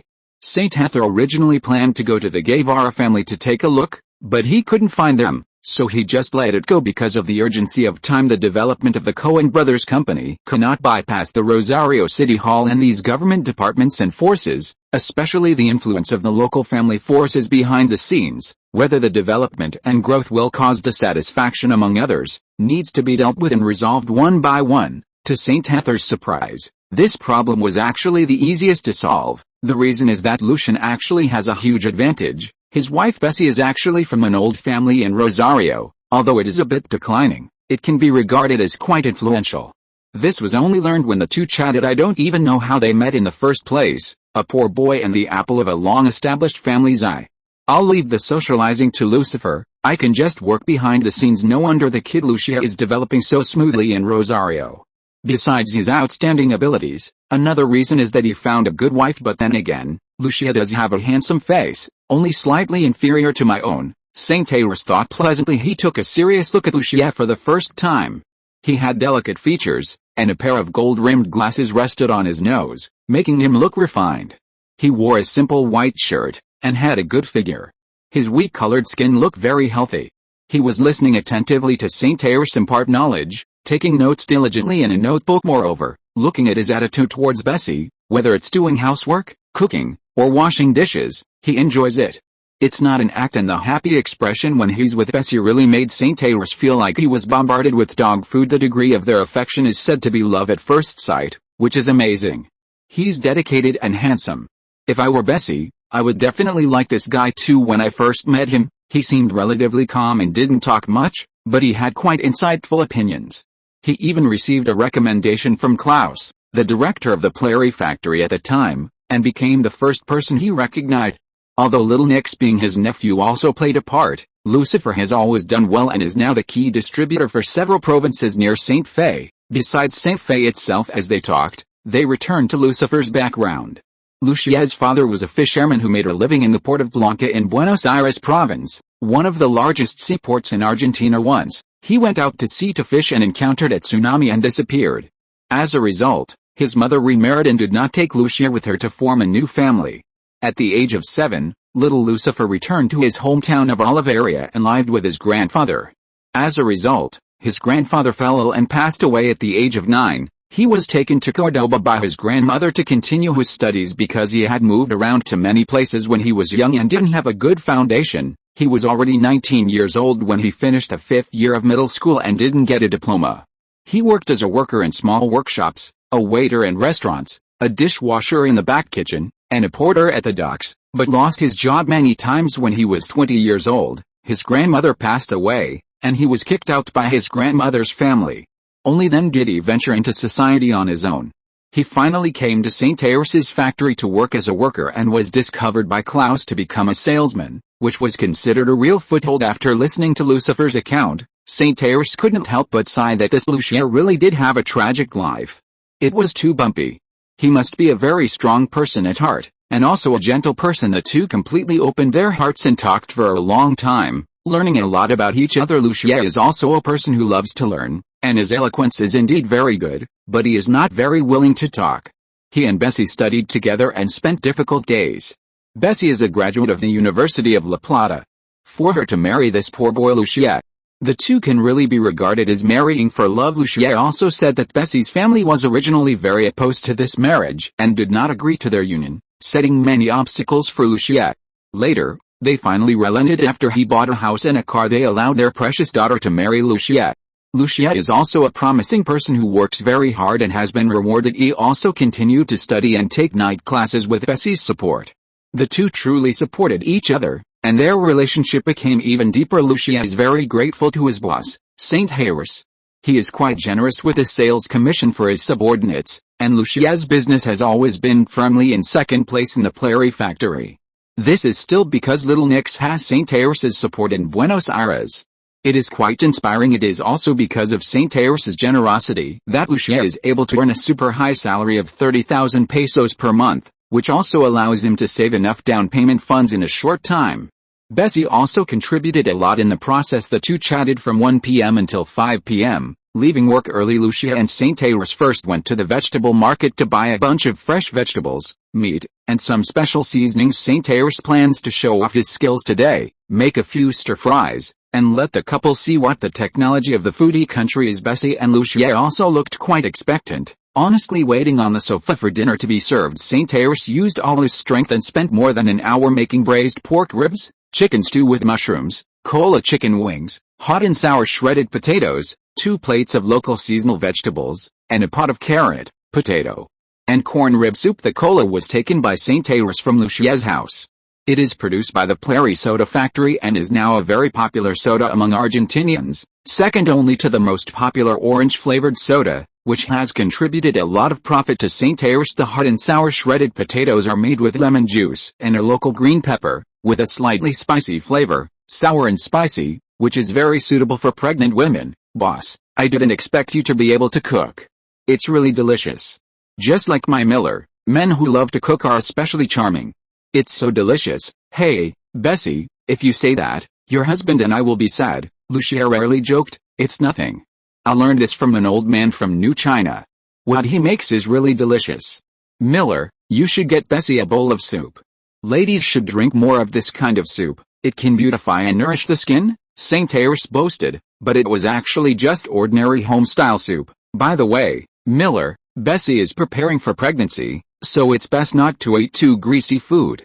You can eat more vegetables and fruits to supplement vitamins. Boss, fruits are still a bit expensive now. There should be some cherries this year, but that's in November. That's true. It shouldn't be dry next year. This is also the fault of the Perón government. Of course, if it weren't for his monopoly policy, there would be no development of the cannery. Haha, I should thank him too. St. Tyrus took a bite of the cola chicken wings, which were soft and juicy. St. Tyrus also felt a little emotional about being able to sell canned food in a major fruit-producing country, which was a small miracle besides the fact that the markets in various parts of Argentina were somewhat closed and there was not much contact between them. St. Tyrus was given the opportunity, and it was also related to Perón's suppression of the purchase price of agricultural products and the increase in the market selling price to earn profits for the treasury. St. Tyrus had dug a hole in the wall, How about this? I will give you an additional 1,000 pesos per month for a fruit fund, specifically for Mrs. Bessie. Then thank you so much, boss. You are so generous. Lucia also knew that this was Saint Ayres trying to find ways to benefit him. He declined for a while and then accepted. As for 1,000 pesos a month, it was also quite good to be able to improve the relationship with his subordinates. It is indeed not easy for Lucia to support his wife and children. For these subordinates of the company, Saint Ayres has nothing left but the superposition of emotion and financial benefits. This is also the only thing he can do, boss. Bessie and I discussed it last night, and we want you to be the godfather of my unborn child. I don't know if you are willing. Lucia held Bessie's hand and said with a serious face, the world is too dangerous, and children must have two fathers, as the Italians say. The meaning of godfather is that when the child reaches a certain age, the child's father will ask a local person of prestige and authority to act as the child's godfather. Saint Ayres is a non-religious person in his bones, but he has to pretend to believe in Catholicism. This is also related to the strong Spanish and Italian immigrant culture in Argentina, which has a considerable influence. I am very honored. Just let me know when the time comes. I will give you my contact information when I arrive in Buenos Aires. By the way, when is Bessie's expected date of delivery? Saint Ayres took a sip of soda. Around September, about 5 months away. Bessie touched her belly and said with a happy face, no problem. Then it's settled. September is just the time for the winter vacation at Argentine universities, and I will have time to return to Rosario. The three of them chatted for a while, and didn't finish eating until 9 p.m. on the evening of the third day. Saint Ayres finally prepared to leave. Before leaving, Saint Ayres once again urged Lucia that in addition to work, he should also take good care of Bessie and his own body. And looked forward to the next meeting. The two hugged each other and said goodbye to Rosario, this beautiful city. With the toot of the steam whistle, the steam train chugged slowly towards Buenos Aires, towards a bright future. On April 9, 1951, MacArthur was relieved of his command as Commander-in-Chief of the United Nations forces by Truman, and the Korean War was about to end. Chapter 66. Back to Buenos Aires. Around 5 in the morning, the steam locomotive was decelerating, slowly pulling into the capital's train station. Good, the train wasn't late this time. Saint Ayres looked at his watch. It was rare. The previous 2 train rides had been delayed. Argentina's railway system was already showing signs of decline, mainly due to lack of funds for renovation and upgrades. Although it was currently the second largest railway system globally, second only to the United States and even larger than the Soviet Union, it would be surpassed by the Soviet Union in a few years, and then gradually overtaken by New China, India, Canada, Australia, Germany, Brazil, and France in later years. Argentina would be left with only a few thousand kilometers of railway network, limited to the area around Buenos Aires.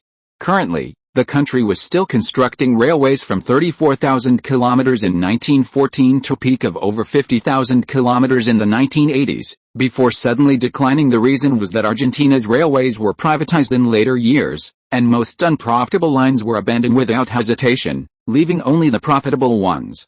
Industries vital to the national economy and people's livelihoods, such as railways, education, and water services, should be run this way. If Argentina had faced off against Britain over the Falklands in the 90s, it might have been even worse. Just the time it would take to transport Argentina's army would have doubled. Yes, the railway to Patagonia was basically scrapped by then. Of course, Argentina didn't actually lose because of its army. The navy was the key, and the air force did well. So let's skip that. Saint Ayres looked at the sky over Buenos Aires. It was still dark before dawn, and the autumn mist filled the night sky, with the moon faintly visible as the train whistle sounded again. Saint Ayres, already off the platform, straightened his clothes and threw the cowboy hat he was wearing into a trash can. He then went to the changing room, changed out of his gaucho cowboy attire, and put on ordinary, comfortable clothes before slowly exiting the train station. Unexpectedly, there were several taxis waiting outside the train station. Saint Ayres casually hailed one. Where to, sir? The driver was a burly man with a scour on his face, slightly less imposing than Saint Ayres.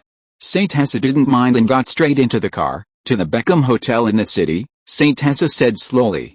The taxi driver was working for his own benefit and didn't strictly adhere to the Peron government's work schedule. All right, sir. Are you here in Buenos Aires on business? The driver casually glanced at Saint Ayres in the passenger seat. His clothes were ordinary, and he was even wearing slippers, yet he was going to the most luxurious hotel in the city, which made him somewhat disappointed in his plan to overcharge him.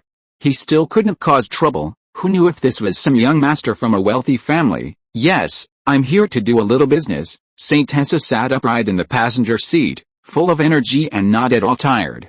The bulge at his waist, where he carried an M1911, made him look quite fierce. "All right, sir, we'll be there in 15 minutes. The driver abandoned his petty thoughts, swallowed hard, and drove steadily without changing the route. Saint Tessa didn't care. He wasn't the kind of out-of-towner who could be easily ripped off. The area around the train station was indeed quite chaotic. When Little Nix picked him up last time, there hadn't been such problems. This time, he had to be more careful. On the other hand, cities like Cordoba and Rosario were better. The emergence of a bird brotherhood was considered quite rare, and the police were happy to collect some tribute. As for the more remote Lithium Triangle and Jujuy province, it was a complete survival of the fittest situation. He arrived safely at the Beckham Hotel, which was much more luxurious than the last place he stayed. Saint Tessa confirmed his safety before showering and going to sleep. Buenos Aires was not a paradise of peace. At 1 p.m., Saint Tessa finished washing up and eating brunch, took a taxi at the hotel entrance, and went directly to the real estate agency center, planning to rent a house and then register for school tomorrow. The new presidential election had ended, and there were no crowds of striking protesters on the road like last time, making it feel much more spacious, and the car speed was back to normal in the old taxi. He arrived at the Argentina Housing Agency Center, a state-owned agency for renting, leasing, and selling houses, mainly with properties available for rent in some residential areas in the city center. Unlike at night, the taxi drivers during the day were obviously older, more talkative, and more professional.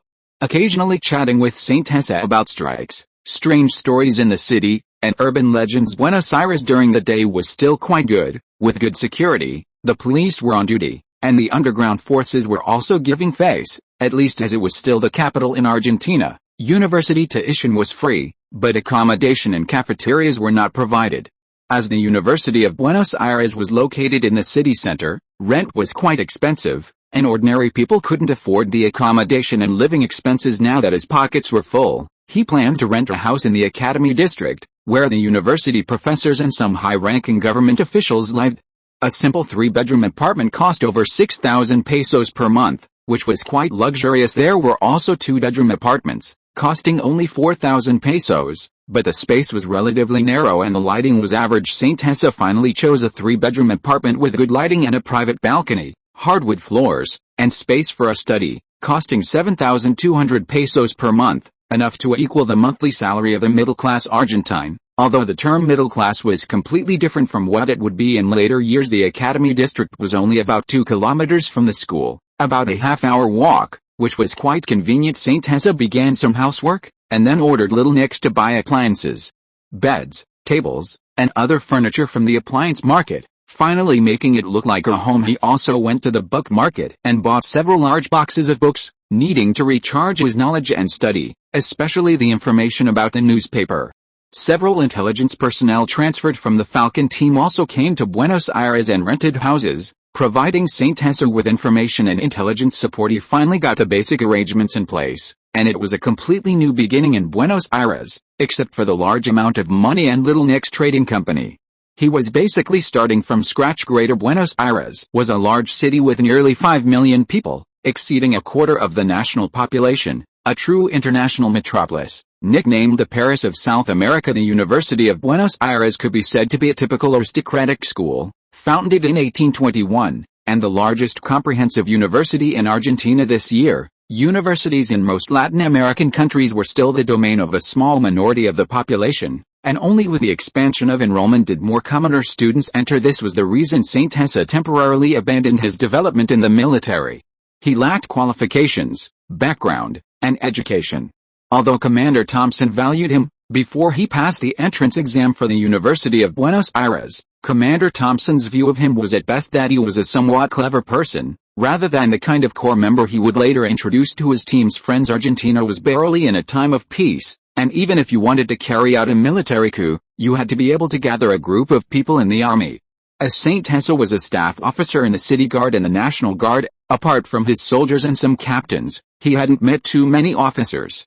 It wasn't that he hadn't tried, but he simply couldn't integrate. They even humiliated Saint Tessa, treating him like a fool, a nouveau riche, a bumpkin. People like Abel from the Client family and Champs at that time looked down on him very much. In fact, this was also the current situation of the Argentine upper and middle classes. If you were an ordinary person, you could only engage in occupations such as merchants, workers, and soldiers.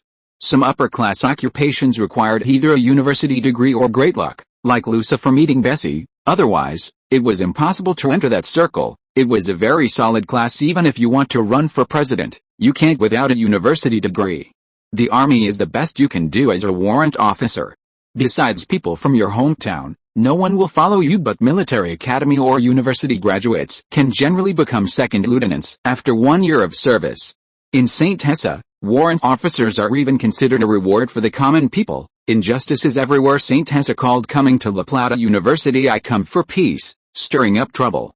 According to statistics from Chilean sociologist Brunel, there are only 75 universities in all of Latin America, with only 270,000 university students, accounting for only 2% of the total number of students aged 18 to 24 in the region. It is truly elite education. Argentina has a decent number of universities, more than a dozen. The Perón government contributed a bit to the development of universities. This year, they expanded enrollment a bit, making it the country with the most university students in South America, surpassing the population giants of Brazil and Mexico in the Latin American region. So it's not easy for Saint Tessa to recruit a few university graduates. People like Little Nix, Rosa, and Guerrero are considered elite talents.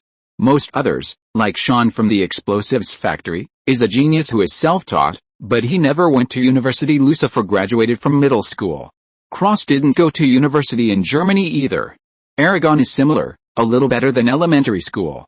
He only studied seriously under Saint Tessa's pressure. Most of the people in the staff department and the original city defense army, except for the newly joined officers, do not have a university degree. Of course, Argentina's university education is also a bit lacking. The entire education system is relatively poor. There is no college entrance examination for elementary and middle schools, only entrance exams. Many poor people in remote areas can't even afford the travel expenses to take the exam. April 11th is the registration day for new students at La Plata University.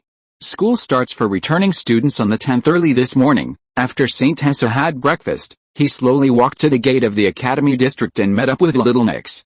Little Nix now lives in the lower city where the rent is cheap. It's not too far, and the security is okay. It takes more than 40 minutes to drive there if it's fast. Dark crowds of people were crammed into neat roads like honeycomb nests. Reversing the usual empty and deserted school, it was suddenly bustling with noise. There were many people. La Plata University is a semi-open university. Saint Tessa dressed in formal attire and walked towards the school. Everywhere were parents with their children preparing to enroll. He walked with Little Nix on the avenue to register. It was his first time at the Faculty of Law. Like the courthouse in Córdoba, huge stone pillars stood in front of the square building, full of historical feeling. The white marble had become a bit mottled. Unlike the bustling entrance, there were not many people here, only rows of office staff in front of the tables. There were few female students. A young man in high-end clothing was processing his admission procedures. Saint Tessa also came to his side, took out his admission notice and ID, and began to process his application. The opening ceremony is tomorrow, and he's only registering today. He's really in a hurry, Saint Tessa thought. Fortunately, La Plata University doesn't have military training. As a retired officer, Saint Tessa didn't want to waste time on boring things like military training. He had already trained for a few months last year. After some operations, Saint Tessa became a freshman in the Faculty of Law. Because there was no dormitory, there was nothing messy to deal with. There were quite a few beautiful female students doing some welcoming work. There were no teachers here, mostly counselors who didn't even count as formal university teachers. It was very difficult to teach at La Plata University. After all, this group of universities is the most funded university in Argentina, receiving half of the national higher education budget. The two walked one after the other on the road, chatting for a while, occasionally seeing new and old students on the road. The old students were dressed very exquisitely, and the new students were sometimes exquisite and sometimes simple. Occasionally there were deciduous trees, somewhat similar to those in the south. No one was cleaning them. As he walked, Saint Tessa suddenly saw a familiar figure. It seemed to be Miss Elena. She was wearing a black dress, tied her hair in a simple ponytail, and her standing posture seemed very much like a soldier. She looked quite heroic. From the side, her makeup was a bit delicate. Unlike the usual bare face in front of Saint Tessa, it was the first time he saw her standing like this. Beside her stood two young handsome men, and they seemed to be chatting happily. They looked a bit like students from the military academy, young officers perhaps. Saint Tessa thought that he didn't seem to be anything to her, so he simply took little Nix and walked past on the side road, intending to pretend not to know her. "Ah, it's Cohen. You've come to La Plata University. Long time no see." Elena's surprised voice came from behind. "Oh, it's Miss Elena. I didn't notice when I was walking just now.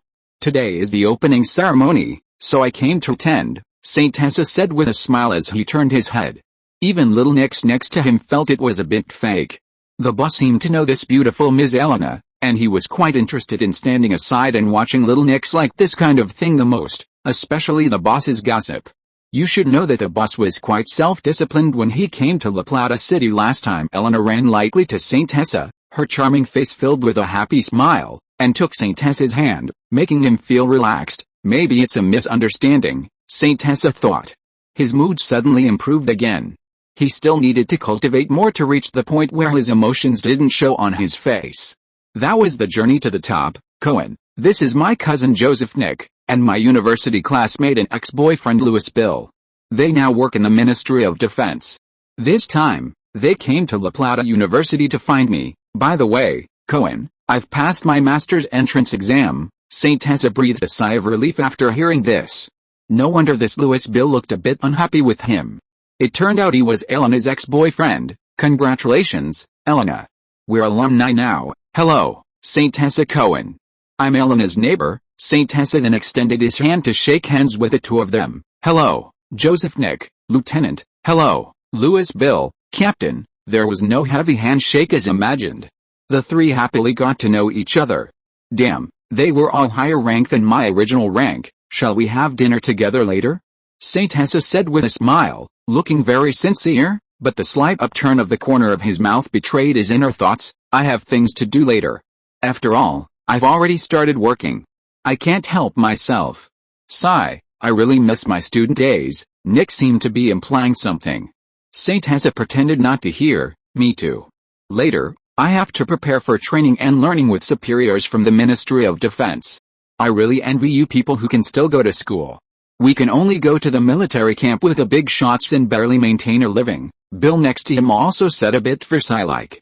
"Damn it, you've been a captain for less than a year since graduation. I've been a soldier for 3 years, and I'm only a warrant officer. It seems that Commander Thompson is going to the Ministry of Defense to report on his duties. I need to contact him then. It seems his address is on San Martin Avenue. He gave me a note last time. I don't know if it's still there." "Okay then, Elena, what about you?" "Me? Sure, I'm actually a bit hungry. Cohen, I know a good restaurant in the city." Elena brushed a strand of hair in front of her eyes with her right hand and said enthusiastically. Her words became a bit cute. "Okay then, Schmidt, you should still have things to do, right? Then you go ahead and do them," Saint Tessa said, turning to little Nix. "Boss, I'm off today.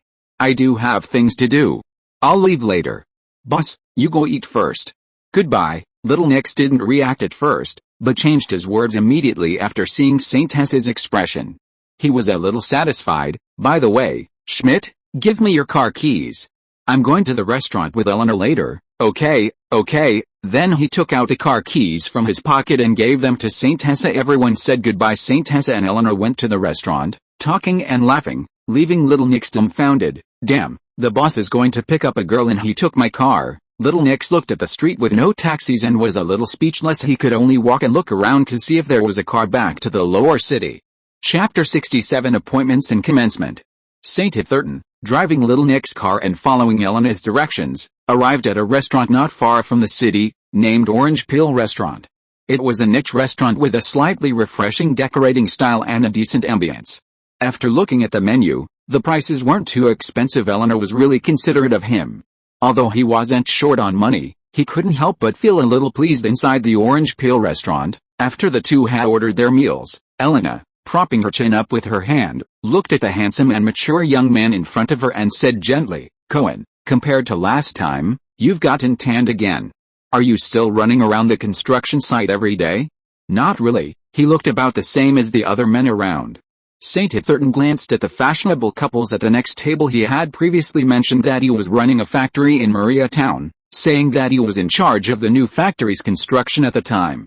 Of course, he didn't reveal too much, only mentioning some unimportant things. Yes, I have to handle all the big and small matters of the factory. For the past month or two, I've been running around the construction site every day. I'm too busy, and sometimes I even have to help move things, under the scorching sun every day, St. Hitherton said, drinking a glass of lemonade without batting an eye.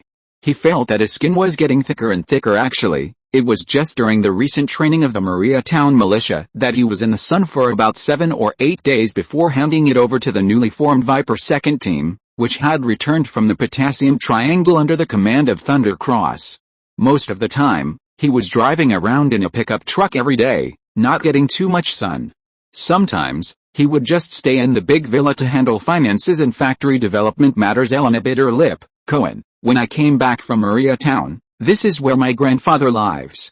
My cousin's family also comes over occasionally.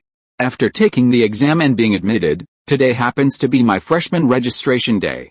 We'll be classmates from now on, and I'll be your senior. The restaurant's dishes gradually came up.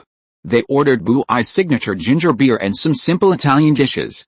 St. Hitherton had always been relatively casual about eating. He habitually adjusted his gold-rimmed glasses, which were a gift from Lucifer, who said they could occasionally make him look like a gentleman, which was very useful for attracting girls. Thinking it made sense today, he put them on. Hello, Senior Elena. Oh, right, are Joseph and Louis accompanying you to register today? St. Hitherton said nonchalantly, yes, I grew up with my cousin, but that Louis insisted on coming, which is really annoying. Cohen, where are you living now? Do you have a rented house in Buai or? Elena said with a pout, which relaxed St. Hitherton a lot. Should we find someone to beat Louis up? I'm good at that. I'm currently living in the Academy district of Buai, in a small rented house, St. Hitherton said with a smile. It's not good to hit people, right? That Louis is still a military officer. It's not worth educating him, really? I live in the Florist district, next to the Colon Theater. It's a bit far from where you live, which is a pity, Elena said with some regret. Alright, I still wanted to try out my power. When the Falcon Intelligence Group people come, recruit some retired veterans to form the Viper 3rd Team, and practice a bit. You definitely can't be soft on rivals in love. Actually, it's not very far. St. Hitherton suddenly had a map of the inner city in his mind. It was only about 5 or 6 kilometers. Cohen, how about we go see a movie after we finish eating? Seeing a movie sounds good. Let's go later. St. Hitherton looked at his watch. There was still plenty of time. He was originally going to Little Nick's office this afternoon to handle some matters, so he would just go later. In 1896, film technology was introduced to Argentina. In the 1930s and 40s, Argentina's film production gradually increased, with more styles, and even entered the international market. Now is the period of the Perón government. Although some measures have been formulated to protect the film industry, strict control and scrutiny are exercised over the social and public opinion of films, so the quality is relatively average. There are not many good films, and most of them are rescreenings of old black and white films made before World War II. After the two finished eating, St. Hitherton went to pay the bill, which totaled 928 pesos, not very expensive. He was also very interested in watching movies and wanted to see what movies Argentina had now. The two arrived at the movie theater, parked the car, and found a ticket collector to prepare to buy 2 movie tickets. St. Hitherton was very fond of choosing a movie called Pelota de Trapo, Ragball. This tells the story of Argentina's football movement. This was also St. Hitherton's request.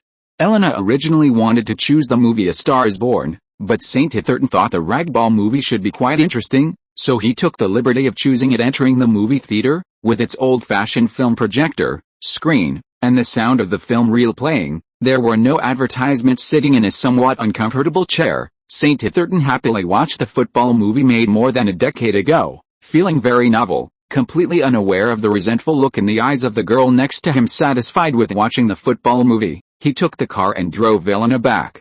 In the car, St. Hitherton exaggeratedly discussed the wonderful football movie just now, while Elena next to him looked a little cold.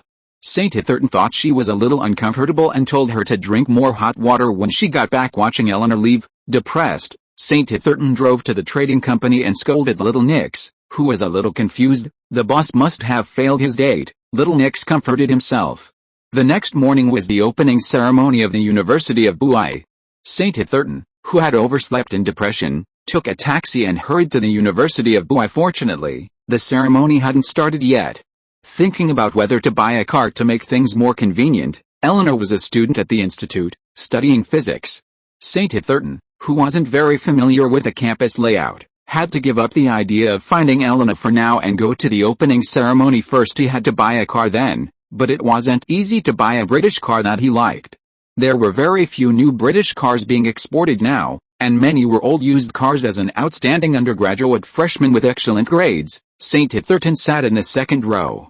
The guys in front and to his left were all wearing big glasses, seemingly from the medical department. However, Saint Hitherton didn't see the famous figure of the medical department, Guevara. Saint Hitherton had indeed heard many famous figures on the road these past 2 days: Guevara of the medical department, Edward Dahlman of the religious department, Arnold of the philosophy department, Clotilde of the sociology department, Grenville of the literature department, etc. Even some powerful freshmen, like most of the people on the entrance exam honor roll, were being sought after, and Saint Hitherton himself had been approached a few times. This opening ceremony lasted a full 3 hours, with not only outstanding alumni but also government officials, the president of the university, and a large group of people boasting. Almost putting Saint Hitherton to sleep, it seems that formalism exists everywhere. These people's speaking and lecturing skills are really bad, Saint Hitherton judged. Buddy, you're right.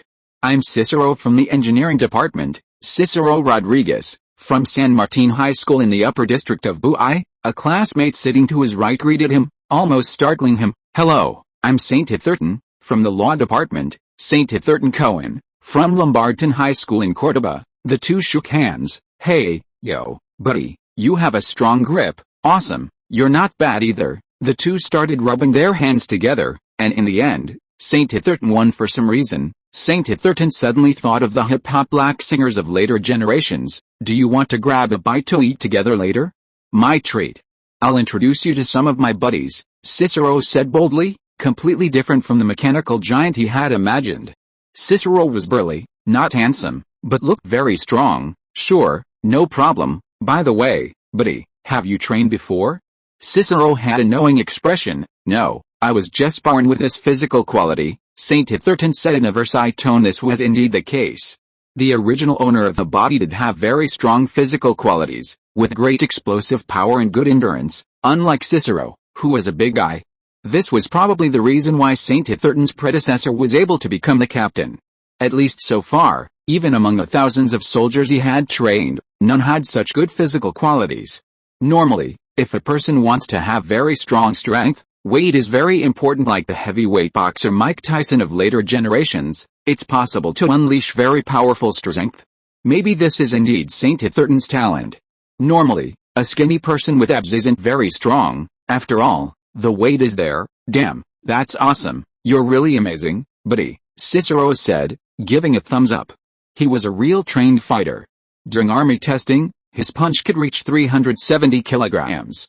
This guy named Saint Ayrus seems to weigh less than 80 kilograms, yet his strength is greater than Cicero's, who weighs 100 kilograms. After chatting for a while, they learned that Cicero's father was a special forces captain who trained Cicero from a young age, which is why he has such strong physical qualities. Moreover, this guy is also a mechanical engineering genius who has won many competition awards since middle school. Damn, if he didn't say anything, I would have thought he was an athlete. You can't judge a book by its cover, or measure the sea with a bookshelf. Saint Ayrus thought to himself. He carefully examined Cicero again. Standing up, he looked even more robust than before, about 5 centimeters taller than Saint Ayrus, around 1.85 meters, and weighing an estimated 100 kilograms. You couldn't tell at all that he was an engineering student at the top of his class. He really met an interesting guy. The group of 7 or 8 people went to a barbecue restaurant for lunch. Looking at the gluttonous feast, each person had a plate of giant charcoal grilled meat in front of them, estimating at least 2 or 3 pounds each. Saint Ayrus couldn't help but hold his forehead. Looking at the plate of over a pound of grilled beef, he was speechless. He ordered 2 more plates of vegetables to barely finish it. Some of Cicero's friends were students from the National Military Academy, some were fitness enthusiasts from other universities, and some were sports students. They all looked like little boxing champions. Imagine a group of Schwarzenegger-like strongmen standing in front of Tom Cruise. It's definitely intimidating standing in front of them. St. Tyrus's figure seemed a bit thin in comparison. None of these guys were shorter than 1.8 meters, and each was a bit taller than St. Tyrus. Finally, there were entertainment programs such as arm wrestling amidst cheers. The other guys were all defeated by St. Tyrus. They thought they would break St. Tyrus's arm. This gave St. Tyrus a new understanding of his physical fitness. Cicero's friends were also impressed by St. Tyrus. Normally, with their physiques, one of them could easily take on 3 of St. Tyrus. "Hey, brother, your strength is really amazing. Let's train together sometime. My God, you should eat more. It would be very interesting, and your strength would definitely be even greater. We can try it sometime. Cohen, you really show no signs of training. I feel like you could go to the underground arena to fight. Even with my perfection, I still insist on exercising," St. Tyrus joked, causing a burst of hissing. It had indeed been some time after saying goodbye to the enthusiastic Cicerones, who were planning to sweat it out. St. Tyrus hurried back to the law school classroom to prepare for lectures. What an interesting bunch of guys. St. Tyrus shook his head. The Cicerones were not traditional Argentine soldiers. Cicero's father was from the special forces, but his ideas seemed a bit off. These guys look strong, but their military combat literacy is definitely not as good as the upgraded Viper squad. They can't be considered special forces, they are just a group of old-fashioned fitness enthusiasts. Cicero said that after finishing his studies, he wanted to release sweat while pumping iron, which is no wonder after eating and resting. St. Tyrus sat on a bench at the school and looked at the time. It wasn't time yet. The law school's large class welcome party started at 2 o'clock, so St. Tyrus could only space out.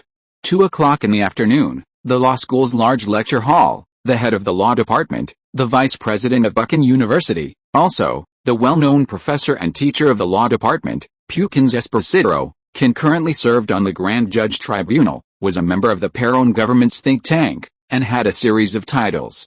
He had a double bachelor's degree in economic law and criminal law from the University of Buenos Aires and a master's and doctoral degree from Yale Law School, a top university in the United States. He was a true top-level figure. Many of our country's laws are imperfect, such as the abortion law, which is opposed by many religious figures. In my opinion, this is very abnormal. Puchens talked about law from domestic to foreign, ancient and modern history, from ancient Greece and ancient Rome to the Frankish Kingdom, the Soviet Union, Tsarist Russia, the United States, France, and a large number of popes. He was even quite dissatisfied with some of the Perón government's compromises, as well as the formulation of some trade laws and other strange things. St. Tyrus listened with great interest. He didn't expect that studying law could be so talkative. He only felt that a law degree would be of great help for serving as an official and was not particularly passionate about law. For St. Tyrus, law was just a tool. He himself was an outlaw, engaging in border smuggling, arms trade, and even the Viper squad operating under the guise of the Lightning Cross, preparing peripheral mercenary groups in the Potassium Triangle region, intelligence organizations, and illegally possessing firearms, all of which were skirting the edge of the law. Studying at Buda itself doesn't cost much money because there is no tuition fee. Many of my former students have received high scholarships. Of course, your former students were either from wealthy families or children of dignitaries. They don't care about this little bit of food and accommodation expenses. St. Tyrus couldn't help but complain in his heart. Professor Puchens said, there are very high and many scholarships at Buda. It has very high requirements for students. The first is to pass the entrance exam, and the second is to be able to publish academic papers. Speaking of this, he turned to St. Tyrus and said, Cohen, what subjects are you good at? St. Tyrus had already become familiar with Puchens, ranked high in his grades, and loved to study. St. Tyrus truthfully replied, I can read and write Latin, Spanish, English, and French. Also, I really like books on tax law, economics, and military science. He also knew a little Chinese. He silently added in his heart, good, everyone should learn from Cohen, not only to study and delve into legal knowledge, but also to dabble in a wider range of professional knowledge to use it flexibly. In my opinion, mathematics is the language God used to create the world, and natural philosophy is another way for us to get close to God. At the same time, Everyone should learn some philosophical knowledge. Professor Pukins didn't know how he got to this topic. The transition was too fast. This was not the road to the law department at all, especially you, Cohen. You must pay attention to learning. I have high hopes for you. Speaking of which, it was a short story. It was just helping an old man wipe the blackboard once. How did he get targeted? This old man is quite vengeful. The matter was like this. Yesterday, St. Ayres completed his registration with little Nix and passed by a classroom. He saw an old man wiping chalk marks after class. After the class, the wall was full of chalk marks, and no one helped to wipe it clean. St. Ayres, feeling very caring, volunteered to help. As a result, just as he wiped the blackboard clean, the third-year seniors were about to come in for class, and St. Ayres quickly ran away. Today, he learned that this old man was actually the vice president. Okay, teacher. I will pay attention to learning. Thank you, Professor Pukins. St. Ayres obediently nodded. Why talk about mathematics?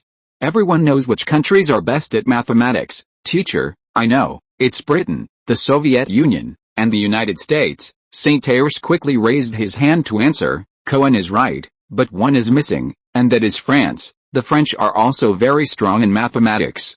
A strong country not only needs law but also mathematics. This is the foundation of all science. A strong country not only needs law but also mathematics. Big shot, you're a law big shot. How did you get involved with mathematics and philosophy? But it's quite interesting. The bell rang for the end of class.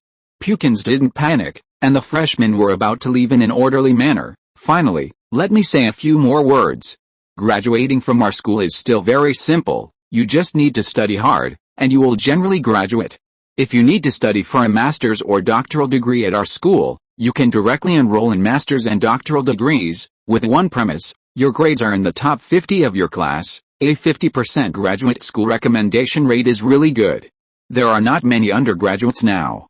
In a few years, it will be very rare for someone like Castro to be a leader with a doctorate. If some people want to study for a master's or doctoral degree abroad after graduation, I can write letters of recommendation to the law schools of some universities in the UK, such as University College London. Okay, thank you everyone for listening to my old man's nonsense today. I have my economic law class tomorrow. I won't call roll, so everyone can rest assured. Won't call roll, so can you skip class? Believe you, my ass. This Pukins old man is very bad. The news St. Ayres heard about skipping class was not like this. The head of the law department's class is very strict and calls roll every time. In severe cases, students are directly expelled, making the people in the law department tremble. Chapter 68: Outer City Slums. The time after the opening ceremony was indeed quite busy, with a lot of professional books to read and study, making it busy but fulfilling. He hadn't been idle either. These full 3 months were a period of his frantic learning and recharging us for the beautiful university life of skipping classes that he had imagined at the beginning. That simply didn't exist. Professor Pukins, for some reason, had people watching St. Hecate especially closely. According to him, it was because he didn't want to waste a good seed, which made St. Hecate suffer and enjoy it. Although, in his opinion, it was just retaliation. He also went on a few dates with Elena, and occasionally exercised with Cicero and the others to prevent overstudying. There's a lot of hair in the sink today. Could it really be that the less hair you have, the stronger you are? St. Hecate looked at the few hairs in the sink and grabbed his own. Very secure, it should just be a false alarm. Eleanor was also quite busy as a new student, and coupled with the fact that they had different majors, St. Hecate simply focused on studying. He wasn't a master of time management, and still had to prioritize his studies. This period was truly a 4-point line: school, restaurant, rented house, library, which couldn't help but remind him of the fear of being dominated by the college entrance examination in his previous life, except the experience was too different, and he had to waste time on useless walking. I didn't expect to have to study even after transmigrating. If you don't study well, you can't possibly have a good life after transmigrating, St. Hecate thought, and looked at a few more pages of the book. The frequent walking also made St. Hecate deeply critical of the fact that Argentine universities didn't have dormitories or cafeterias. Such a free public university policy really had many problems, and also that the school must have a cafeteria. Eating is very important. Currently, genius-level figures among the lower-class people in Argentina still couldn't afford to attend the University of Buenos Aires unless they were sponsored. However, Argentina's secondary school system didn't allow these geniuses to be valued. Secondary school needed to be studied for 6 years, and with basically not much choice in competition, Argentine secondary schools simply had no intention of selecting geniuses. Most people entered society after graduating from secondary school. The restaurants in the city center were too expensive, and the rent was too expensive. Even scholarships couldn't cover it. Free tuition didn't allow ordinary people to go to university, but rather benefited the wealthy families and dignitaries. Although tuition couldn't cover all the expenses of the university, it could also alleviate some of the pressure on government education funding. Also, the school not setting up a cafeteria made him have to run outside of campus just to eat a meal, seriously wasting his study time. Saint Hecate thought about it again and again, and the more he thought about it, the angrier he became. This is really, the more you endure for a moment, the angrier you get, and the more you step back, the more you feel you're losing out. In the end, he still felt that he couldn't convince himself well. One day, while silently drinking a beverage and reading a book, he finally felt that he had to take action. Let them change a little, even if nothing ultimately changed. He had to criticize such behavior. Saint Hecate strongly agreed with the saying, which was that without investigation, there is no right to speak. So, he gave the Falcon Intelligence Group its first task in Buenos Aires, to collect intelligence and conduct research. Devoto Town, Buenos Aires, the Falcon Intelligence Group's Buenos Aires station. Saint Hecate saw that the person in charge of Viper Team 3 was Roberto Dexy, and the head of intelligence in Buenos Aires was Andrew Borg. Team 3 currently didn't have many members, having been split off from Team 1, with only 4 people. Most of the members still remained in the Potassium Triangle, which needed to train peripheral members more. The intelligence group only had 3 people, who were rookies Saint Hecate had recruited in Maria Town, and now they could barely be considered veterans. At the same time, he himself planned to take action, and the people from the intelligence group and Viper Team 3 were also assigned tasks, responsible for assisting in research and investigating forces within the city. To ensure safety, one person from the Viper squad would lead one intelligence operative. After arranging some work, he also issued investigation tasks and investigation techniques, etc. In fact, these intelligence operatives weren't that weak, but they were also afraid of encountering some ignorant small-time thugs. 2 people together would be safer. Saint Hecate didn't really want to be with an intelligence operative, and thought of a suitable candidate, the big guy Cicero. He could go ask and see. At the very least, his physique wouldn't be a problem for taking down a few small gangs. Friday noon, Saint Hecate came to the engineering department to find someone. There were generally no classes on Friday afternoons at the University of Buenos Aires. Professors usually went on vacation to other places on Friday afternoons. Many teachers took leave, so in the end, they simply didn't schedule courses for Friday afternoons, which was equivalent to working 4.5 days a week. He saw Cicero welding a machine. He was wearing a vest and shorts, and wildly lifted a giant motor, assembling and welding it, not knowing what it was for. "Hey, Cicero, are you interested in going to the outer city with me this afternoon to relax a bit?" "The outer city? I haven't been there before. My dad usually doesn't let me go to those places, saying it's too chaotic." Cicero took off his vest, then wrung out the sweat. The outer city area was now a slum in Buenos Aires, with a relatively mixed population. It was also the largest area away from the city center, said to house over 50,000 people. "It's okay, then I'll go myself. I'll find you to help with things later." Saint Hecate wasn't too surprised either. Cicero's family also lived in the Academy district, and his mother was a middle school teacher, which was indeed normal yesterday. Saint Hecate visited many places in the outer city area today. Saint Hecate sat in the subway car, heading to the outer city. He planned to visit as a reporter. For safety, he also prepared 2 pistols, a fake press card, and didn't bring a gun permit. Sorry, there were no police here at all. Argentina was the first place in the southern hemisphere to have a subway, but his subway was also steam-powered, and the cars were made of wood, moving very slowly. Most of the people in the outer city area came from Bolivia, Paraguay, and the northern provinces of Argentina. Some were farmers, some were herders like Saint Hecate. Younger people mostly did odd jobs. Most of them couldn't join large factories and enjoy Perón's benefits. Some of the better ones could join some factories and become workers, such as recycling plants, cement plants, brick factories, food packaging plants, sugar factories, and docks. Female workers could go to laundries, rubber factories, textile, chemical, pharmaceutical, and cosmetics factories, etc. Perhaps earning over 2,000 pesos a month. This was the best case scenario. The older ones and those who weren't so lucky wouldn't fare so well. Most could only be scavengers, barely making a living, with monthly incomes below 1,000 pesos being very common. Also, if a woman didn't have an income and had some looks, then she could only occasionally do part-time work, which was also very common. After all, this place was very large. The number of people in one outer city area was equivalent to a large area of Science City, which was completely incomparable in the entire city of Buenos Aires. The immigrant rural population exceeded 1.5 million, accounting for 29% of the city's total immigrants. Unlike the skilled workers in Rosario, most of these people were unskilled workers, and their willingness to leave was not strong, resulting in poor employment compared to the population here. Science City was much better. Science City currently had relatively few slums. There were fewer immigrants, mostly from the province. For housing loans, the provincial housing bank provided relatively adequate loan subsidies. Most places had housing agencies to help rent houses.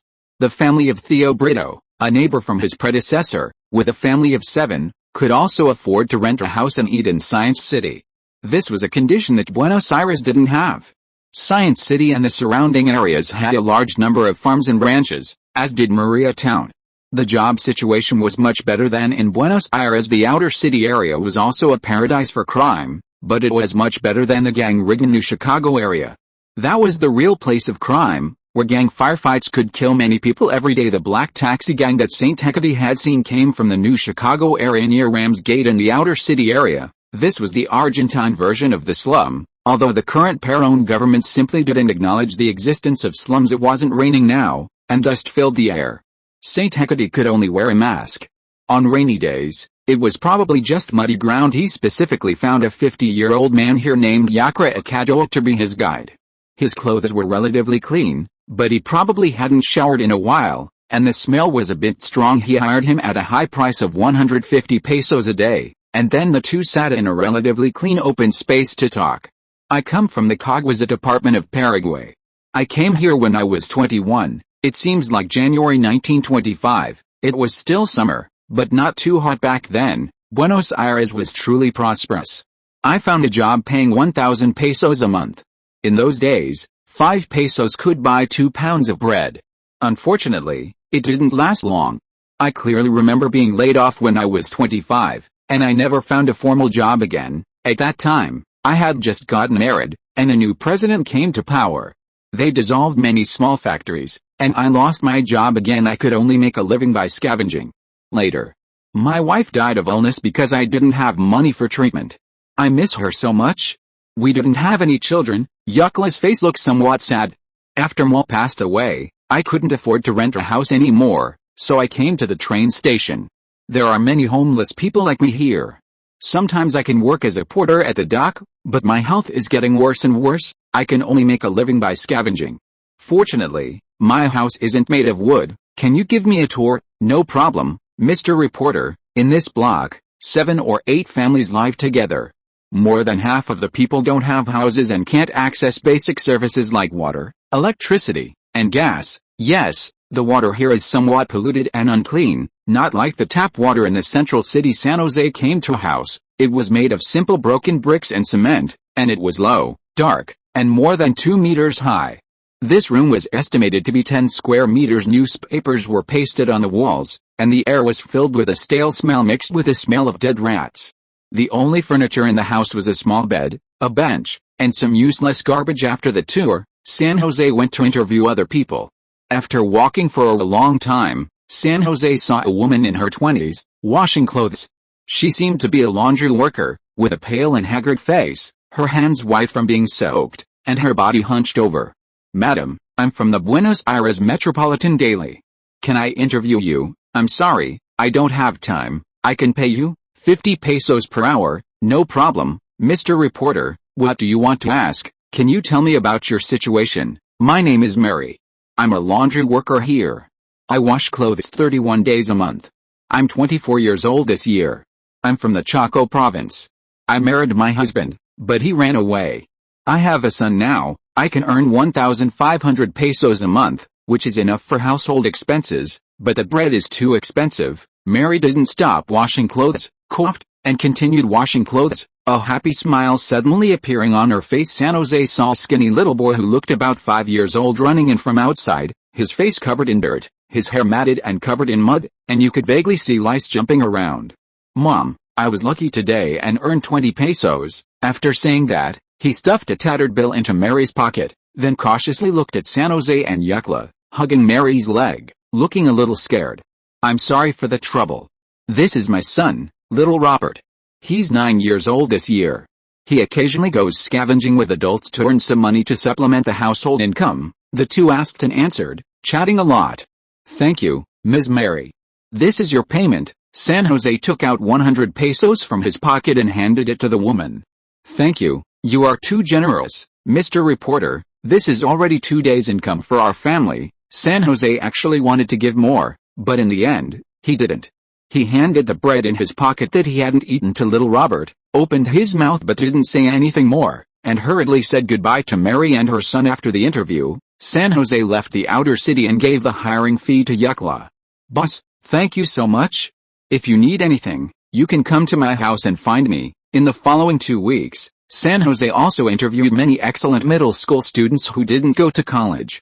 Mostly because they didn't have the money to live in a house in Buenos Aires, either because the time spent on the road was too much, or because the family was difficult to maintain, affecting and abandoning their studies, or being expelled from school occasionally. He would also encounter some small gangsters, mobsters, scavengers, beggars, and workers working in harsh environments. Were there people who wanted to provoke San Jose? Of course, there were. Most of the first few who didn't have eyes were beaten up by San Jose, and those who were even more blind and tried to retaliate simply had their hands and feet broken, letting them lie down for a few months.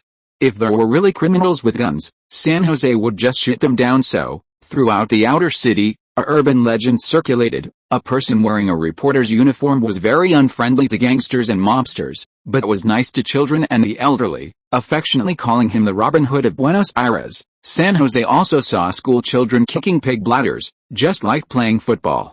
He couldn't help but sigh that Argentinians, from young to old, were mostly football fans. After collecting the material, San Jose's thoughts couldn't calm down for a long time. His original intention was to reflect on his own eating problem, but he found that there were so many people who didn't even have food to eat, didn't have jobs, and education was even more outrageous. They couldn't even afford to go to middle school, let alone college. The EVA Foundation was just a palliative charity relief. Unfortunately, he was temporarily unable to change these things. In the end, he decided to return to his original intention and first hit the Ministry of Education's target. As for the development issues of the slums, he would collect the data first. San Jose was also a little fortunate that his predecessor was not such a completely bottom-level person, otherwise he would have had to start with a bowl. Regarding the initial intention of getting food, it still had to be done. San Jose came up with another plan. He would start with newspaper publicity, write a column article, then change the skin, change the person, and submit it, bombarding Argentina's university policy with real facts and data, using the exaggerated self-media style of later generations, and clickbait titles, would basically be adopted by the city's newspapers. This was a news hit. The reasons behind the lack of student canteens and dormitories at the University of Buenos Aires bring tears to parents and cries to students. Shocking. Why don't Argentine universities have canteens? The result is disappointing in-depth interpretation of the highest education ministry's policy, decoding the real reasons what force causes poor college students to drop out of school. One article after another, written by San Jose, combining Eastern and Western styles, using shock titles, and mixed with San Jose's emotional output, strongly criticized Argentina's university policy, especially the lack of canteens. It formed a spontaneous spread that triggered public discussion among city residents, trying to force the Argentine Ministry of Education to reform. Finally, it vaguely put forward a learning direction, which was the Soviet-style university campus construction, which was very suitable for learning, and the cost was not as high as American-style private universities or British-style universities in particular. The problem of college students' food and accommodation was solved, accusing the Argentine Ministry of Education of inaction, laziness, and unfairness. In name, ordinary people are exempt from tuition fees, but in fact, they are engaged in elite education.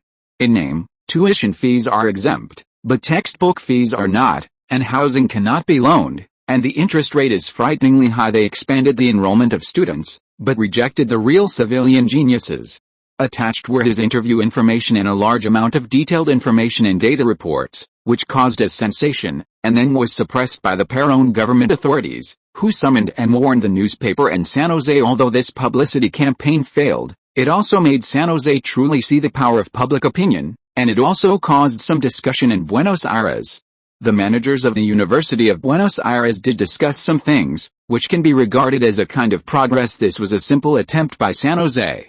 The 3-week weekend survey was neither long nor short. Perhaps it was not in depth, and perhaps many people in the slums only needed a job to get rid of poverty. For San Jose, this shock was still huge. In his previous life, as a person living in modern New China, he had mostly seen some urban villages, and most urban villages only had slightly worse sanitary and living conditions, and everything they should have was there, and even the living conditions were not bad. In his previous life, he had never really seen or contacted slums, and most of his understanding came from movies, such as India's Slumdog Millionaire in Mumbai, and Brazil's City of God in Rio de Janeiro. Only by actually visiting and investigating did he truly feel that this world was not friendly.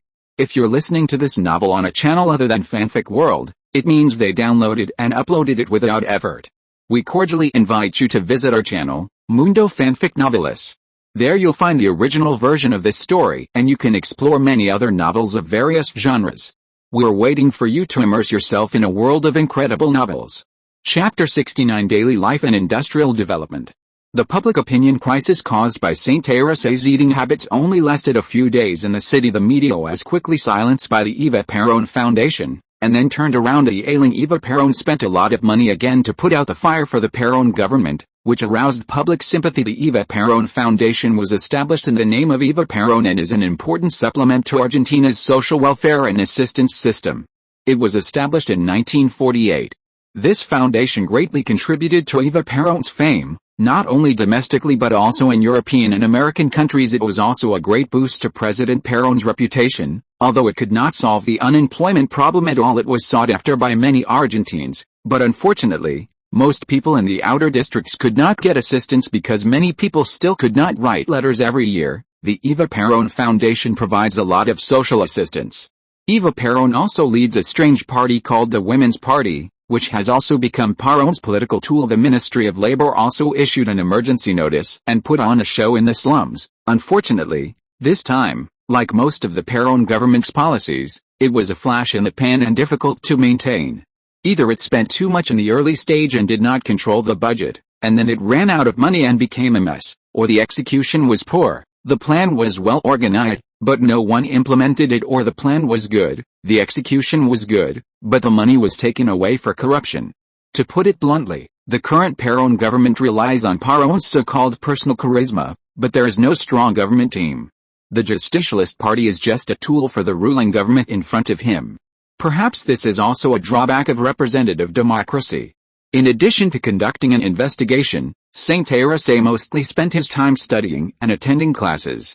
Originally, the University of Buenos Aires was not Saint Teresa's real talent, but was forcibly improved by his skills in doing test questions.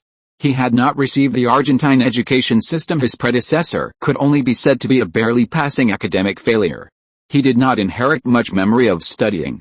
The reason for dropping out of school was also very simple: he just couldn't study anymore. Compared to studying, he preferred herding sheep. After joining the city guard, he liked being a soldier and saving money. He had to admit that Saint Teresa earned his first pot of gold by relying on his savings and good reputation. His predecessor was very good at building relationships. He knew many small ranchers. At that time, his weekend entertainment was to ride a horse outside the city for a few laps. He relied on his enthusiasm, plus, he was very smooth-tongued and had a good appearance, so he was welcomed by many people and reduced a lot of resistance. Saint Teresa still occasionally swears. He suspects that he was influenced by his predecessor and still thinks of the girl on the ranch now. It is much better. When he first merged, he was always a little strange. He slowly restrained himself and became more normal. To truly learn something and make up for the shortcomings of the knowledge system, rather than fragmented knowledge, it takes a lot of hard work. Now he is the legendary king of fragmented knowledge. He seems to know a lot, but he is actually a jack of all trades. He still needs to continue to work hard. Borrowed doctrines will not last long. He still needs to rely on listening to lectures and self-study. Calm down and study. The advantage of having a strong memory is reflected. First, memorize it and then slowly understand and analyze it. The library of the University of Buenos Aires and the National Library are very good places to go. The only thing he feels good about is his little brain, which learns things very quickly. He can learn all kinds of academic papers and difficult professional tomes. In addition, Professor Perkins and other teachers are indeed very good teachers. The things they teach are not as vivid and interesting as the freshman meeting. Combining the information from later generations with learning these knowledge, he found that many of the things he understood were a bit superficial, and he had some new understandings and opinions. This period is also the stage where Saint Teresa truly learns. He is like a sponge, wandering in the ocean of knowledge, constantly enriching himself. Some new ideas began to pop up constantly. The dusty history, the Rio de la Plata, the Argentine nation, the Pope, the colony, Iberia, Italian culture, like swallowing a jujube whole, constantly screening and absorbing this information. Commander Thompson was also successfully appointed to the Ministry of National Defense and connected with Saint Teresa. Saint Teresa visited their home, which was still full of guests. The Ministry of National Defense is lukewarm to Commander Thompson. K-City is one of the largest opposition forces in the country. It is not too obvious now. Replacing their leader will not solve the root cause. Thompson still has a great influence on K-City. While Saint Teresa was studying steadily, his factories and companies also ushered in a stage of rapid development. There is a great market potential.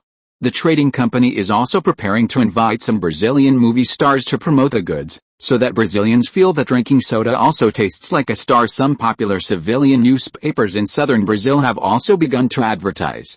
Whenever this happens, these hot Brazilians always feel that only by drinking a bottle of ice-cold carbonated Mirinda soda can they slightly relieve the heat brought by the hot wind. For this reason, a salt soda product was specially developed, which can supplement mineral elements after a lot of sweating, and is provided to these workers with huge workloads, which has been well received. Saint Teresa predicts that the Brazilian beverage market is about to usher in a major explosion stage.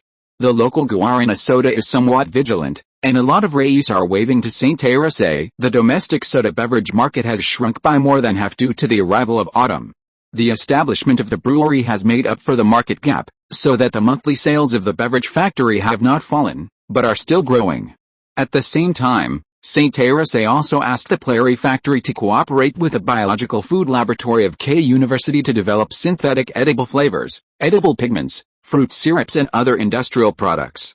The laboratory equipment transported from the United States came in handy. The only more troublesome thing is the synthesis process and equipment, as well as talents in this area. K-City is relatively lacking.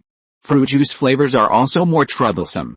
Currently, only some failures of sweet orange flavors have been produced, and some experience has been gained in this regard. American Coca-Cola is a pioneer in food additives.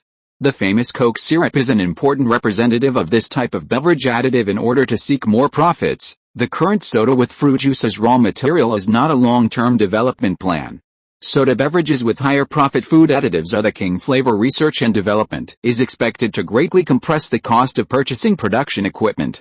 Even by then, only water plus various food additives plus filling equipment can produce delicious beverages. The beverage factory is not only researching flavors, but also researching coffee drinks as one of the world's 3 major beverages. Neighboring Brazil is the world's largest coffee producer, and there are also Colombia and Peru nearby. The plantations in Mexico and Guatemala, Honduras, and Cuba are too far away and not very cost-effective. Under suitable conditions, there are also plantations in Indonesia, Vietnam, and Thailand. This is a product that can be truly exported to Europe and the United States. If the development is smooth, it will earn foreign exchange for Saint Teresa, US dollars, pounds, francs and German marks, to raise funds for the purchase of industrial equipment. Mirinda soda is temporarily unable to compete with Coca-Cola, not only because of its popularity, but also because of the production equipment and funds. Coca-Cola, which was used by American soldiers in World War I and World War II, is known all over the world. The current Mirinda soda is relying on its cost-effectiveness and rich taste to compete for the market in South American countries. The importance of coffee is self-evident. Therefore, both the Plary factory and the Maria Soda factory have plans to develop coffee beverages. Most of the unreliable and costly plans were vetoed by Saint Teresa. The decision to focus on instant coffee was finalized. marking the first step in developing the soda factory into a comprehensive food company. Ultimately, St. Huss formally approved the Prairie Factory's more complete coffee beverage development plan. The instant coffee project moved forward, while the Maria factory began striving to produce soda that better suited Brazilian tastes, especially in plastic bottles. Mariatown Industrial Park, this is St. Huss's largest industrial base, and the Mariatown factory is developing very rapidly since receiving support from Lightning Mining's raw materials. The fireworks factory's orders have been completely filled, enough to sustain its operation. The Rain Explosives factory is also developing well, with various civilian blasting explosive products indirectly contributing to domestic mining and also generating profits. The explosives factory offers good benefits, and the number of skilled workers is increasing rapidly. Blue Cloud Garment Factory is making steady progress, expanding its production scale and joining the Science City National Defense Forces production cooperation sequence, securing a large order in the Potassium Triangle. Lightning Mining and Lightning Cross Security, Captain Guerrero, or rather, the public title is General Manager of Lightning Mining. Under St. Huss's guidance, they began a phase of accumulating resources, slowly claiming territory, and engaging in distant alliances and close-range attacks. Developing and accumulating strength, they eliminated several insignificant small gangs, recruited many new employees, and began planting some winter vegetables, waiting for this year's spring plowing to contract land for tobacco cultivation. At the same time, they increased the exploitation of salt lakes with St. Huss's approval. Guerrero also established a cigarette workshop specifically for producing local specialty high-altitude cigarettes to subsidize the rapidly increasing expenses of the peripheral mercenaries. Even the loyal Aragon has undergone many transformations under intense external competitive pressure.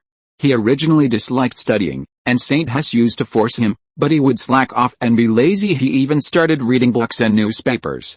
After all, his companions were all dispatched by Guerrero, and he, as the boss's earliest follower, was not even as good as Guerrero, and even Best and Cruz were starting to take on responsibilities on their own. The Cohen Brothers Company in Rosario, with St. Huss's financial support, Lucifer's money paved the way, and the Bessie family provided protection, along with local forces guarding the path. They leveraged their remaining value.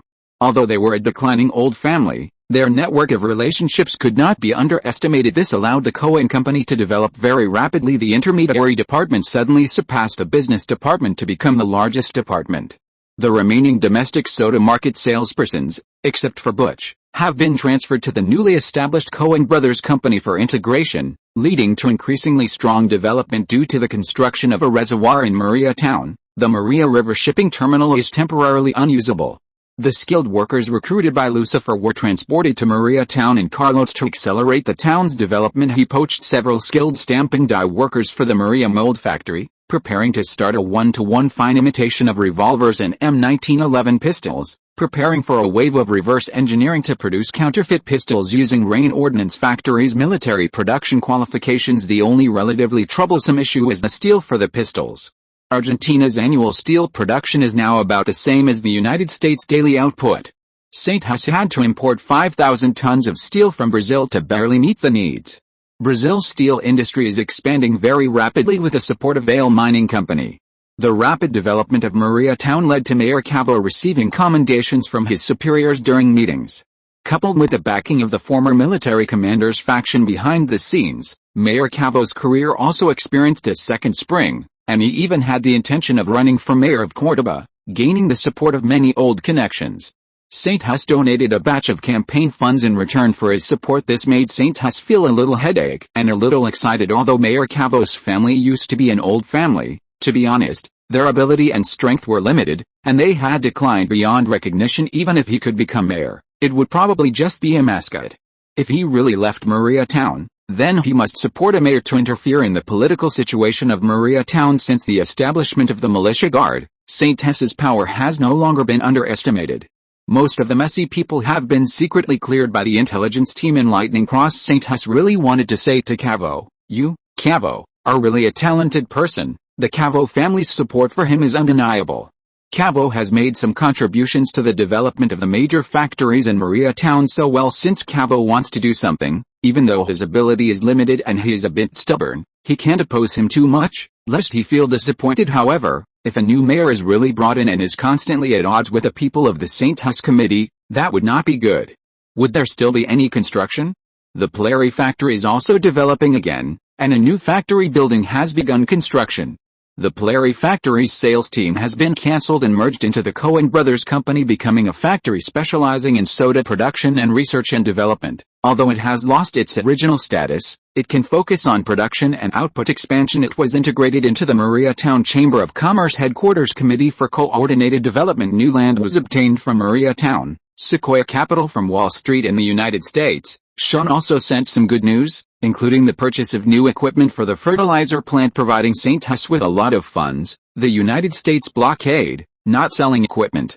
Then use the US dollars earned from the stock market to buy chemical equipment in Europe. At this time, West Germany has re-emerged after the war.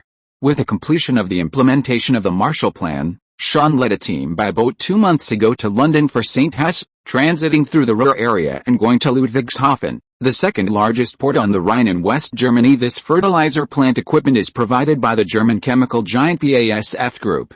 At this time, the BASF Group belongs to the German dye industry interest group, referred to as IG Farben. This is one of the largest chemical industry monopoly combines in the world.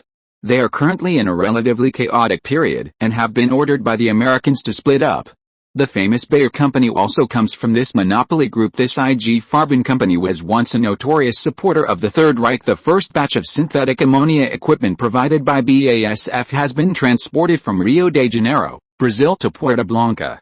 The remaining more advanced urea production equipment and potash fertilizer synthesis equipment are also being loaded onto ships in Hamburg. Synthetic ammonia is also preparing to be transported from the railway to Mariatown, and subsequent spending investment has been increased to $8 million.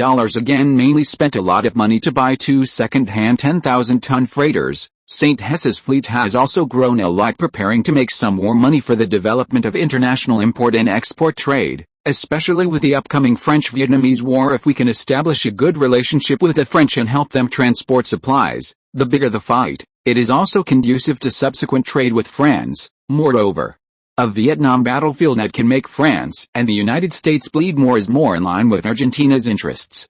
If St. Huss can successfully copy firearms and pistols, he can also consider selling them to the Vietnamese. St. Huss is already looking for a real light weapons production line. These future investments are enough to easily overwhelm St. Huss's capital chain.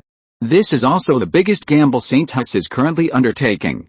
The gunpowder factory and fireworks factory have provided a lot of funds. Fortunately, the Germans can pay in installments, clearing the payment in 3 years, almost consuming St. Huss's reserves, selling a large portion of the appreciating stocks, and a lot of supporting equipment. Unfortunately, Sean's plan to quickly surpass Sequoia Fertilizer Company is simply impossible to achieve, because just building and putting the fertilizer plant into production will optimistically take at least 2 years or more. This is still under the cooperation of the Germans. Sean is also thinking of ways to speed up the progress. The factory buildings of the fertilizer plant have only been completed by 1/5. It will take a lot of time to complete the construction. Unlike beverage factories, which can start work with equipment, the investment and input of funds in heavy chemical industry require a long time. Of course, after the construction is completed, it will be a real cash profit cow. Except for the weekly report telegrams and information, most of them are allowed to develop freely within the framework of St. Huss's plan. Some things are locked, giving full play to the abilities of these subordinates, so that the entire industry is in a state of rapid and steady development. The Mariatown Committee is also running in well and is proceeding smoothly. Chapter 70 Free Citizens Front.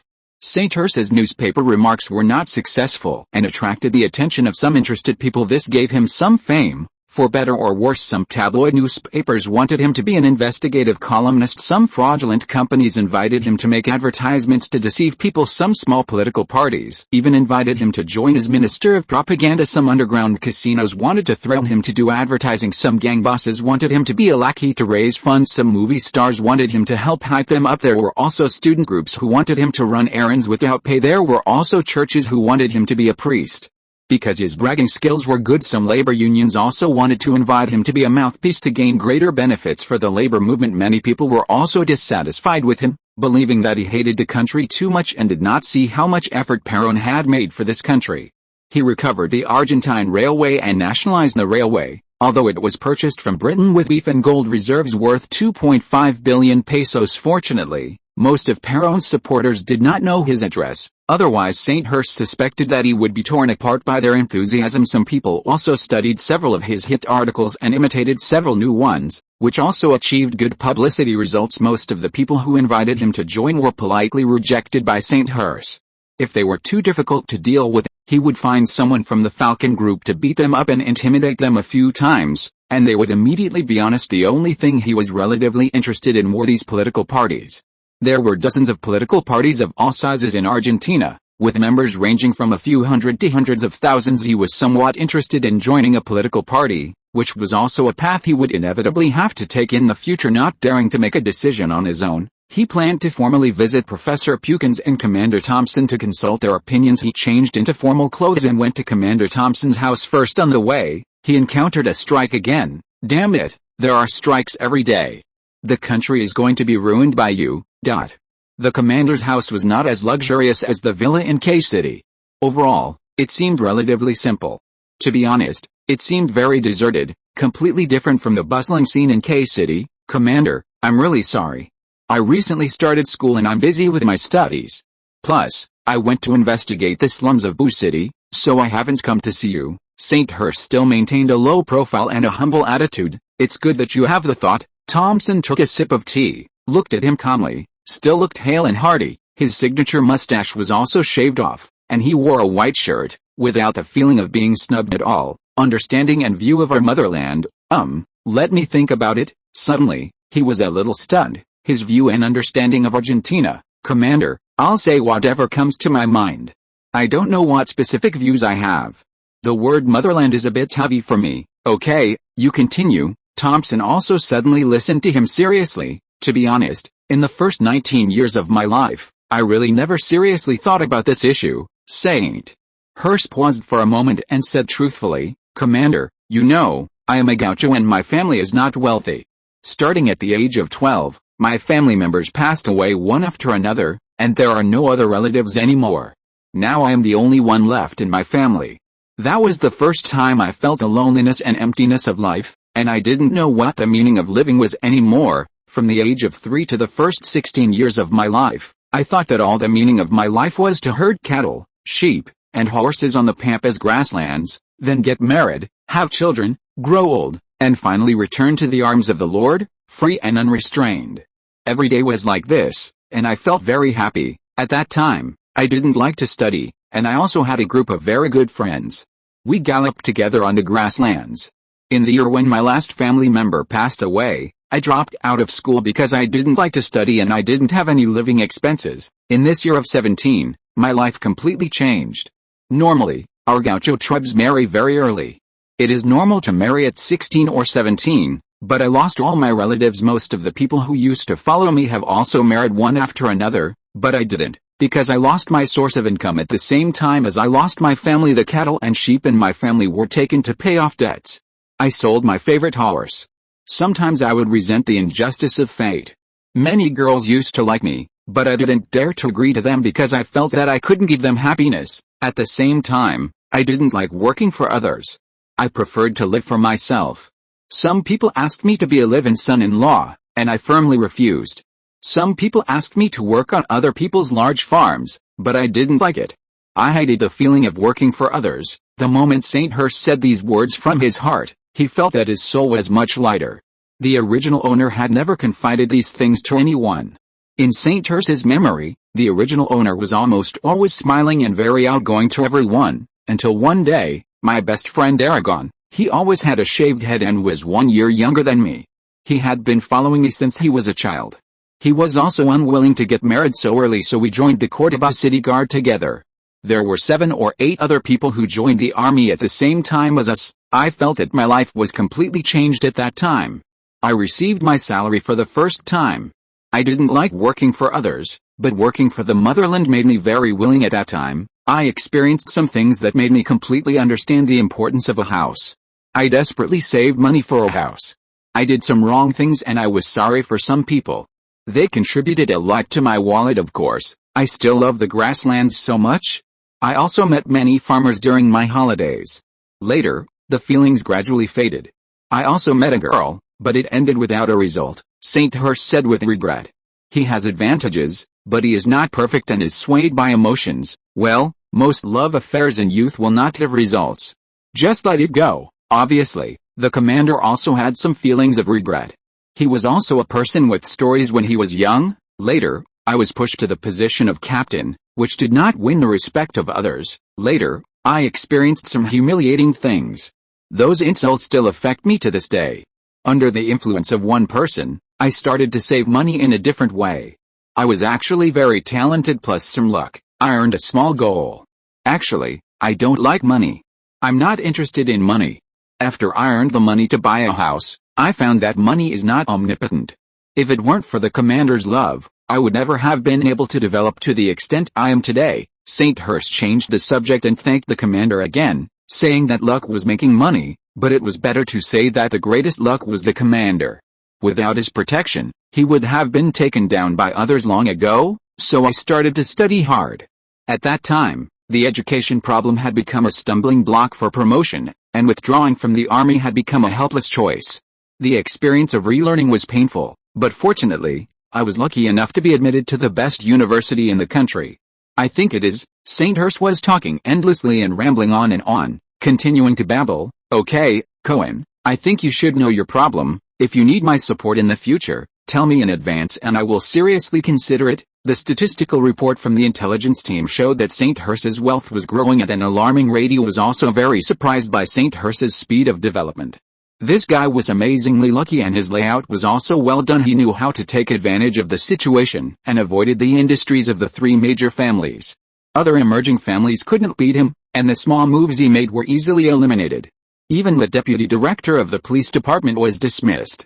This kid was ruthless enough. Since becoming the first commander of the K-City Defense Army, he has invested in many young talents, expanded the family's influence, and networked with young talents, who are also happy to participate in various activities. Sainthurst is a good person, and he has the ability.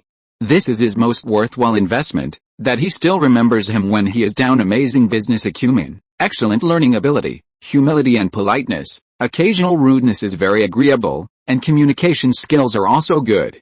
He has done some things that are a bit chuny, but he is a young man. The commander still understands my little thoughts.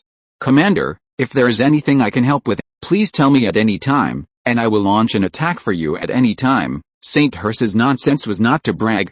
The reason for coming today was not to choose which party to join. The most important thing was to show his loyalty. At the same time, he also wanted Commander Thompson to re-emphasize his role and ability, even if he is now being snubbed by the Ministry of Defense, and even few people visit him. Sainthurst, who has no foundation, naturally needs a firm thigh if he wants to rise in Boo City. The other thigh is Professor Pukins. Cohen, what do you think of our current ruling party, the Peronist Party? Thompson changed the question. He also intended to give Sainthurst some guidance. The Peronist Party was formed in 1947 when Peron merged the Labour Party, the Radical Civic Union Renovation Committee, and the Independent Party, which he had established during his 1945 presidential campaign, into the United Revolutionary Party. In 1949, it was renamed the Peronist Party. Sainthurst had a good memory and blurted it out directly. My opinion? I think the Peronist Party is too loose an organization. How do you say that? I think the current Peronist Party is just a tool of President Peron. Its execution is too poor. It's not a true political party, just a loose alliance with complex components. It looks huge, but it's actually vulnerable. There are many ambitious people, and many curly-haired baboons. Sainthurst realized he seemed to have misspoke. Curly-haired baboon, what is that? Is it a type of ape? Is it from the Brazilian rainforest? These people really know how to have fun. I'm a bit behind the times. Commander, wake up. This isn't a question of knowing how to have fun or not. I just misspoke. And you're being a bit gossipy.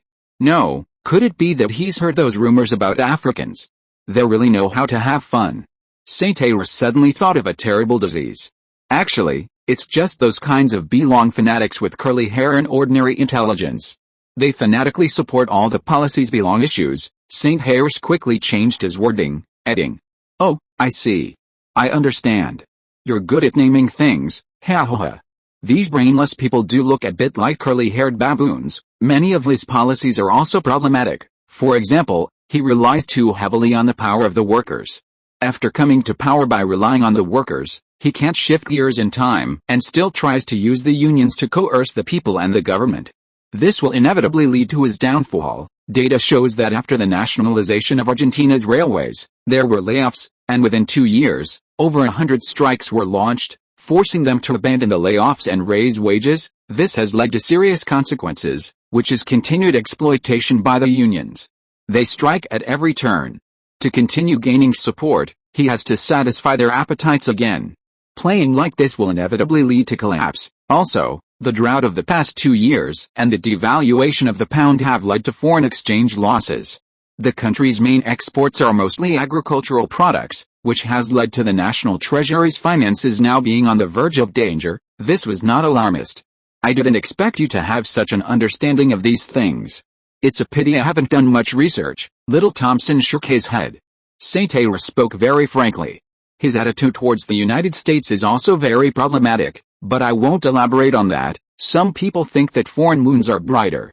I think a true political party should be like the British Conservative Party, the Indian National Congress, or the Soviet Bolsheviks to lead the country to prosperity. Besides being powerful and capable themselves, Churchill in Britain, de Gaulle in France, Stalin in the Soviet Union, and Nehru in the Indian National Congress, all had a strong political party supporting them, which is an important reason. The execution and self-reform and evolution capabilities of these political parties are indeed good.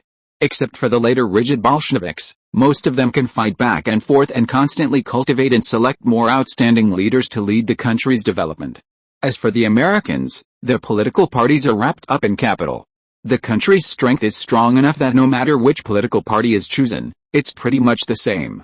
The meat is just rotting in the bowl. St. Ayres continued to rant. I didn't expect you to have some understanding of international politics.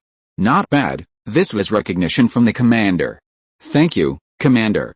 I'm not saying that these people in our country are incompetent, but that everyone here, well, their level is indeed a bit low, St. Ayres said truthfully. They were really too weak. The Argentine military government, frankly speaking, was just a pile of loose sand. Any Tom, Dick, or Harry could form a political party and become president. Argentina is a multi-party country with a large number of messy political parties. In fact, there are even more outrageous and weaker ones than Argentina, but he was too embarrassed to say it. What you said is already very good. I didn't expect you to think to this extent. Buddha University has clearly improved you, obviously. Little Thompson also felt that the current St. Ayres was no longer the impulsive young man he once was. His radical remarks were somewhat surprising to him, but also felt very normal. Young people are mostly quite radical. He remembered when he was young, he was also like this, feeling that the whole world owed him something. Good lad, seeing you usually being quite honest, you have quite the ambition. St. Ayres' nonsense and some views on the situation made him appreciate St. Ayres even more. Some unimportant minor flaws and development experiences also made him somewhat surprised by St. Ayres' loyalty. When he was the first in charge, there was an endless stream of such people. Back then, he didn't like such people. Now, he feels that those who come when he's down on his luck are the ones worth valuing. I think you already have an answer in your heart. Little Thompson stood up and stretched. Yes, St. Ayres still preferred to control a faction himself. Unfortunately, his current strength was limited. The Justice Party was large but not strong, a loose collection relying on belong as its backbone.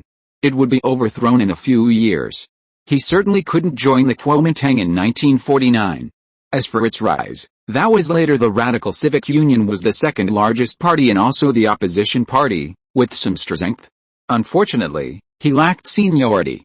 Could it be that he really had to join a small party and develop slowly? Joining a mid to large-sized party that you think is good, then gaining the qualifications to be the party leader, and then gradually growing stronger, is faster, more combat effective, cohesive, and has better execution than reforming and cleaning up a complex old party. In the end, Little Thompson also gave St. Ayres advice. Anyway, as long as he didn't join the Belong Party or the Radical Civic Union, he could choose to join any of the remaining 9 parties that could get a seat in Parliament. It would be faster to rise to the top. I am currently one of the heads of the Patriotic Military Officers Front. Most of the members are officers and retired officers.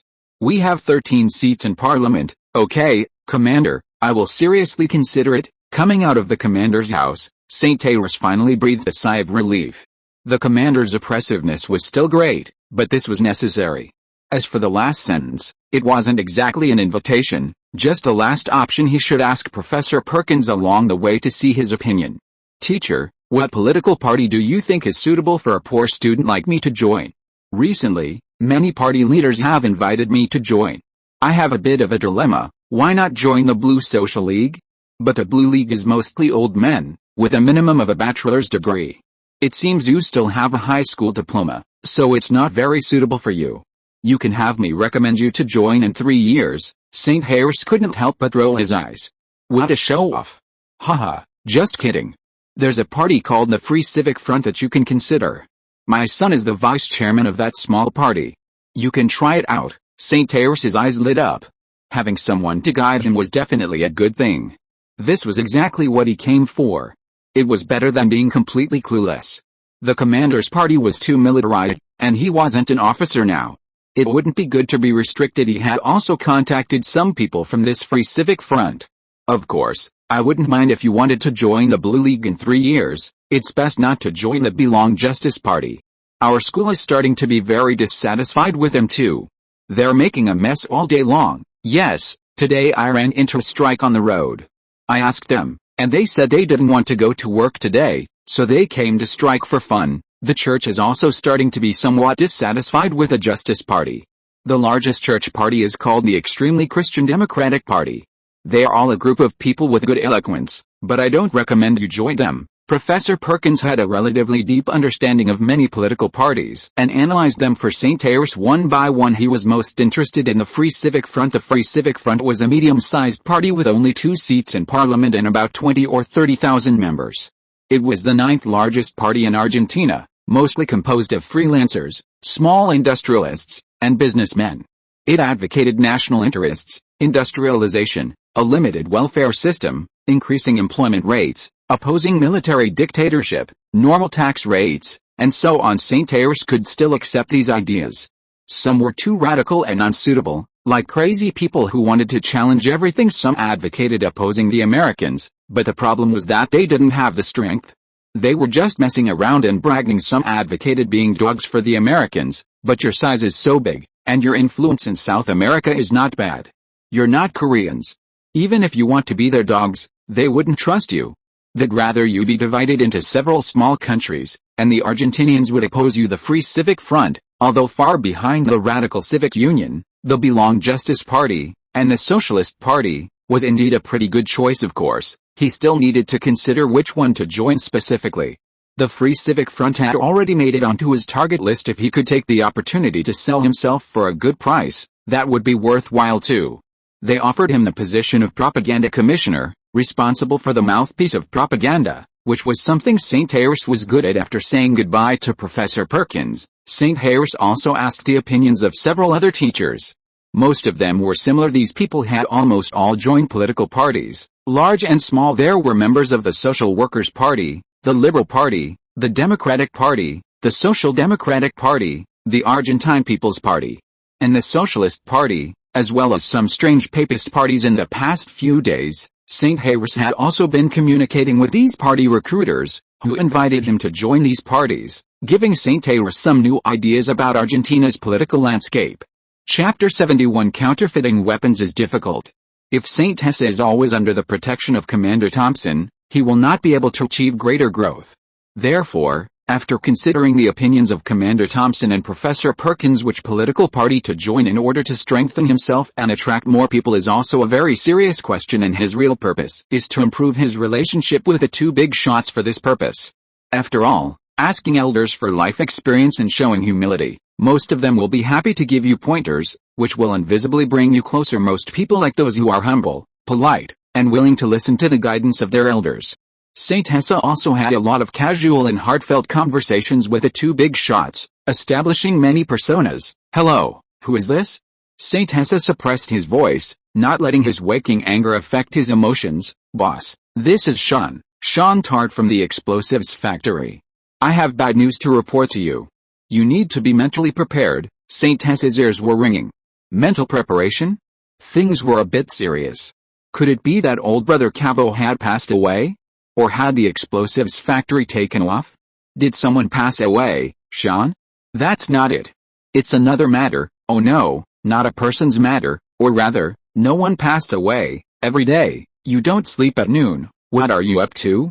Did the explosives factory explode, or can't you sell the fireworks? Saint Tessa suppressed his anger, relieved in his heart, and spat out the words one by one. Boss, it's not that. The situation is like this, it's just that, well, when we, the explosives factory and the mold factory, jointly developed and imitated the M1911A, the pistol exploded during testing. The other few that didn't explode also had various minor problems. Sean's opening was a sign of big trouble. Was anyone injured? Send them to the hospital immediately. Don't talk too much nonsense. Let Rosa in the finance department pay all the medical and nutritional expenses first, and just report it at the end of the month. It's already okay. Originally, Philip and I didn't want to disturb your rest, but there was really no way. The mold factory lacks senior engineers. The people Lucifer recruited can make parts, but there are indeed great difficulties in reverse engineering firearms. Boss, can you find some people to come and take a look? The parts produced are all one-to-one imitations, but after assembly, there are various minor problems. This time the situation is indeed more serious. The stability during testing is very poor. Some fired hundreds of bullets, some had parts deformed, and some exploded directly. The problem with the bullets can be ruled out, and some can't pass the test. Saint Tessa also felt that he was a bit careless. Although the mold factory was developing well, rushing to imitate the M1911A was a bit tasty. By the way, boss, this time the injured person is the factory director of the mold factory, Philip. He insisted on testing, and as a result, it exploded. Was he sent to the hospital? I'll solve the problem of firearms talent experts. I've really neglected this issue in the past few months. Let Cross handle the aftermath, and don't worry about the money. Saint Tessa was a little worried about Philip's injuries. Philip had done a good job with the mold factory and was very motivated and reliable in his work. Boss, it's already okay. Actually, we used blank cartridges for the test. There's also a problem, that is, the imitation cost of the M1911A pistol is too high. It may be a problem with the process, or it may be that the quality of Brazilian steel is poor. Our parts have a very low yield rate, and stamping and lathe production are difficult. This is what Philip relayed. Did the wound heal if you sent him later? Damn you, it's good if he's okay. Don't be so alarmed, boss. How did you know? I didn't expect it to be so troublesome to imitate a pistol. It shouldn't be. Saint Tessa clearly remembered the famous Peshawar International Vegetable Market in Pakistan. The crude knockoffs produced in their village, hand-forged weapons, are very cheap and can be used. Could it be that so many machine tool equipment can't even make a pistol? Okay, I'll solve this problem. I'll find someone to get a few Beretta M-series pistol samples and send them to you. See if this will be simpler. These were brought over from Europe by Sane, made in Italy, relatively inexpensive and of good quality. The production process should be simpler, and the material strength doesn't need to be so high. Boss, there's another matter. It's good news. The first batch of capacity of the rain fertilizer factory is in sight. The factory building has also been built, but the debugging of the production equipment will take several months. The raw materials connected with Thunder Mining have also been put in place. It is expected that a portion of the capacity can be put into production as early as January next year, about 20,000 tons. I would like to apply to you in the near future to further expand the production scale of the explosives factory. Pullery International has already contacted an Australian coal mining company. They need a very large amount of mining explosives. The current demand orders have already begun to pile up a lot. I have already prepared a telegram and plan. If you have time, see if it is feasible. Okay, next time you call in the evening, don't call at noon, otherwise something will happen sooner or later. Your boss is also a person who needs to rest. Understood, boss? You go to rest first. I will definitely next time. Saint Tessa hung up the phone. Sean reported 3 messages. One was that the M1911A knockoff plan might be aborted. This was a big problem. Saint Tessa realized that he still underestimated the pistol production process. The knockoffs he produced were even more expensive than the original, so what's the point? He couldn't make money and couldn't get orders from the Ministry of Defense. This definitely wouldn't work. He made his own production line, but he didn't have research and development capabilities.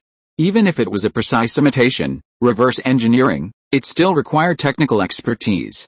Purchasing a production line was the way to break the problem. The second was that the first phase of the fertilizer plant's capacity would be put into production in January next year, which was good news.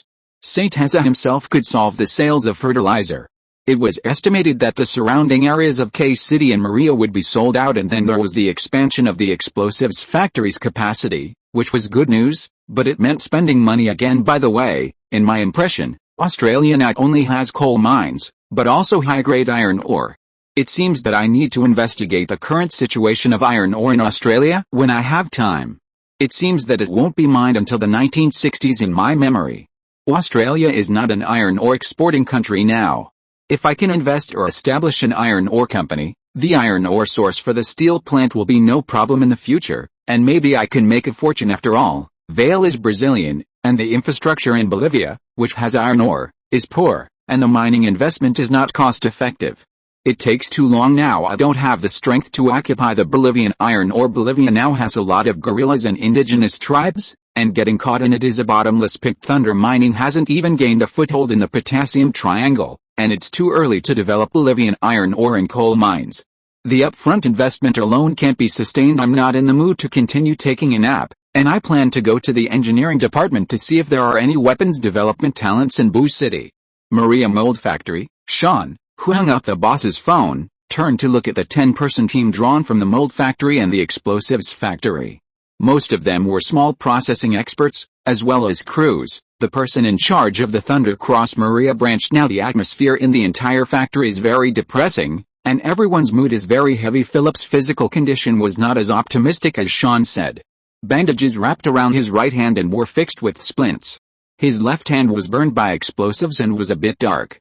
He applied wound medicine, which didn't look as serious as his right hand. Philip, are you sure you don't want to notify the boss about this physical condition?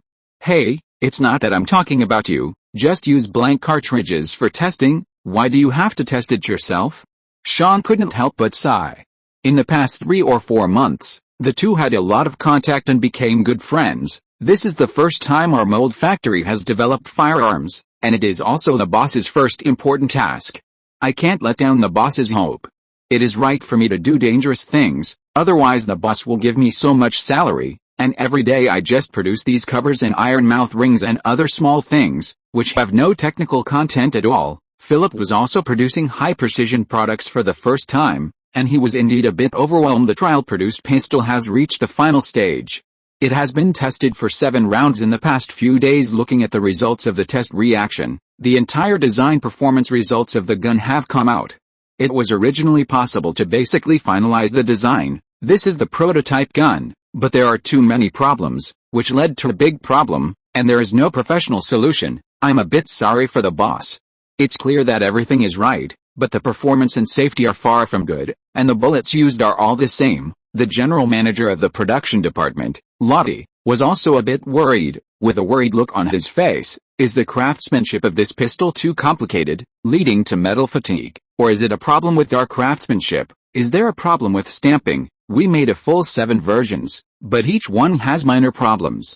There's a huge gap before we can mass produce them, and they are even a complete failure, Philip said with some pain. Philip was a state-owned factory director in Rosario who had been laid off. Many factories didn't dare to hire him, and it was even difficult to find work as a laborer. When Lucifer found him, he was truly on the verge of collapse every day. He pretended to go to work at the factory, not daring to tell his family. Philip was of British descent, and when you first met him, he was full of a gentlemanly air. In fact, that swallow-tailed coat hadn't been worn in 10 years, and he only put it on to leave a good impression on the boss. Moreover, the mold factory really had excellent financial management. The workers were very supportive and had a lot of affection for it. Starting with the Plary factory, wages were paid on time every month, without delay. Even in the most difficult times they spared no expense to build dormitories and canteens, and the benefits were particularly good, so everyone was full of energy. Philip had a lot of affection for the newly established mold factory. This time, he attached great importance to the task assigned by St. Hesser, striving for perfection even with bottle caps. But the production of gun parts was indeed not as simple as just working hard. The process included blanks, stamping, forging, rifling, fine carving, anti-corrosion, and metal cutting. There were no ready-made molds, hand lathes, and various problems that needed to be overcome step by step. As a result, the products produced had problems when armed. Serious ones even exploded in the chamber.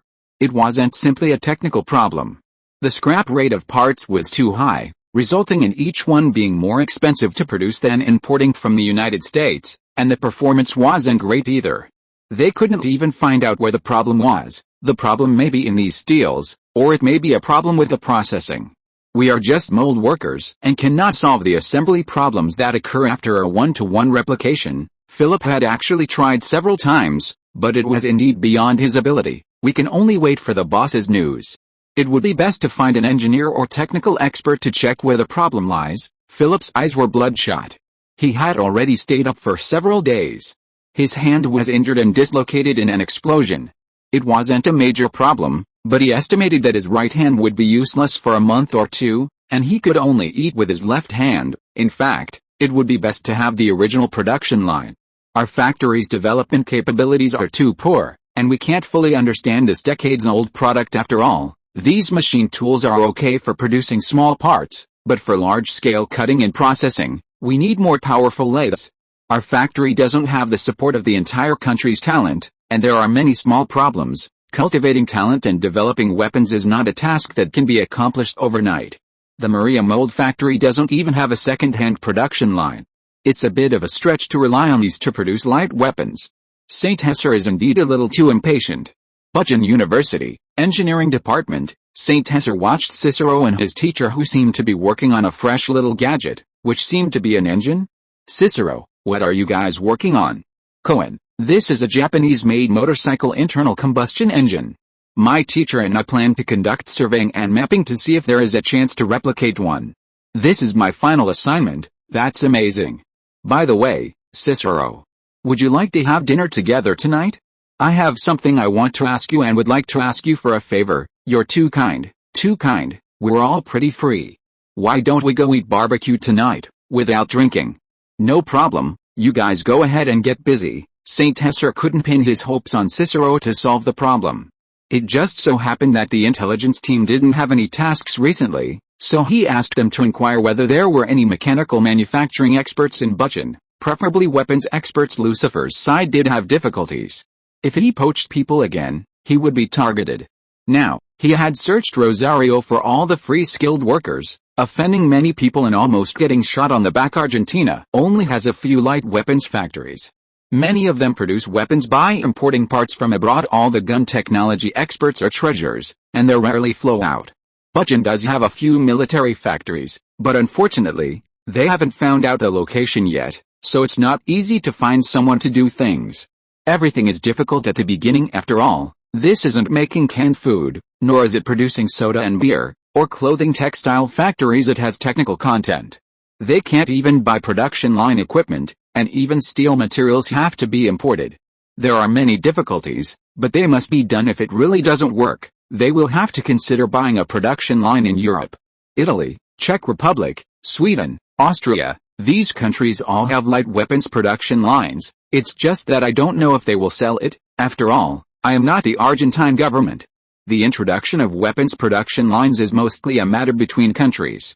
It's a pity to give up if I can take advantage of the situation to cultivate my own mechanical equipment enterprises. Even if I lose some money in the early stage, it will be very useful, especially in terms of talent training. The French also have some weapons production lines, while the German military factories were almost completely dismantled by the Americans and the Soviets, leaving not much left, and the remaining ones are not for sale. The problem of the bullet production line is not big.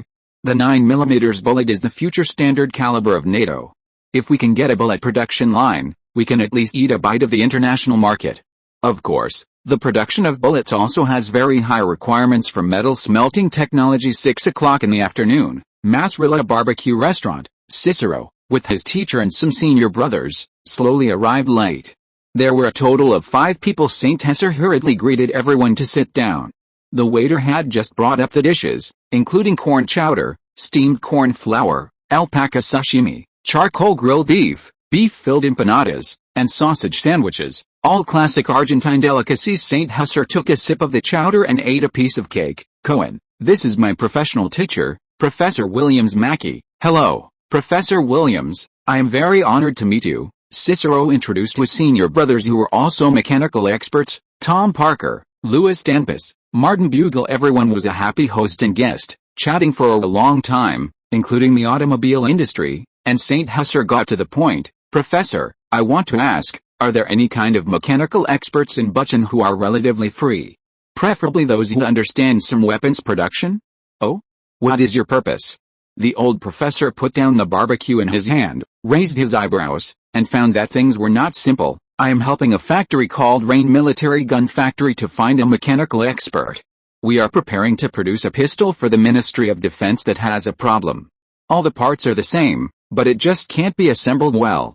There are also problems with the test firing, and it even exploded in the chamber. St. Hesser put gold on his mold factory and gunpowder factory cooperation, and it is indeed necessary to produce them separately in the future. In that case, I do know some people, but they all have confidentiality agreements. There are also those who are not on the military machinery field, and I can introduce them to you. The professor relaxed and picked up a piece of alpaca sashimi. The aroma was very simple. Safety is very important for military standard weapons. He didn't forget to give St. Hesser some pointers while eating meat. That's great, Professor. Thank you for your help this time. St. Hesser decided to set up a gun laboratory in Buchan for research and development, and the real production would still be in Maria Town. Then St. Hesser introduced the productivity tools of the Maria Mold Factory and introduced those specific equipment. He remembered them clearly. Cohen, I'll tell you a possibility. Just listen to it. I think you may have been scammed by the Americans. There is already a more advanced machine tool, that is, a CNC machine tool. CNC machine tool, CNC machine tool, St. Hesser murmured to himself. His eyes became dull, his face suddenly turned pale, and he didn't speak for a long time. Damn Americans, they scammed me out of more than $1 million. More than $1 million, this is a long time of hard work. These words kept echoing in his mind. It seems that their factory was really scammed by the Americans. It's not just that they bought a bunch of low-precision second-hand machine tools at a high price, it's just a pile of scrap iron. No wonder there was no problem producing beer bottle caps, and it was even quite smooth. Don't be so pessimistic. It's not as serious as you said. Old machine tools are still very useful, and they are not useless.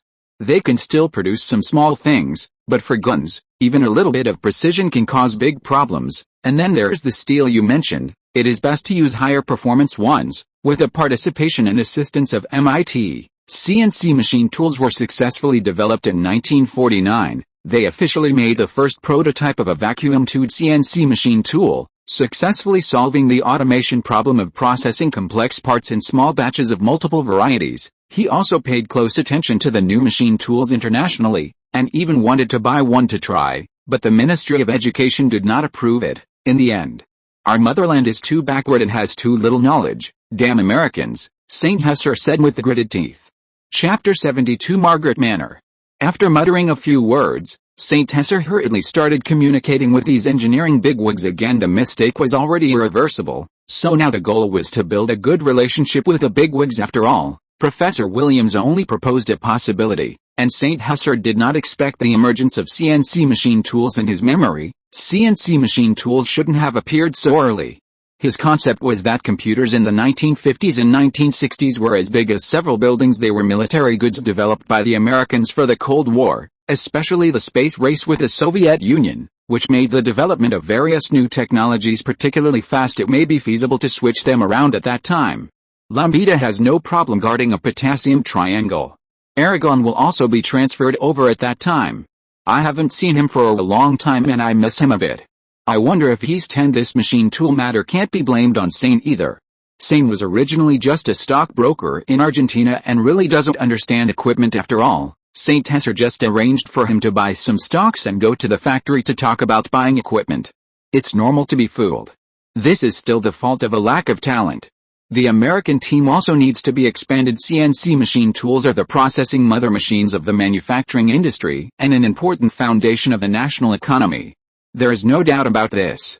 This is why St. Hesser, in the most difficult and money-strapped times, insisted on purchasing machine tools at a high price. In addition to purchasing food production and processing equipment, it was to try to develop the machine tool industry. After all, talents will not be produced out of thin air. The current CNC machine tools are not as powerful as you imagine. Currently, There are only two countries that are the most powerful in this field. One is the United States and the other is the Soviet Union. Most of the Soviet Union's technology comes from Germany. These machine tools are not considered to be scammed too much. After all, those who develop CNC machine tools are not necessarily the manufacturers who sell to your friend's factory. The current CNC machine tools are just a few simple parts. It is possible that your arsenal has other problems. You need to conduct on-site testing to find out. I'm just making a simple guess. Professor Williams comforted St. Hesser when he saw that his expression changed a lot. I heard that the Germans are also developing CNC machine tools. The Germans are second only to the United States in machine tool equipment. I haven't studied much about the Soviet Union. German CNC machine tools. Okay, thank you, Professor. By the way, actually that Rhine armor is opened by my family. If you have suitable talents, you can recommend them to me. Part-time is also fine. The part-time salary is no less than the salary of a university professor, and the official salary can exceed twice that. This is my promise. I am currently recruiting talents to establish a gun research and development laboratory in Boo City. St. Hesser composed himself and hurriedly showed his cards, extending an olive branch. The importance of talent is self-evident. It seems that the three most famous industrial equipment producing countries in later generations should also include Japan, mainly because they are all automobile powers. And the automobile industry is one of the most important industrial systems in modern industry, so a strong automobile producing country must be a strong machine tool producing country. So you are a local tycoon, Cicero. You have met an incredible friend. Williams turned to look at Cicero, who was working hard to eat, and shook his head. He was very optimistic about Cicero's talent, but the amount of food he ate was completely unreasonable. My mother also said that Cohen is someone who does great things, but it's a pity that I didn't go last time, Cicero said vaguely, swallowing a piece of barbecue. It's so delicious. Even part-time jobs have professor-level salaries. Are you serious? You have to know that my salary is 12,000 pesos, and other mechanical experts also have at least 8,000 to 10,000 pesos. It's not good to brag. Professor Williams looked at St. Hesser speechlessly, signaling him not to brag anymore. Do young people like to brag so much? The world is really going downhill. In the past, Argentinians were very simple. This is no problem, Professor. If you can recommend suitable talents, I can also give you a referral fee, 5,000 pesos for a professor level. What do you think? As long as it can meet the needs of the laboratory, I will definitely not be stingy. I live in the Academy District. I also have some friendship with Professor Pukins of the Faculty of Law and the current Deputy Minister of Defense, Commander Thompson. St. Hesser hurriedly brought out two great guts to endorse himself. You have a good relationship with Principal Pukins? If this is true, I will contact my friends at that time. These students of mine are actually very good. It's no problem to give you a part-time job at that time. I believe they are also very capable. No problem. I am very confident in the abilities of the seniors in Cicero. Let's set it at 80 pesos per hour. What do you think? St. Hesser calculated in his mind and gave a relatively reasonable salary. After all, these bigwigs are also very awesome. If they can enter his factory after graduation, they will definitely be a major force. Cohen, you're amazing. My hourly wage is only more than 70 pesos. Haha. To be honest, I'm a little tempted. The welfare and social status of professors at the University of Boo are not comparable to those of factory engineers. There are also invisible benefits, such as Vice President Pukins, whose energy is dozens or hundreds of times greater than that of some small local tyrants, and can even influence government decisions. Most of them adopt a cooperative approach. Our factory has cooperated with professors from the University of Córdoba in the form of laboratory sharing. St. Hesser was talking about the technology for developing plastic bottles and later the food additives. The equipment needed for gun design is not available at the university, so this kind of cooperation is not very suitable. St. Hesser's goal is to cultivate his own research and development team. Everyone ended the dinner happily and said goodbye. It was already past 10 o'clock. Tomorrow, he will go to Lambida and Andrew to give new tasks. St. Hesser took a taxi and went home. His emotions fluctuated greatly today. First shock, then surprise. The next day, Devoto Town, Falcon Branch. St. Hesser came here to inspect and plan to give them tasks. After all, being idle is also being idle, boss. Now we have recruited new manpower in the name of Thunder Cross Security. And have developed some informants. Since the last investigation, The development has been quite good. Branch Director Lambida reported on the situation and summarized. St. Husser looked at the many clerical staff and new members of the Viper Squad and was very satisfied. Andrew, Lambida, now you continue to develop informants in the city and recruit more manpower at the same time. In 2 days, the Viper Squad will send me 20 members. I want to establish a gun laboratory in Co City, responsible for the safety of the laboratory and some testing work. Okay, boss. Should we lower the standards for recruiting personnel in our Boo City branch? After all, if we want to recruit manpower, the current requirements are a bit high, Andrew said. Not for the time being. If it's suitable, don't recruit too many military personnel for the time being, and pay attention to whether there are any spies. This must be noted. Recruit a few more people who can drive at that time. I will arrange vehicles for you. Lowering the requirements, forget it. The people in Boo City are not as honest as those in the Potassium Triangle. The third batch of fertilizer plant equipment had more than 20 German cars purchased from Germany, mostly products of the Mercedes-Benz car factory, which are probably still in Europe. Understood, boss. Andrew, do any of the new clerical members you recruited have good eloquence, preferably locals? I want to rent a relatively remote and quiet place to establish a laboratory. Take me to the city to find it. The gun laboratory still needs to be kept secret. It's best not to be in the city, but it can't be too far away. It's not convenient for the professors to go, and they will have to transfer cars for pickup and drop off in the future. Boss, I know one, who is a local, but not a formal member, but an informant. What do you think? No problem. When can you bring her over? I'm leaving later. St. Hesser looked at the time. It was almost mealtime. I'll contact her right away. St. Hesser toured the branch and sat on the chair for more than half an hour.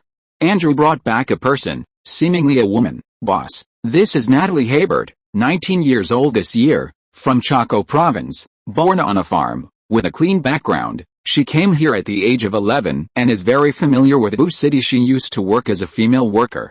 After being unemployed, we recruited her as an informant. Andrew gave St. Hesser a resume and investigation report, which were basically reliable. St. Hesser didn't look at the girl for the time being, and seriously read the resume and analysis report. Natalie did not continue her studies after finishing elementary school. Her family was poor, with 7 siblings. She started working at the age of 12, worked as a laundry worker in 3 factories for 3 years, a textile worker in 7 factories for 3 years, and a waitress for 1 year. With locations all over Boo City. Now she works as a tailor and was discovered by Andrew in the slums. She provided a lot of intelligence and gave a lot of intelligence fees, and then developed into an informant.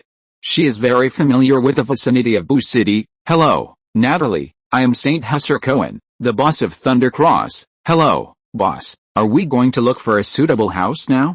Obviously, Natalie already knew the reason for coming. Natalie was wearing a headscarf, dressed like a female textile worker, with many patches on her clothes, a slightly haggard face, and very rough hands with many calluses, but her voice was quite pleasant. After chatting, St. Hessie had lunch in the branch cafeteria and rested for a while before preparing to leave, while Natalie was waiting for him downstairs. Andrew, I'm leaving now.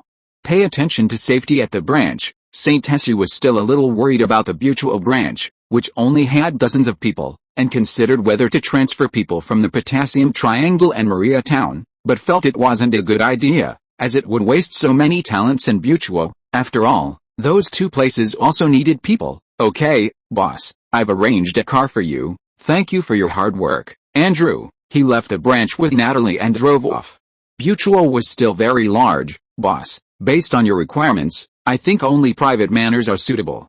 They offer good privacy and are conducive to defense, but the rent or purchase funds are very high. A cheaper option would be farms, private farms, but the conditions aren't as good. Farms? Forget it. They're probably similar to the Plary factory, with average conditions. Now we need it for a laboratory, so renting a small manor is about right. Okay, do you know these roads? I'm not familiar with the city at all. Take me to the manor first. No problem, I'm quite familiar with them. St. Hessie and Natalie drove around the city, contacted several independent manors, and finally found a suitable one not too far from the central urban area. Margaret Manor. St. Hessie parked the car. His first impression was that it was quite comfortable. The building was also very new, much better than the previous manors he had seen. The previous buildings were too old and too gloomy, giving a heavy, eerie feeling, which Saint Hesse didn't like. This Margaret Manor looked good, large in scale, and not surrounded by too much greenery. Boss, he doesn't seem to believe we want to rent this manor, probably because of my clothes. Yes, Natalie was indeed dressed quite plainly, which was normal. I'll go talk to him myself. The man in black clothes had a better attitude and tone after seeing Saint Hesse. At least his clothes weren't cheap. He almost called the police when that girl came over, thinking she was a swindler. Sir, are you sure you want to rent our manor? Yes, as long as the conditions are right. Renting or buying is no problem. Saint Hesse indicated that he wasn't short of money. Shall I take you on a tour and introduce it? Obviously, there was a misunderstanding just now. I'm very sorry. I'm Trudle, Fiero Trudle. Okay, please lead the way. Natalie, you follow, sir. Our manor began construction in 1911 and was completed in 1921, taking a total of 10 years. It has been through 7 owners. The first owner was British, and the second to 7th owners were mostly wealthy Argentinians. This small manor covers an area of 28 acres and is a small manor. The building area is 50,000 square meters, with a total of 211 rooms. In a square cluster shape, there is a winery, a large cellar, an independent water supply system. You can grow vegetables. There is a small farm. There are 3 independent swimming pools. After a full half-hour of touring, Troll had been babbling for half an hour. Finally, they had a rough look. The lighting and construction were good, and there was also a defense system, which could probably accommodate at least 200 or 300 people. Ensuring security, the construction conditions in all aspects were good, new, and sturdy. How much does it cost to buy this manor? The 3 were in the reception room talking. The previous owner was asking for 19 million pesos. Saint Hesse was a little surprised. 19 million pesos was $380,000, not too expensive. The previous ones he asked about were no less than $500,000 per set, although those few were much larger. Sir, if you think the price is too high, we can still discuss it, Troll said quickly, seeing Saint Hesse frowning. Boss, come over here for a moment. Natalie called Saint Hesse over. Excuse me for a moment. Natalie, what's the matter? Boss, I know why it's so cheap here. Most of the 7 owners of this manor eventually went bankrupt. It's not very auspicious. Should we not buy it? Thank you, Natalie. I understand. Bankruptcy? Isn't that quite normal? The 1920s were a major crisis, and several bankruptcies are normal. Argentina's economic development has been poor since the 1920s, and British capital has withdrawn on a large scale. Saint Hesse had experienced liberation theology and didn't believe in these things. Sir, it's actually no problem to lower the price a bit more, Troll said nervously. Argentina's economy wasn't very good right now, and there weren't many people who could come up with $380,000 at once. If he could sell the manor, he could at least get a commission. Saint Hesse bargained with him and finally settled on 15 million pesos. By the way, can you do bank installment payments? Saint Hesse suddenly asked, remembering that he was a little short of money recently, and he also had to prepare money for the explosives factory. He had been tricked by the Americans, and the products made couldn't generate profits. We can only do a 50% down payment. It's fine as long as I can get a loan. I'll send someone to sign the contract then. Saint Hesse was in a good mood.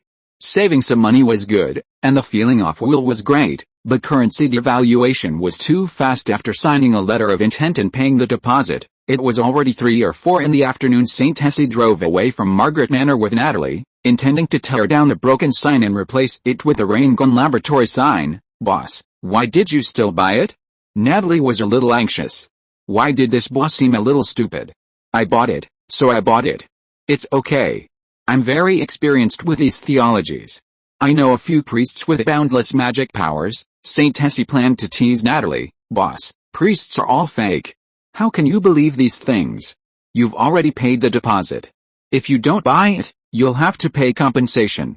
Even if your family has money, you can't waste it like this, even if you are a rich second generation. Haha, it's okay. I don't believe in these things.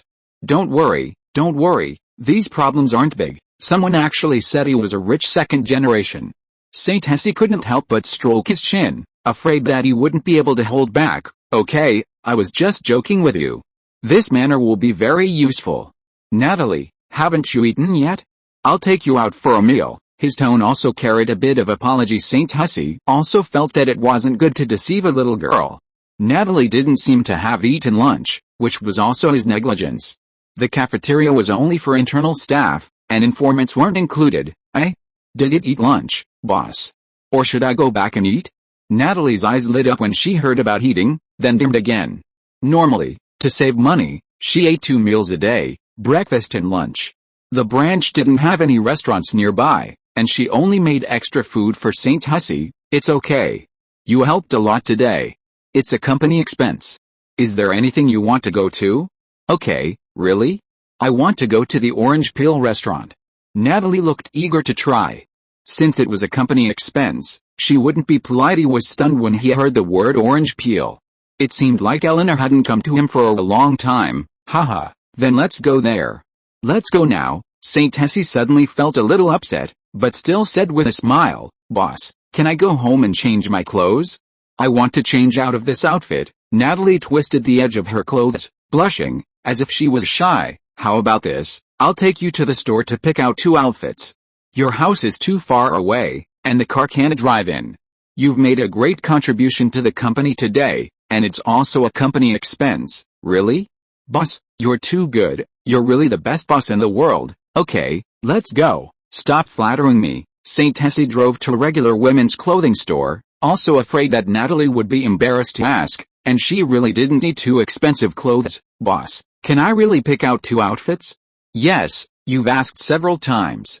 The company has this little bit of money. St. Tessie's identity was the boss of the Thunder Cross. Yay, boss, you're really too good. Natalie, wearing a light green dress, with long brown hair, looked very dignified and elegant, making St. Tessie couldn't help but sigh that clothes make the man. This outfit suits you very well, Natalie. In the end, Natalie picked out 2 inexpensive outfits that were indeed quite good, and carefully wrapped up her old clothes. Natalie, if someone marries you, they will definitely be very happy, St. Tessie joked. Boss, you're teasing me again. By the way, Natalie, would you consider officially joining our company?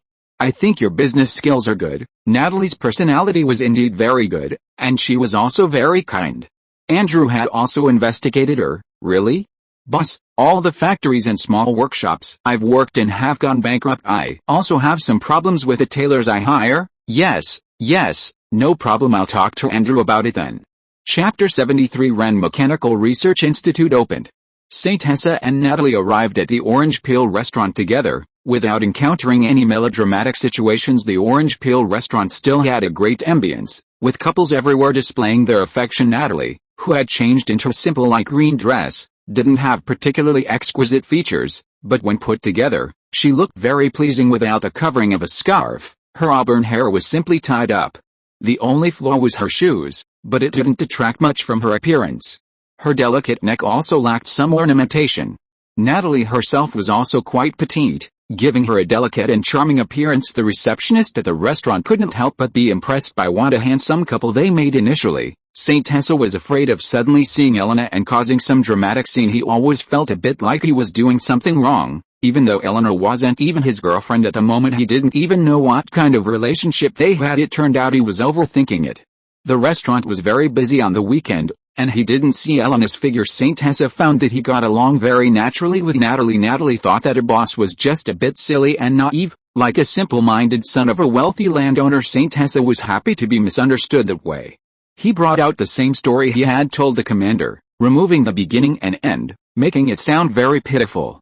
He claimed to have a car and a house, that his parents were both deceased, and that he had inherited his wealth. Natalie, as the eldest daughter in her family, felt some pity for St. Tessa, her pitiful and silly boss, and he had her completely fooled. St. Tessa suddenly found himself enjoying this feeling of being cared for, but also felt a bit guilty while they were eating. It suddenly started pouring rain, which was unusual in Argentina in the autumn. The two of them ate until 8 o'clock, and St. Tessa was just preparing to take Natalie home, but the rain was too heavy, and when they drove to an intersection, they found it was a bit congested. Natalie, it looks like you can't get back, St. Tessa said. Boss, what should we do? I have a spare room at my house. Why don't you stay at my place tonight? Okay, alright. So St. Tessa turned the car around and headed towards the college district. The college district hadn't been flooded, and the conditions were still pretty good. As soon as St. Tessa got home, he collapsed on the sofa, not wanting to get up. For some reason, his neck was a bit stiff. He tried to stretch it, but then fell back onto the sofa. Natalie saw this and immediately came to his side. gently helping him sit up with her hands. Saint Tessa felt very comfortable. Rationally, he felt that this wasn't appropriate, but psychologically, he wanted to enjoy it for a moment longer, so he closed his eyes. Natalie gently massaged Saint Tessa's shoulders. Saint Tessa really felt very tired today, mainly because he was in a bad mood. Feeling comfortable, Saint Tessa couldn't help but let out a long sigh during the gentle massage. Some memories flashed through his mind. Saint Tessa vaguely remembered his childhood, when his mother would gently massage him every time he came back from riding a horse. After a while, Saint Tessa felt particularly relaxed. Natalie also gently sang a folk song, an unknown tune. Her gentle and light voice was very relaxing, and it sounded especially beautiful amidst the patter of rain outside the window. "Boss, your house is so big, and there are so many rooms," Natalie said with envy, her eyes a little dim. Natalie's family had 10 people living together, and because of frequent unemployment, they hadn't been able to save any money. "It's okay, as long as you work hard at Thunder Cross, you can do it in the future." "Natalie, thank you. I feel much better. You can stay in this room tonight. Settle in yourself, and I'll go take a shower first," Saint Tessa said, standing up and pointing to the room next to his, sounding relaxed. "Okay, boss, thank you so much." After taking a shower, Saint Tessa felt really sleepy, so he simply washed up, closed the door, locked it, and dried his hair, waiting to go to sleep. He had to go to class tomorrow. A young, rich, handsome, and dashing tycoon boss. Natalie felt that she couldn't miss this opportunity, and it seemed like the boss was also very nice to her. After changing her clothes, Natalie tried the doorknob several times, but it wouldn't open, so she had to give up. While Saint Tessa was sound asleep in the room, Natalie had no choice but to sleep on the sofa. Fortunately, the weather wasn't cold, and there were sheets because she didn't have a key to the room. She was too embarrassed to wake up Saint Tessa. Nothing happened overnight. Then he sent Natalie to the Thunder Cross office area and told Andrew to help her get the job, before hurrying off to school. Today was Monday, and it was Professor Pukins's class. Skipping class would get him criticized. With the orange peel restaurant incident over, Saint Tessa also had to start preparing for the final exams. The first winter vacation was also coming soon this semester. Saint Tessa only knew Cicero and his senior brothers at school, Professor Pukins and some teachers from the law department. He didn't know too many people at BU, and he would occasionally go to the physics department, but he didn't know anyone there except Elena. The BU student club held a dance party and invited Saint Tessa. Saint Tessa didn't want to go at first, but then he thought it would be good to check it out, so he decided to go. The grand dance party had over 100 people, mostly popular figures from various departments. Overall, these students spoke in low, muffled voices, trying to be elegant, but appearing very clumsy. It felt like they had just put on clothes and combed their hair like adults. Most people were dancing the tango. Saint Tessa was initially curious about the elaborately dressed senior students and classmates, but later he found it boring. The dance party didn't offer any food, only some ordinary beer and simple peanuts. Saint Tessa took a sip and thought it tasted terrible. Bored, Saint Tessa wandered around and suddenly spotted a familiar figure, wearing a gorgeous dress, looking very much like Elena.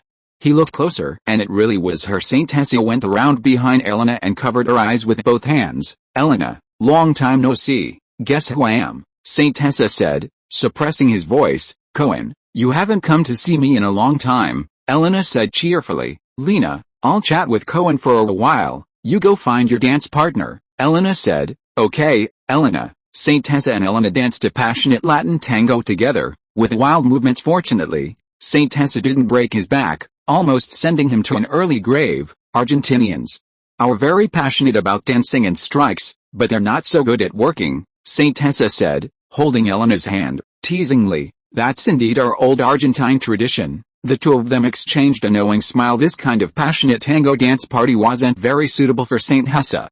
For his current personality, it was just a waste of energy. Meeting Elena at this dance party was indeed an elegant evening. After the two of them finished dancing the tango, the music in the venue changed to other songs, a gentle Viennese waltz. The two of them changed their steps and danced gracefully on the stage. "Elena, what have you been busy with lately?"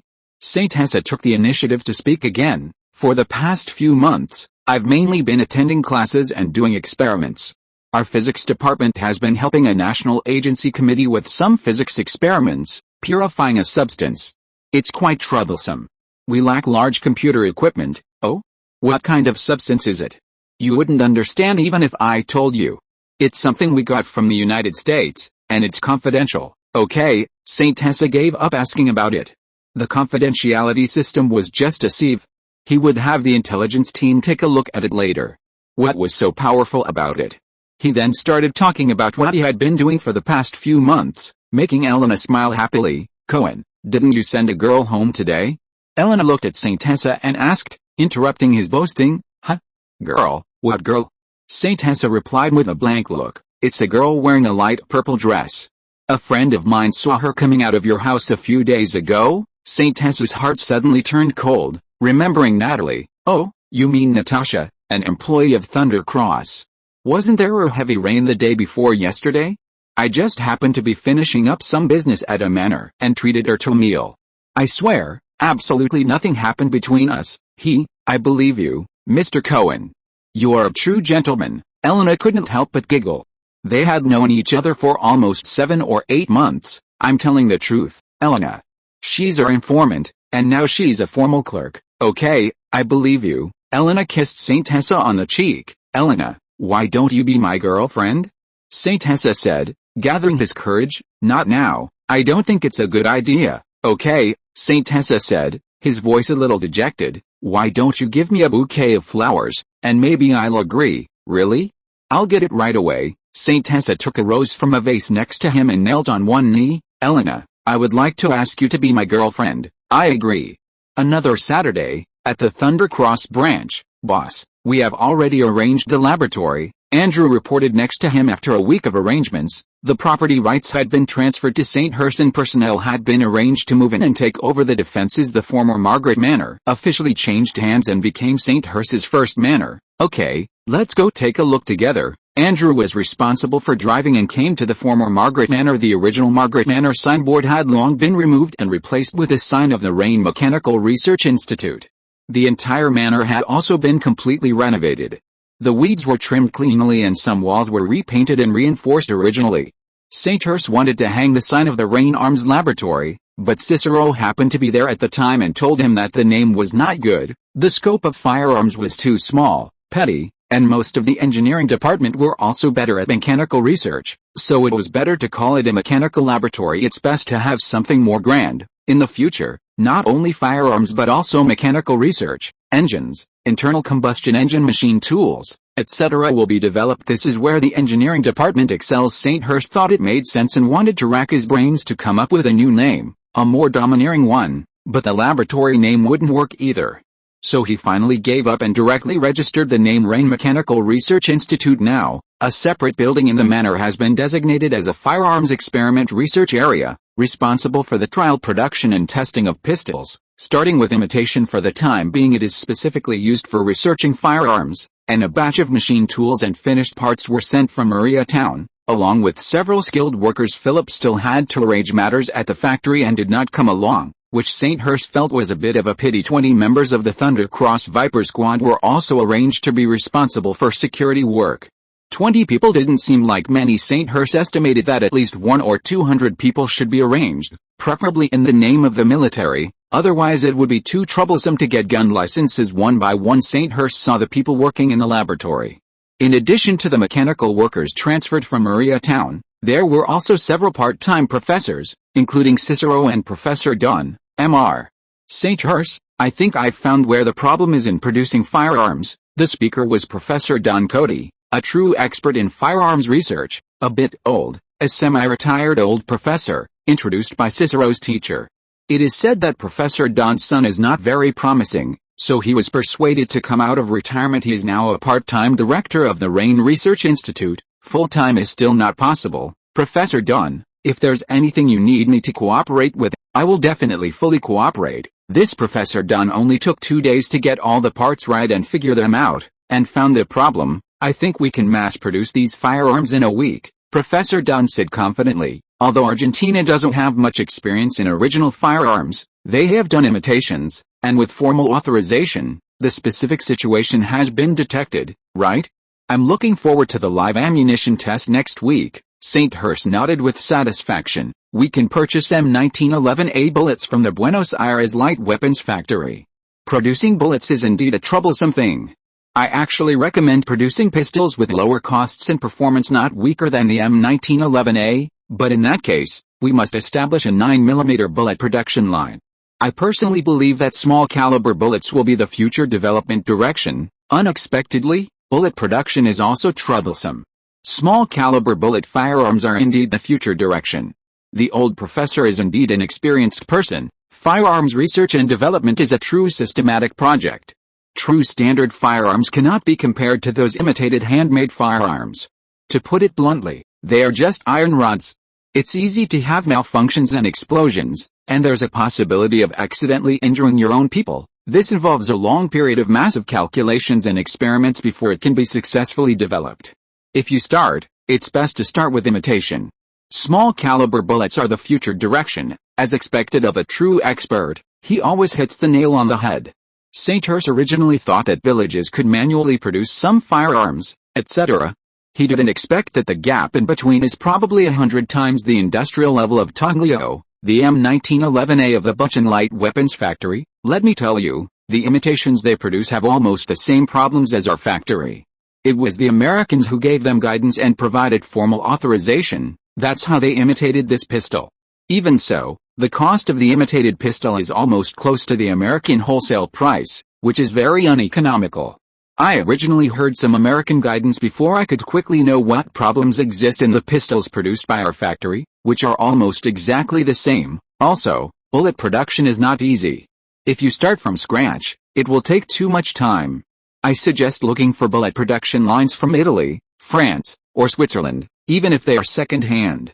Southern Europe's Italy can try. I should have some connections. It is difficult to start everything from scratch. To establish your own standard weapon and equipment production line, it is best to get some standard machine tools, and there is a 50% chance of successful mass production. If there is an existing production line, the chance rises to 90%. Okay, Professor Dunn, I'm really troubling you here, Professor. If you have any other difficulties, remember to notify the Thunder Cross security personnel in advance. If there are suitable talents, you can also recommend them to us. Our research institute is really short of people. Okay, Mr. St. Hurst, call me Cohen in the future. No need to call me Mr. You old man should take care of your health. Okay, Mr. St. Hurst, you go ahead with your work. Okay, hearing that the pistol project was no longer a problem, St. Hurst finally breathed a sigh of relief. The old professor is old, indeed experienced, and highly skilled, but his hearing is a bit bad. Most of the people in the laboratory are part-time, so he needs to dig up more talent. The next step is to get an order from the Ministry of Defense and build a production line to reduce production costs. It seems that he has to formally establish a firearms factory to produce these pistols. After all, using a mold factory for production is not a long-term solution as for weapons research and development. There is indeed a lack of talent now, so let's start by purchasing European assault rifle production lines. He must speed up the progress. At the latest, he must go to Europe next year. He also needs to contact Italy. Although Italy was quite stretched during World War I and World War II, it is still much better than Argentina now, at least in terms of industry and military industry. It far exceeds Argentina. More importantly, they have not joined NATO, and the difficulty of purchasing weapon production lines will be much lower. He has to start working hard to make money and save money. The money to buy these military factory equipment still requires a lot, and there are many well-known companies in Europe, so he can also invest in them to earn some extra money. Self-research and development would overestimate Argentina's current scientific research strength. Let's start slowly, starting with the introduction of production lines. The production of pistols is even more difficult than the production of mortars. As long as there are seamless steel pipes and machine tool equipment, mortars can basically be produced. The few mortars he bought from the United States are also ready to be imitated, but the raw materials are still a big problem. It seems that there is a company in Italy called Otto that produces very powerful artillery. He can talk to them then. If that doesn't work, he can try to develop the 107 rocket launcher. He knows the various parameters of this big explosive 107 Rogue by heart. He quickly pulled out a piece of white paper. First, he wrote down these items, and crookedly drew the appearance of the 107 rocket launcher. This is one of the few weapons whose parameters he can remember, mainly because the 107 is too famous. He specifically researched it for a while when he was in school, so he has a deep memory. The Type 63 107mm rocket launcher, together with the AK-47 and RPG rocket launcher, are the three major artifacts of the Third World. Most of the other weapons and equipment in his memory can only remember the appearance.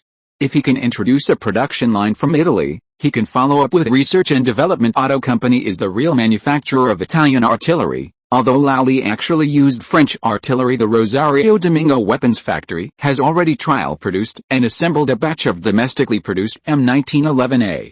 Saint-Hurs is also prepared not to be accepted by the Ministry of Defense. Fortunately, if the performance is good, he can produce tens of thousands for his own use, and he can always use them in the future. The new Italian pistol that he got costs much less, and it seems to be a good choice.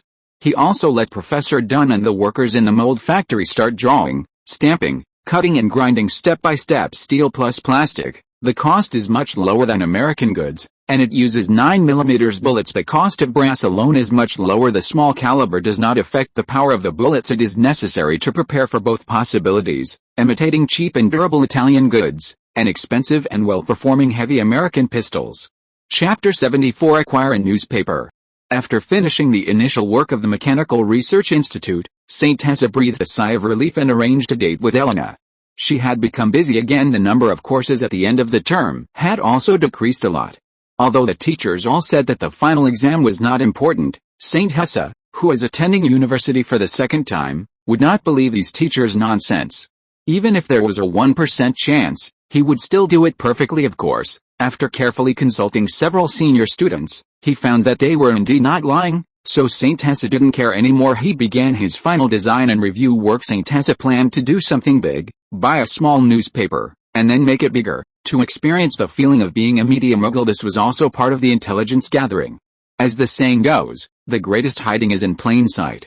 If he could also discover a few public relations talents, it would be very helpful for future development. Saint Tessa was not in a hurry to join those parties. The senior students said that you just do work when you first go, and he was not old enough now, so he would consider it when he was a junior or senior, preferably with his own funds. Otherwise, as an unknown person, doing these trivial things every day, it would be a waste of time. It would be better to earn some money first. It just so happened that the final exam also included field trips to the Supreme Court and the like, so Saint Tessa began to skip class openly. After giving Professor Perkins a heads up, Saint Tessa came to the engineering department. A university life without skipping class is incomplete, Saint Tessa said to Cicero, without paying any attention to the students next to him. My mom said that if I skip class, my dad will break my legs. Okay, just kidding, I'll find you next time. After saying goodbye to Cicero, Saint Tessa felt a little unaccustomed to not having a lackey to boss around. He wondered how Aragon was doing in Jujuy province. Normally, even in war, one must have a justified reason. Even a superpower like the United States would fail if it lacked a justified reason. A superpower like the Soviet Union in later generations was also tricked into internal disintegration by the Americans, although public opinion was not the main reason, and there were various other reasons. Having witnessed the great power of the internet, Saint Tessa had already planned to start by acquiring a newspaper, first launching a war of public opinion within Argentina, influencing the Argentine people, practicing his skills, and also preventing himself from being tricked by the Americans in the future without having a voice. No sooner said than done. Saint Tessa picked up the old telephone next to him and dialed the number. He was now skilled at making phone calls. Hello, it's me, Saint Tessa, boss. What do you want me to do? Help me find information on small newspapers in the city, mainly morning newspapers.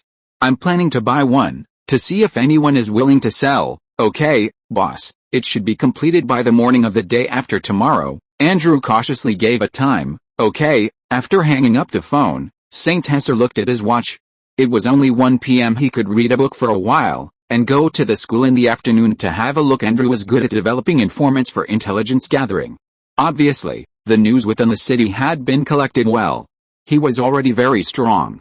It should be known that this was a big city with 4 million people, and being able to collect effective information in just 1.5 days was very strong. Saint Tessa nodded and continued to study some information on newspaper development, preparing in advance. July 3rd, Tuesday, the weather was good. First go to the Thunder Cross branch. Andrew still stood next to him, holding a few pieces of information, which contained the information of all the newspapers in the city. Boss, I have already selected 5 small newspapers in the city that are suitable for acquisition. If they are suitable, they can be bought directly today. The transformation of various media in Argentina has already begun. With good and bad, this transformation has caused some negative impacts on the social development of Argentina, and is also one of the factors leading to the national crisis.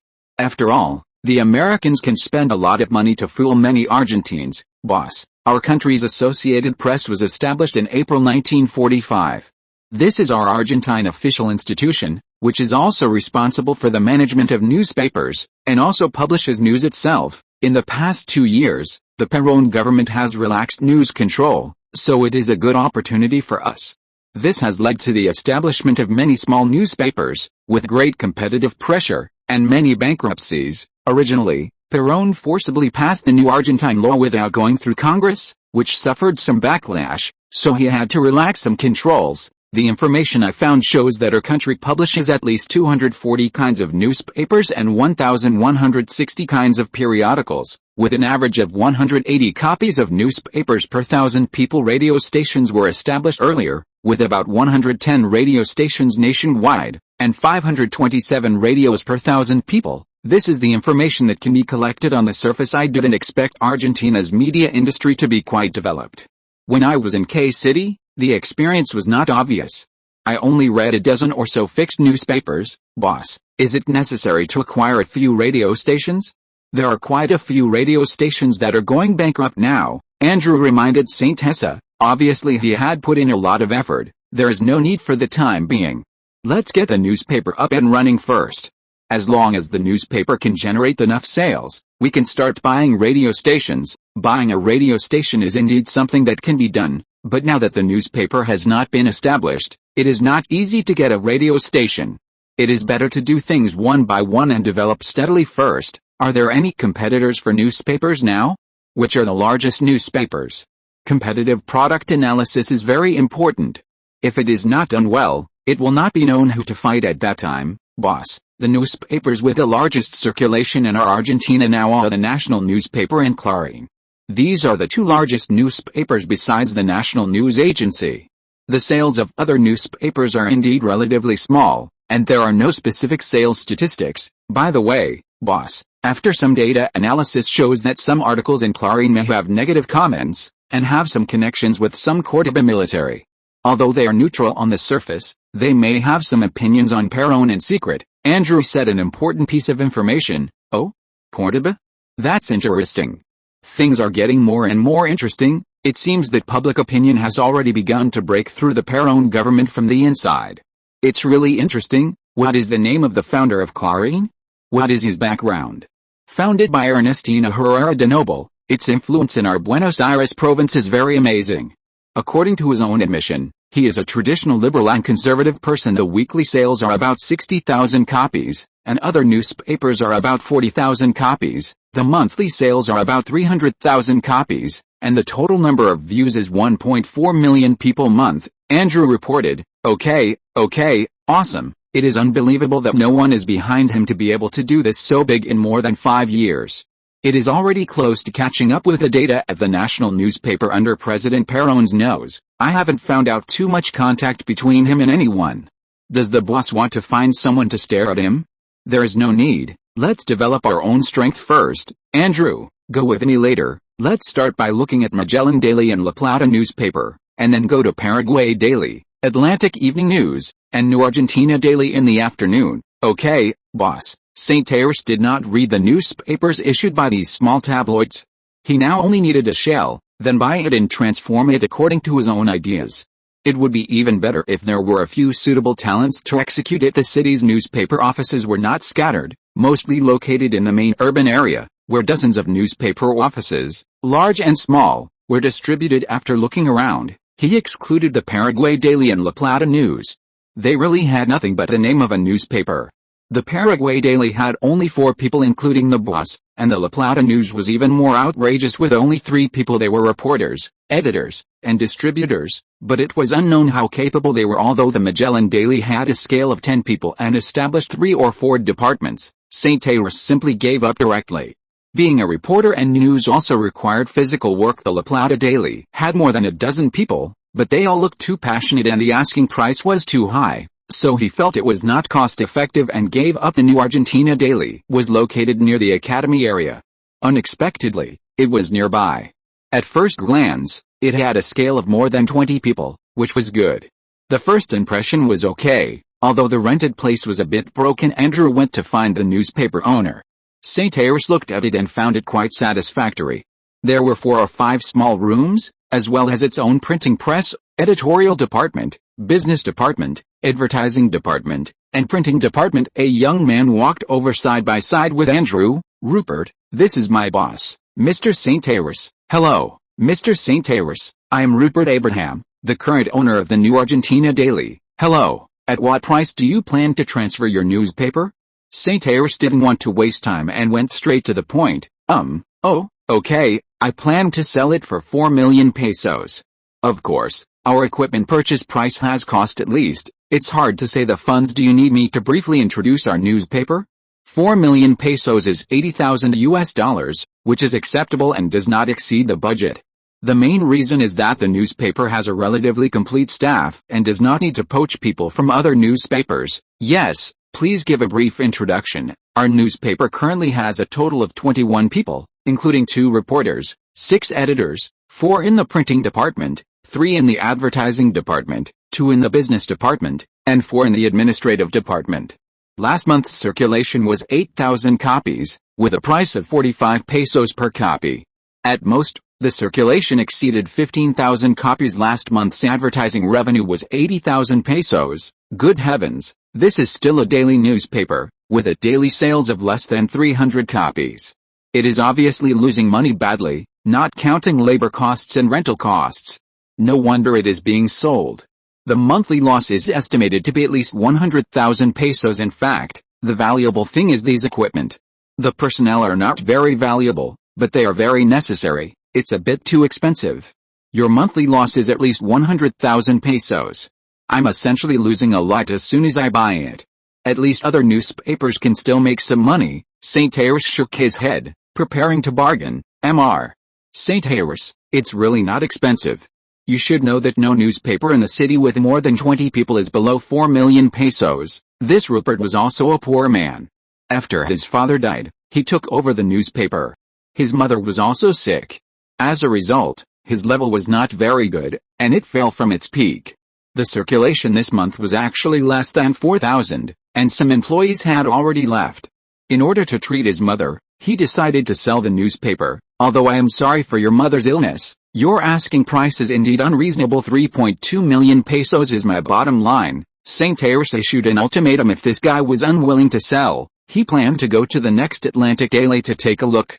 After all, he was not a fool. Deal, Mr. St. Ayres, but I need cash and do not accept loans. In fact, his bottom line was 3 million pesos, which was already much better. Rupert secretly breathed a sigh of relief. No problem, then it's happily decided. When can we sign the contract? We can do it now. I'll go find a lawyer. Happy cooperation. Rupert was also fortunate to get rid of a burden. Through a whole year of newspaper operation, he felt that he really didn't have the talent to run a newspaper media, but lost a lot of money instead. Even though this newspaper was founded by his father, most of the employees actually had no opinion on him, but times have changed, and the old methods are no longer feasible. His statement about his mother's illness was not an excuse. Of course, it was not that serious. It is worth mentioning that his family's real estate is estimated to exceed 10 million pesos, and they are not short of money. The two first signed the contract, made the payment, and a series of operations. Tomorrow, this newspaper would belong to St. Ayres. He planned to thoroughly transform and renovate this newspaper, upgrade the information, increase the quantity without increasing the price, delete unnecessary sections, add interesting news, attract new customers, and survive. First, increase the coverage of football events and celebrity gossip, change the big opening to a small opening, and set the price lower than other newspapers.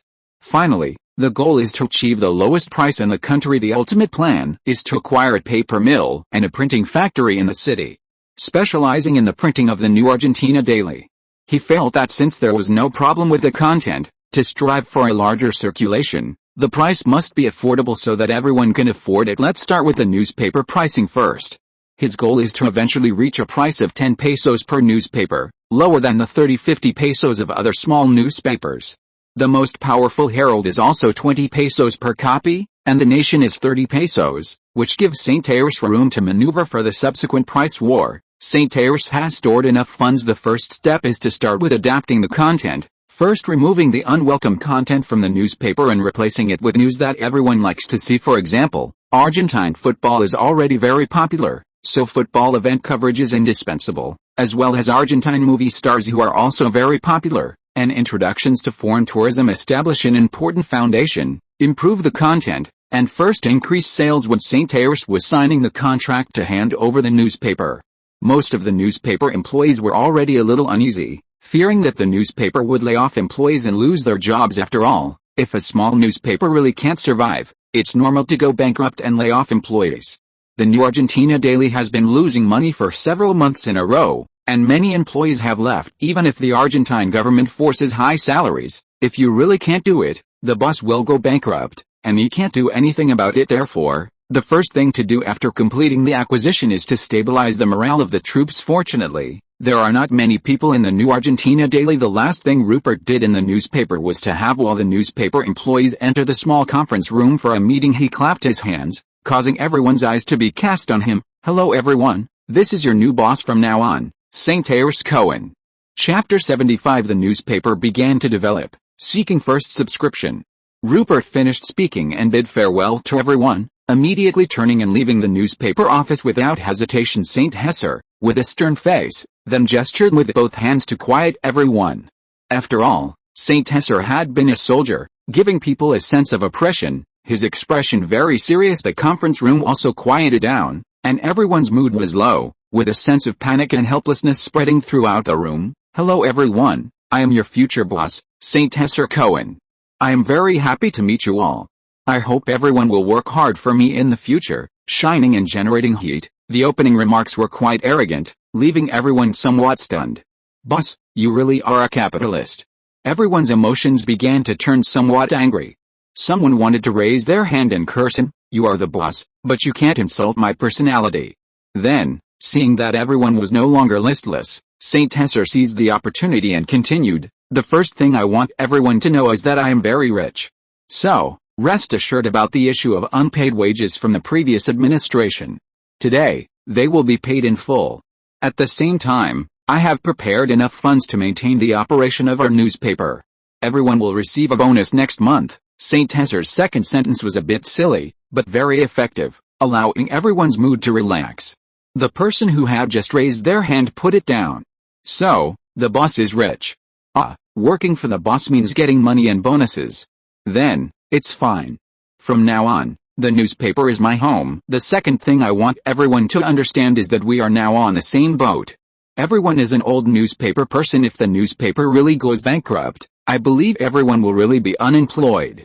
Note, it's completely unemployed. St. Hesser emphasized the word unemployed. Will not only have morning newspapers, but also evening newspapers, weekly newspapers, various newspapers, comic newspapers, magazines, and digests. Everyone may think this dream is too far away, but if people have no dreams, what is the difference between them and salted fish? St. Hesser continued to fire cannons, adding some chicken soup to the people at the newspaper. His goal was simple, to get into the top 3 before the current Perón government was overthrown. He rarely set development goals. Most of the time, he accumulated strength. Everyone's salary will remain the same this month. The newspaper will not go bankrupt, and future development will get better and better. If there are good editors, you can recommend them to be poached. The salary is negotiable. If the recommendation is hired, there is a reward of 2,000 pesos. Once again, he assured everyone that poaching also represents the newspaper's continued expansion and development, further boosting everyone's morale. This boss seems to be serious. Starting next month, our newspaper will be profitable again, so everyone can rest assured. I have finished speaking. Who agrees? Who opposes?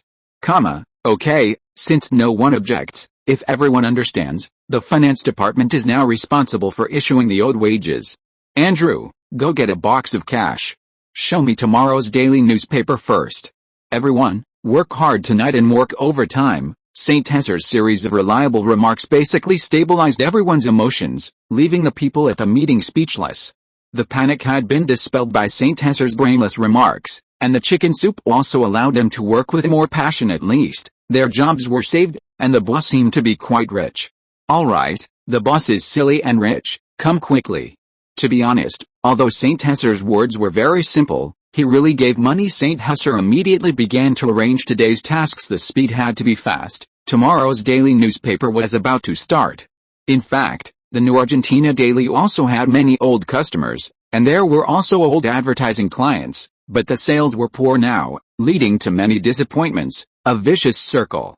The competition among the newspapers in Buenos Aires was also quite fierce. Boss, our editorial department has already finalized tomorrow's morning newspaper.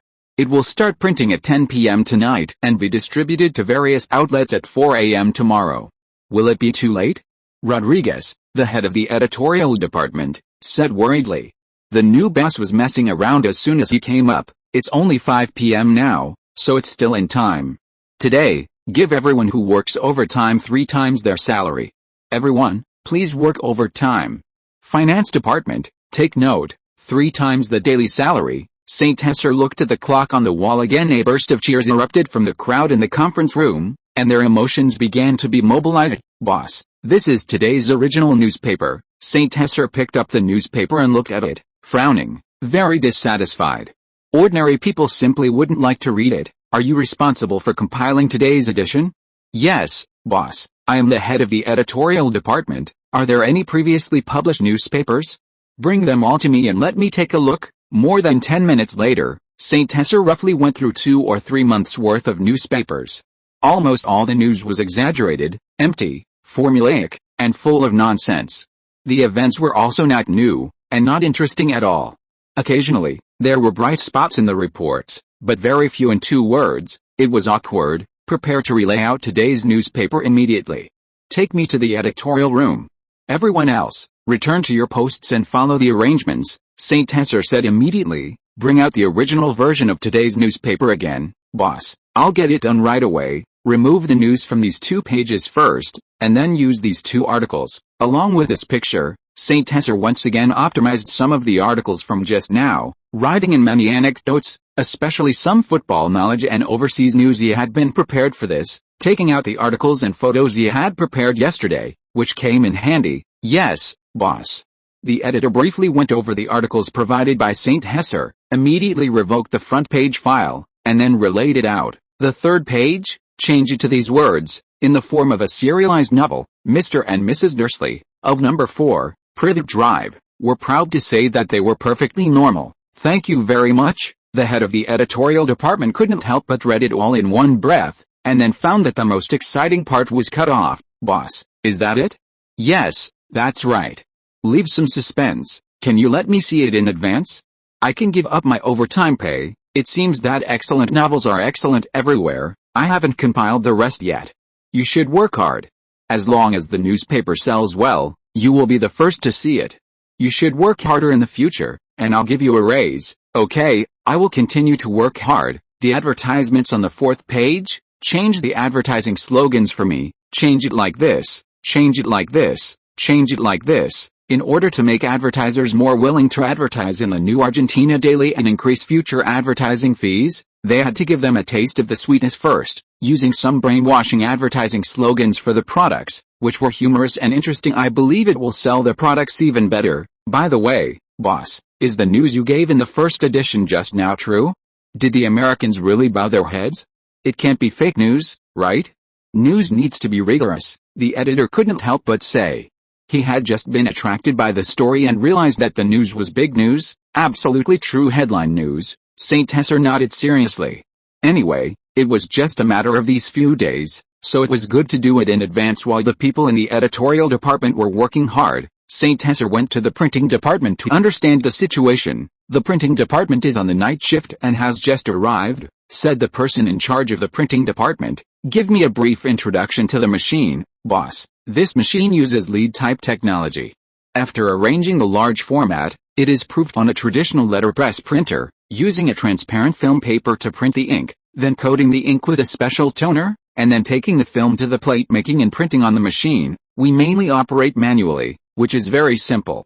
After the entire white newspaper is cut, it is folded by hand, and then Master Terence puts it on a 6-degree flatbed printing machine for printing. At that time, the printing speed of the printing machine was 2,000 revolutions per hour, but the manual operation, feeding the paper one by one, and double folding the paper often meant that the manual work could not keep up with the mechanical operation, so the printing volume was like this. The head of the printing department quickly introduced, appearing very professional. How many copies are printed every day now?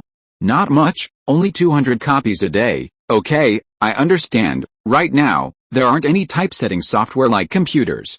To mobilize the printing department's potential, consider that their printing press can print 1,000 copies of the newspaper a day, making the machine very valuable. Each newspaper from the printing department has 4 pages. The first 3 pages are for main news and information, while the 4th page is for advertisements including the red ink for the masthead. It requires 5 print runs. Printing over 1,000 copies takes more than 6 hours, so you can imagine how low the production is. Work starts at 10 o'clock in the evening, and people come to the newspaper office to pick up the newspapers the next morning by 8 o'clock in the evening. All the preparations were complete. Today, I need to trouble the printing department's masters to start the printing press ahead of schedule. Print 1,500 copies without stopping if there's enough time. Increase it to 3,000 copies. The printing masters will also get a wage increase. St. Hurst finally decided to increase the print run. He didn't believe that the newspapers wouldn't sell. Also, starting today, the price of the newspaper will be reduced from 40 pesos to 20 pesos. Our long-term goal is 10 pesos per copy, St. Hurst said confidently. Boss, we'll lose a lot of money that way. As long as the newspaper sales this month can double, we can maintain costs. If it increases to 3 times, we will start to profit. If it increases to 4 times, we will be a top 10 newspaper. Boss, you're exaggerating. We haven't been in the national top 20 since the old gentleman's time. Everyone wasn't as reserved as they were at the beginning.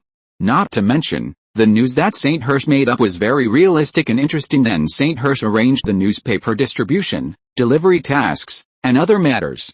He found the people from the operations department to retrieve all the old customer lists and allocate them. Soon, tomorrow's battle plan was made in order to increase the delivery capacity. Everyone proposed some simple and effective distribution methods. In addition to the individually subscribed newspapers, newspaper kiosks and shops were also the main force, and the operations department was arranged to transport them tomorrow morning. They were adopted one by one. But the main force was still the newspaper delivery staff. The newspaper employees then left work, and the time was already 8 o'clock in the evening, a full 2 hours of overtime. However, everyone was in a good mood.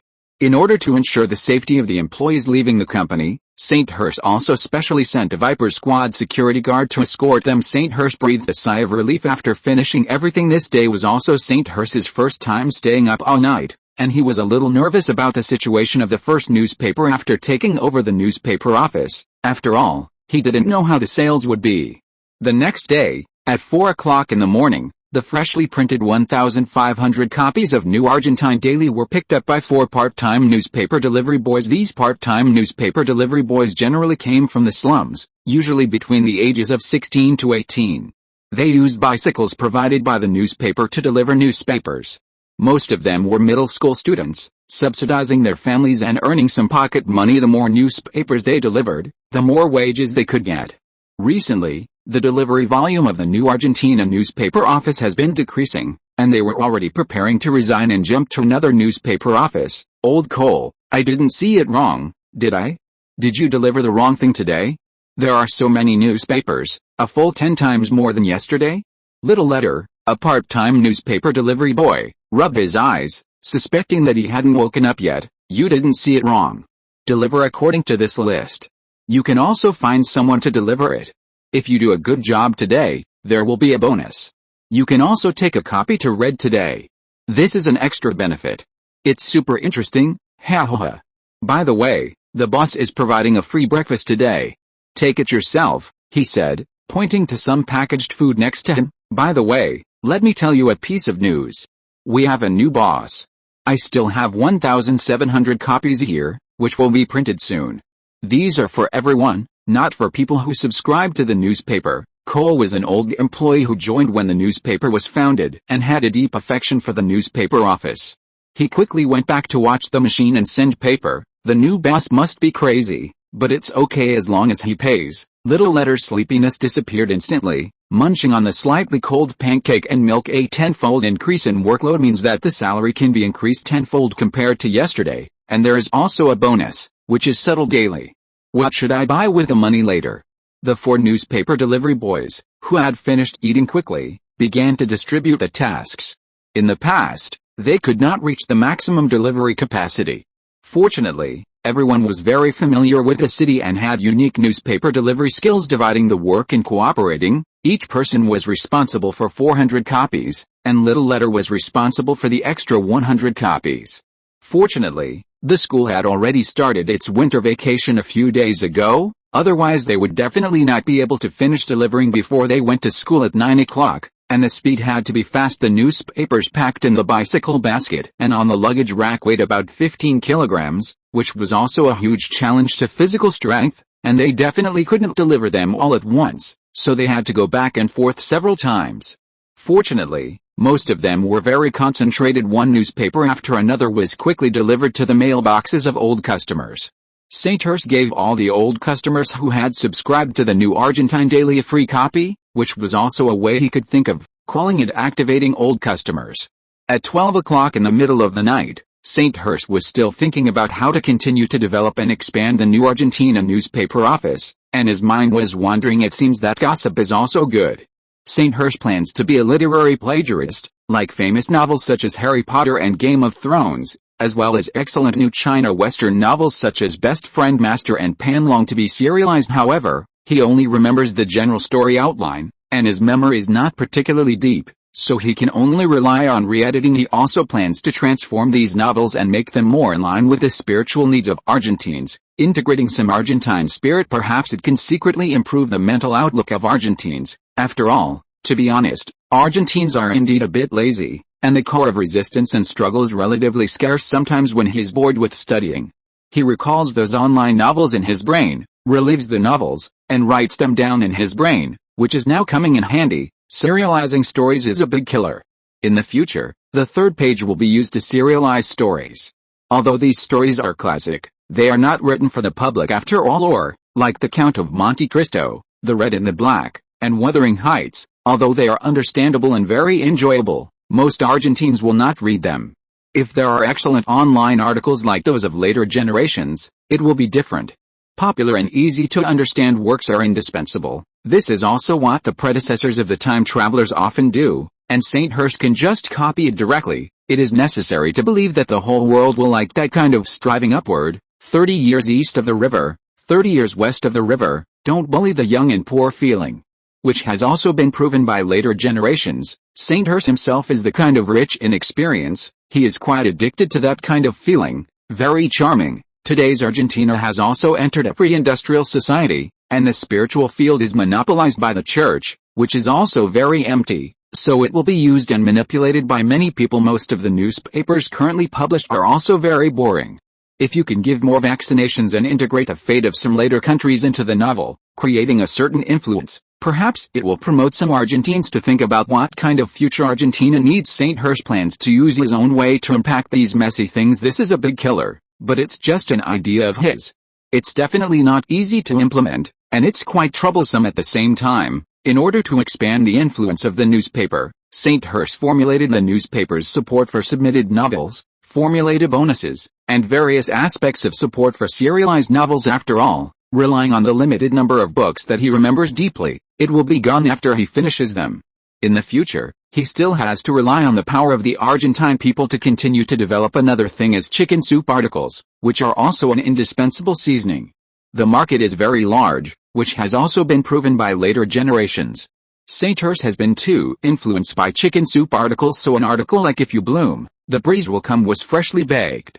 Of course, the name was changed to the Argentine version, and it still looked very inspiring and motivational. St. Hurst wrote down the ideas in his mind with a swipe, and looked at the time. It was already 2:30 in the morning. These articles will occasionally appear alternately on the 2nd page of the newspaper to prevent aesthetic fatigue. Most of them will still serialize some celebrity gossip and football news. The 3rd page is a fixed novel serialization, and the 4th page is advertisements, and the 1st page is a serious news page, a hot pot of random stews. It will be much better to publish an evening newspaper in the future. Now St. Hurst plans to quickly increase the circulation of the newspaper, so he can only stimulate the market first, see the feedback, And then continue to just Saint Hurst, who had written dozens of pages of information and outlines of famous novels from his previous life, fell into deep sleep.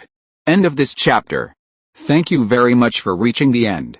Don't forget to like. Looking for more exclusive content and immediate access? Subscribe to our Patreon. Remember, every like, subscription, or donation encourages us to continue. Thanks to everyone. See you in the next video.